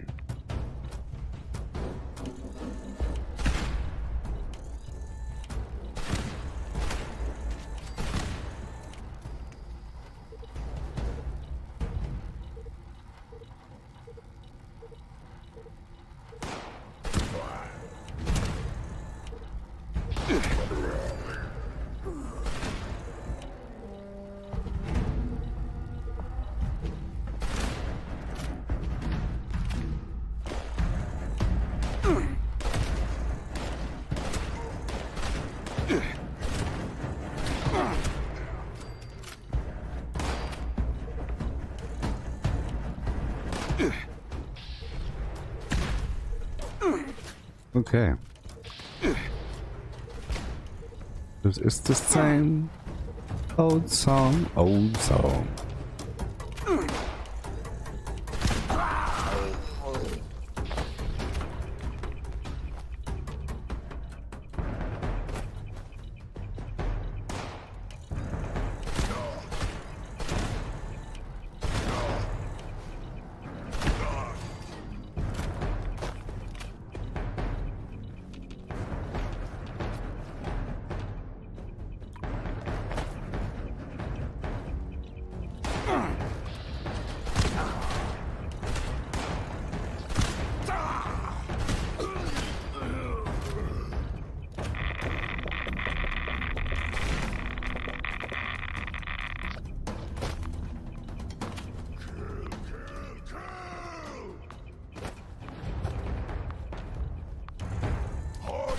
There we go. Full connection. Looks like it's working, too. Oh, I got a real swarm of hostiles that need eliminating. Head to their position now.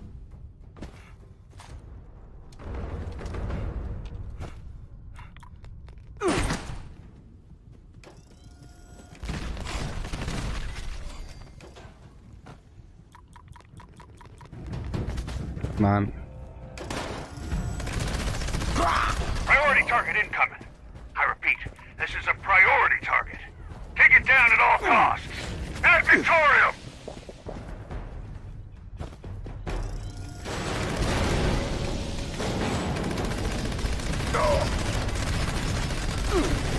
These uplinks are going to provide critical data. 10 script. Took down a major threat to Appalachia as well. Get some rest. You've earned it. Dodge out.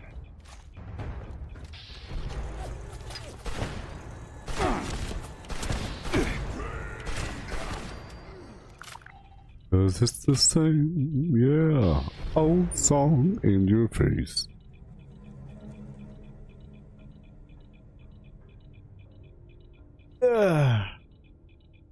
Doing stuff most every day.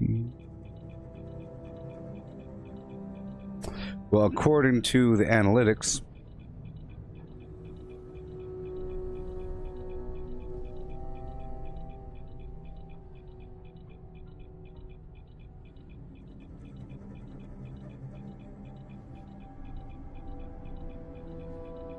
I don't know.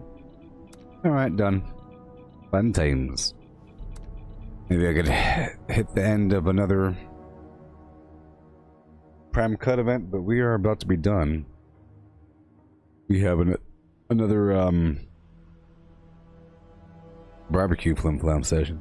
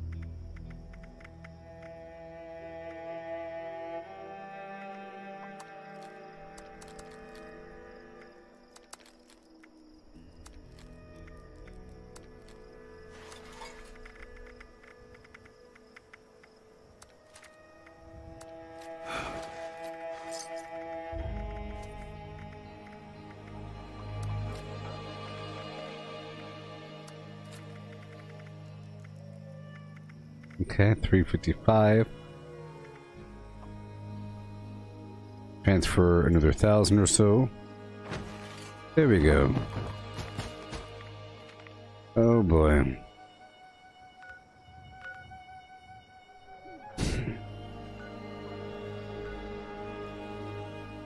Got 3 minutes. I think we might have time, but probably won't have enough time.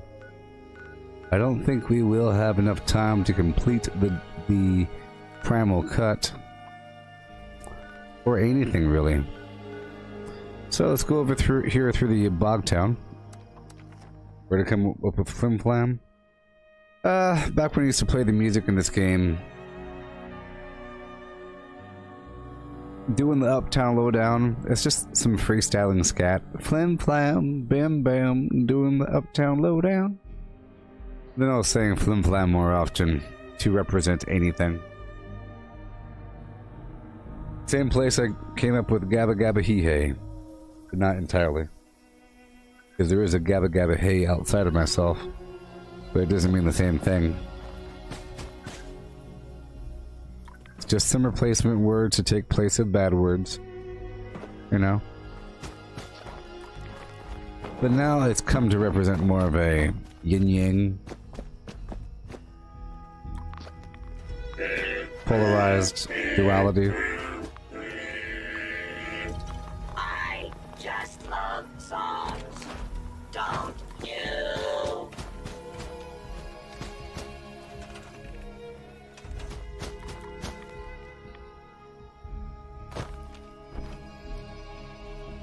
There's no time for a daily op. There's no time.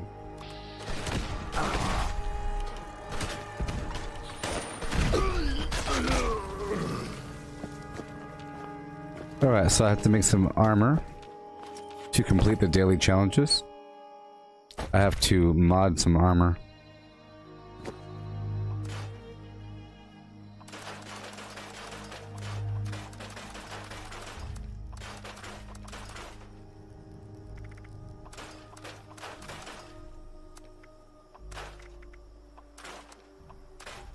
You gotta do so much every day, people. So much.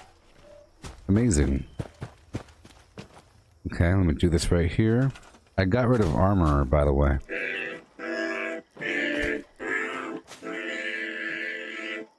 Okay, Graham's meat cook is starting.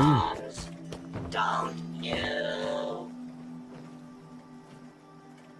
Alright, here we go. Let's make some armor. Light armor.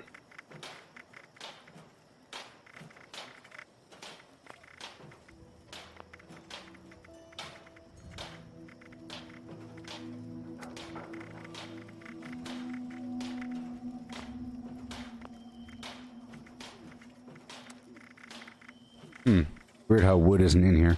Doesn't matter. Let's make a set of robot gear. Doesn't matter what level it is. You know what? Let's make some leather. Leather level 5. 7. Okay. And then I'll just modify all these left arms with brace. That's 1.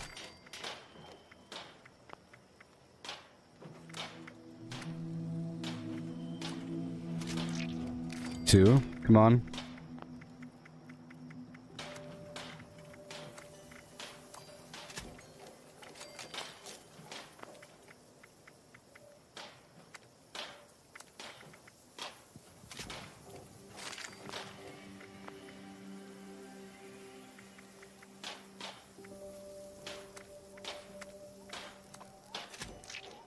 That's 5.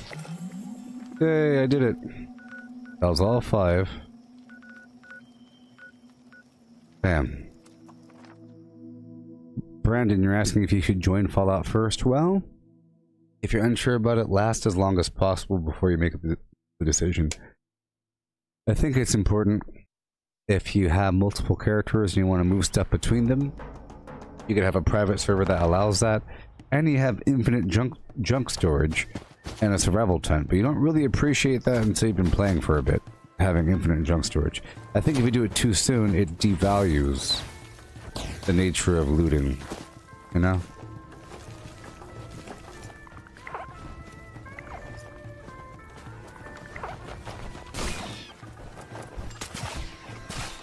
Ram only need meat, but humans eat not meat too. Ram don't know why. But Easy. understands we cook good green things from ground then. If humans can find.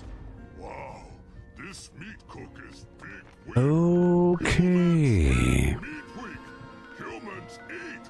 Ram give prizes.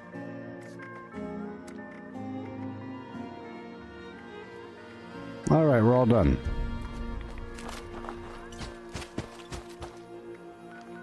Okay, I have 300 caps. Let's go back down to a vendor, let's say Charleston, or anywhere, really, doesn't really matter. I have to get rid of more items.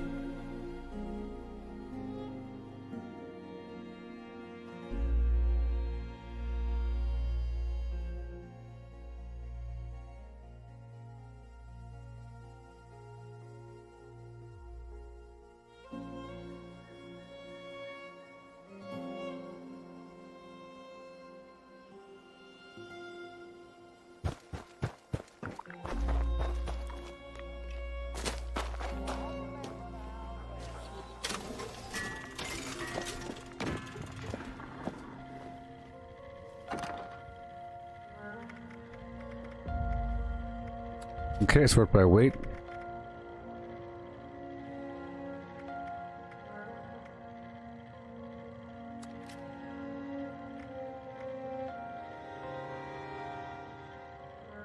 I'll be getting rid of a bunch of stuff right now.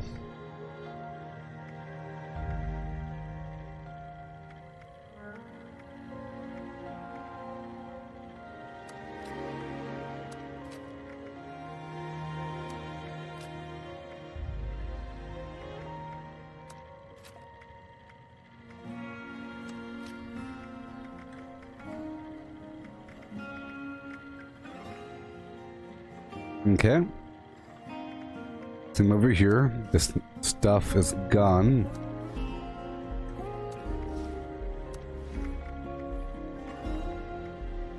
All of it.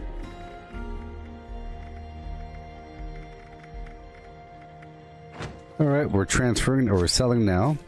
I'll put hard bargain on.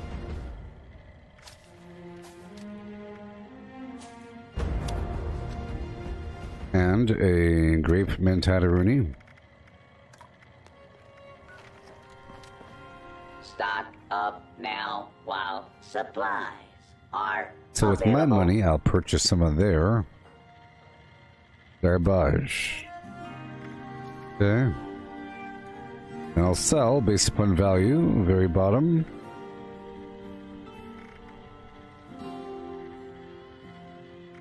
Requisitions now available. Okay, nothing else to buy.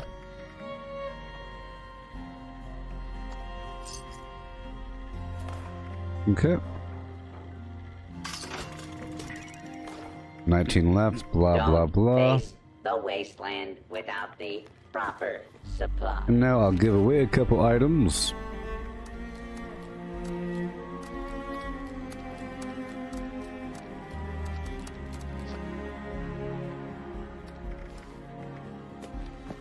Mm-hmm.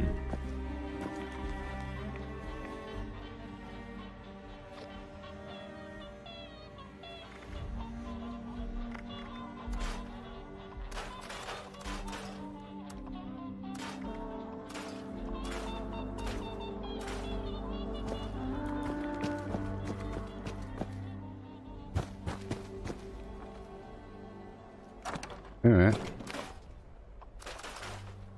Done.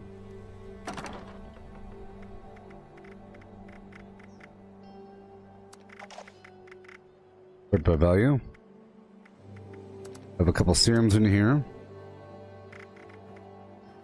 Awesome.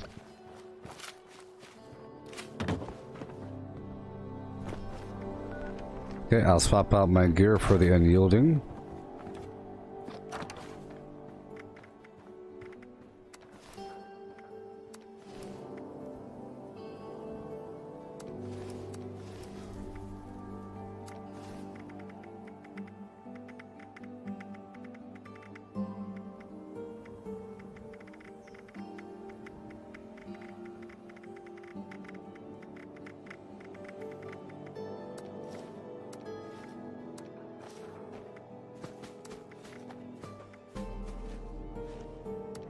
Okay, unyielding.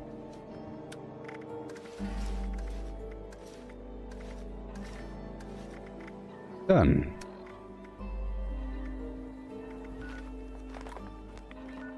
Yeah. Awesome. Go back over here.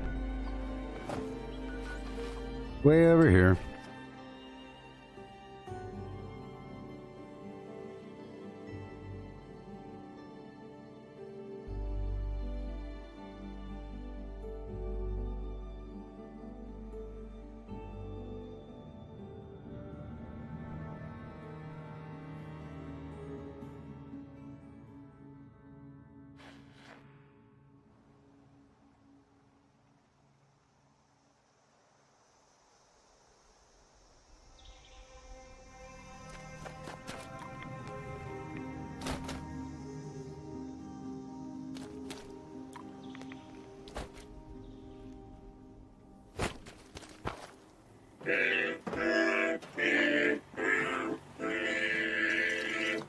I just love songs.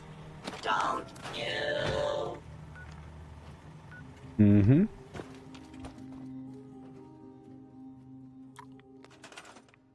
Father up the hill. Get this encrypted thing. Get this audio bug as well.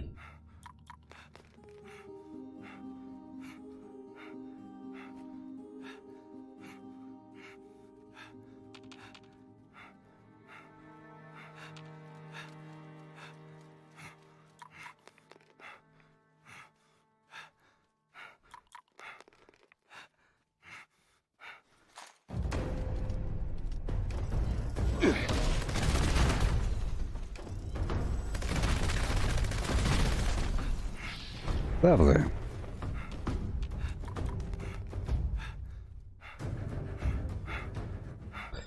We are ending the stream in just a bit. Almost done, everybody. Sort of.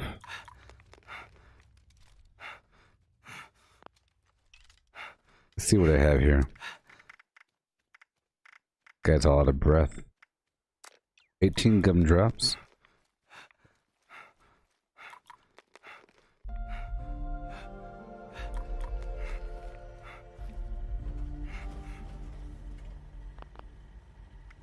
Alrighty. Go up here to investigate site beta.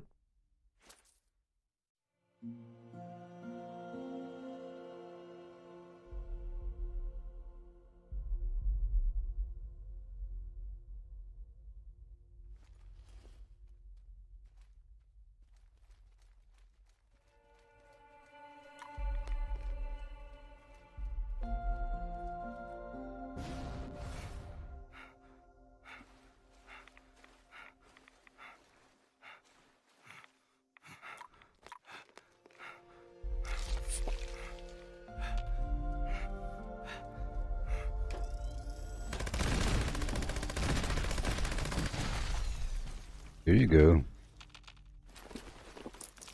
Analyzing sample.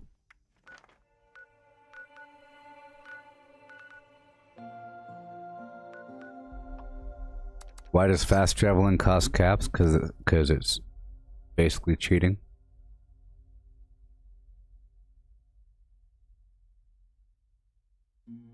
Why do you think? Because it's good. It's a good thing. You don't think it's a good thing? It forces you to think about what you're doing.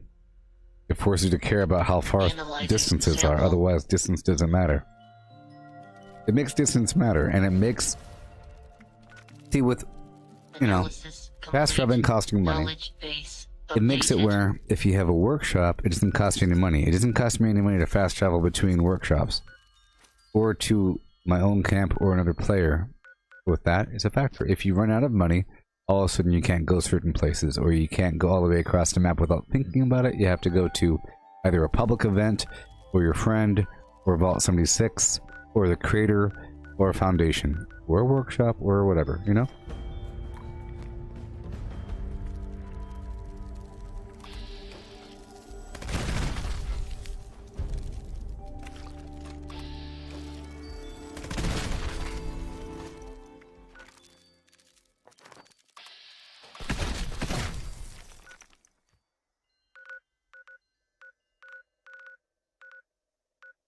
I'll do the surface to air event, even though there's a weird audio bug happening right now. I hate it.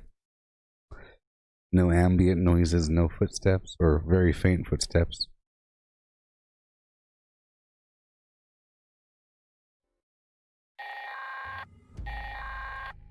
Automated message to follow. Attention all brothers.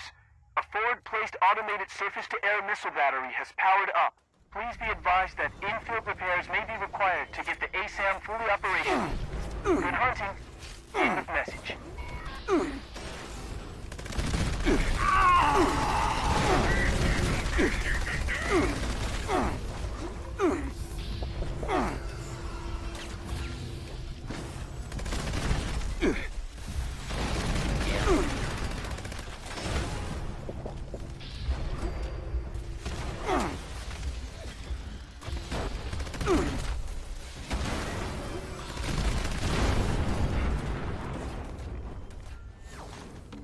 Okay. I do have... Oh boy. There we go, more XP, thank you. Repair the turret.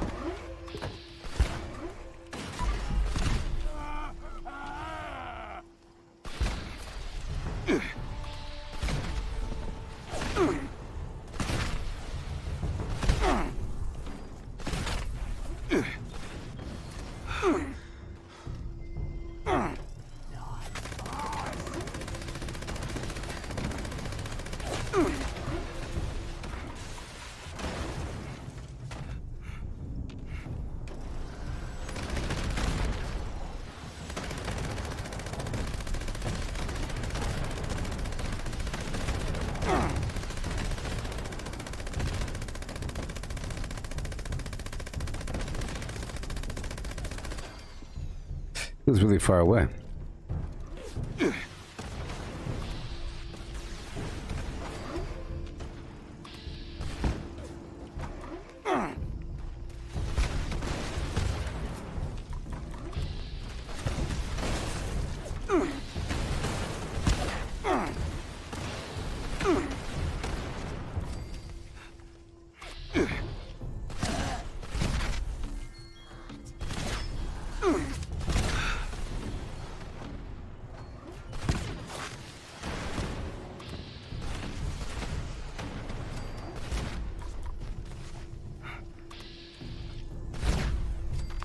Thank you.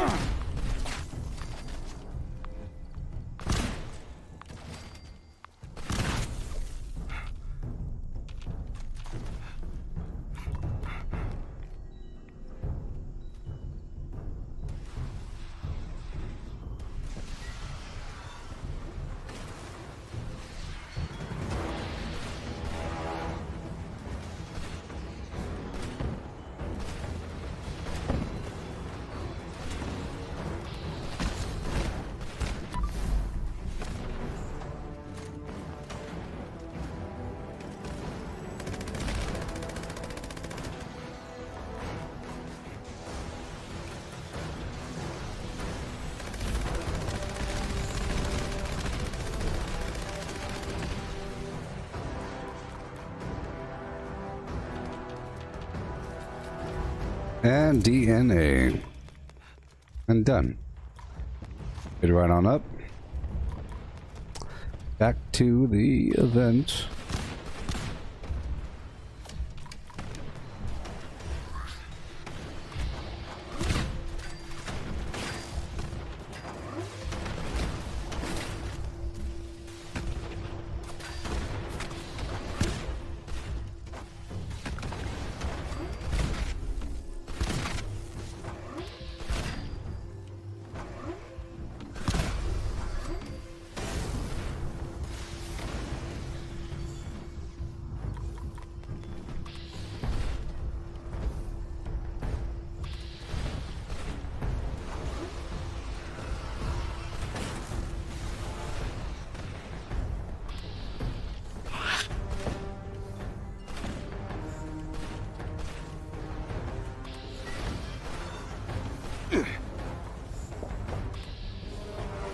Thank you.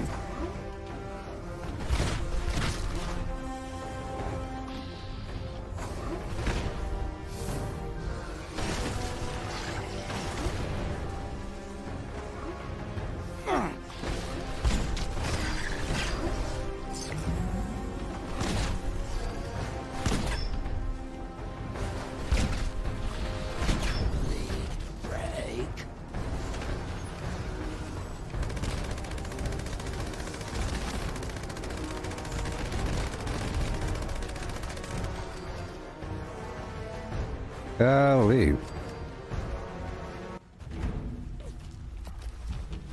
There's so much going on.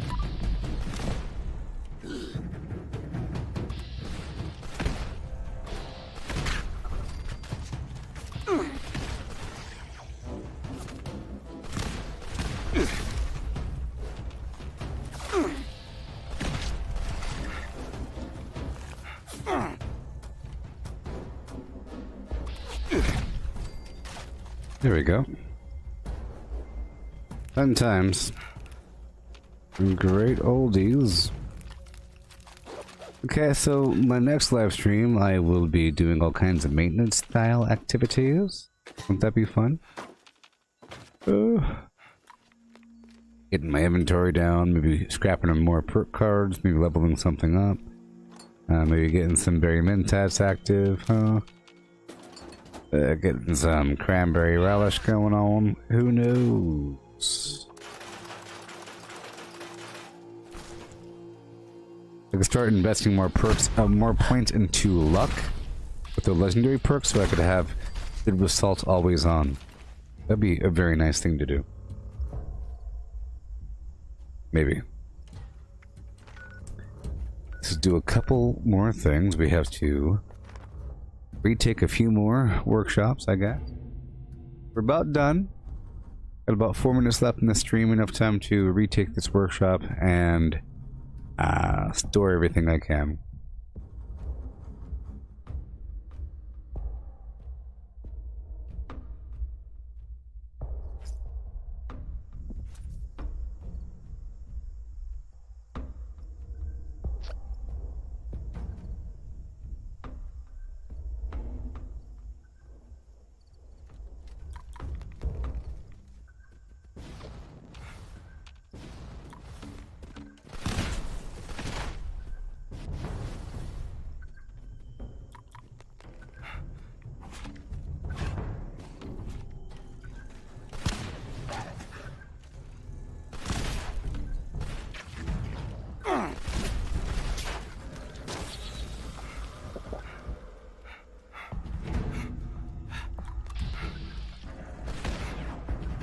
Okay, here we go. Oh, they're strong, but that's okay. That is okay. Oh, I'm held down.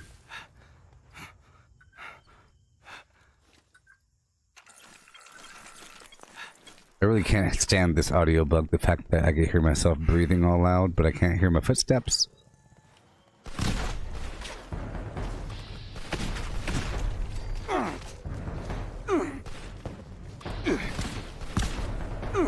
Alright, thank you all for watching. Don't lurk so much next time. Don't lurk so much next time. Yay. Thank you for watching and being dead quiet. Thank you. I just love songs. Don't you? Oh, yes. You could oh yes, but you can't say hello.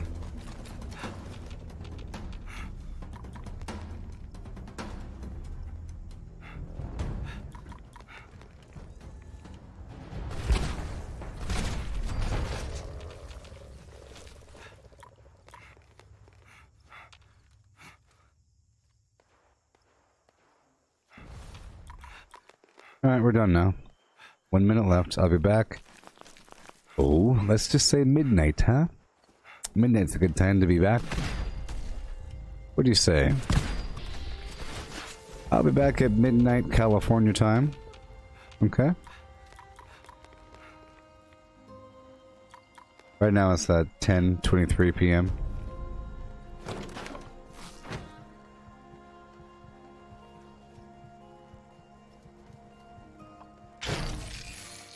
So we're leaving at level 1033. And...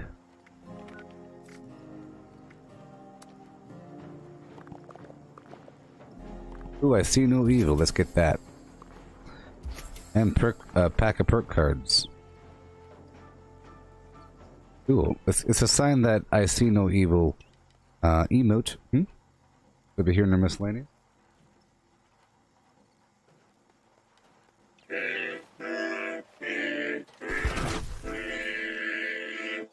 I just love songs. Don't you?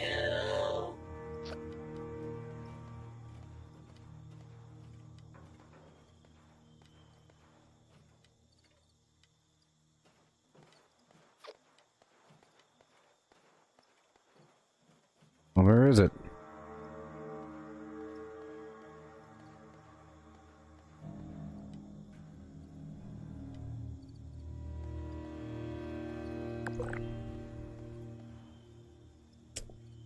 Well, that's great. Don't know what it is.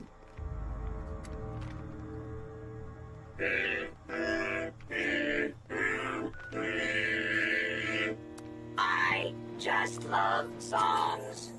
Don't Oh, photo mode pose. It's not an emote. Okay. Alright. I'll do the weapon repair.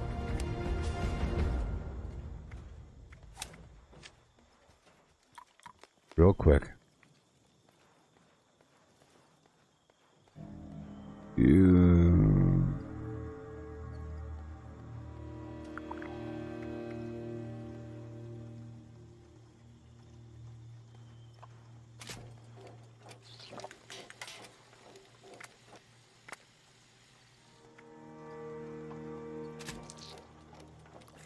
Come on.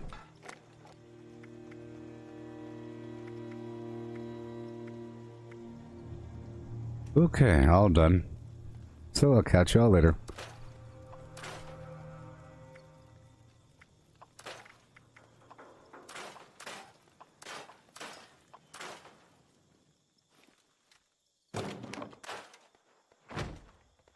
Alright. Pull that out, put these on the ground, and then I'll be done. So thank you for watching. Goodbye, goodbye, goodbye, goodbye.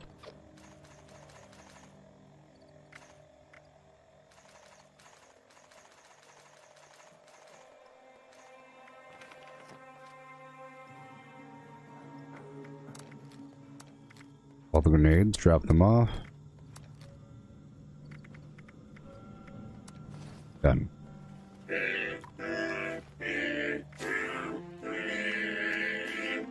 I just love songs.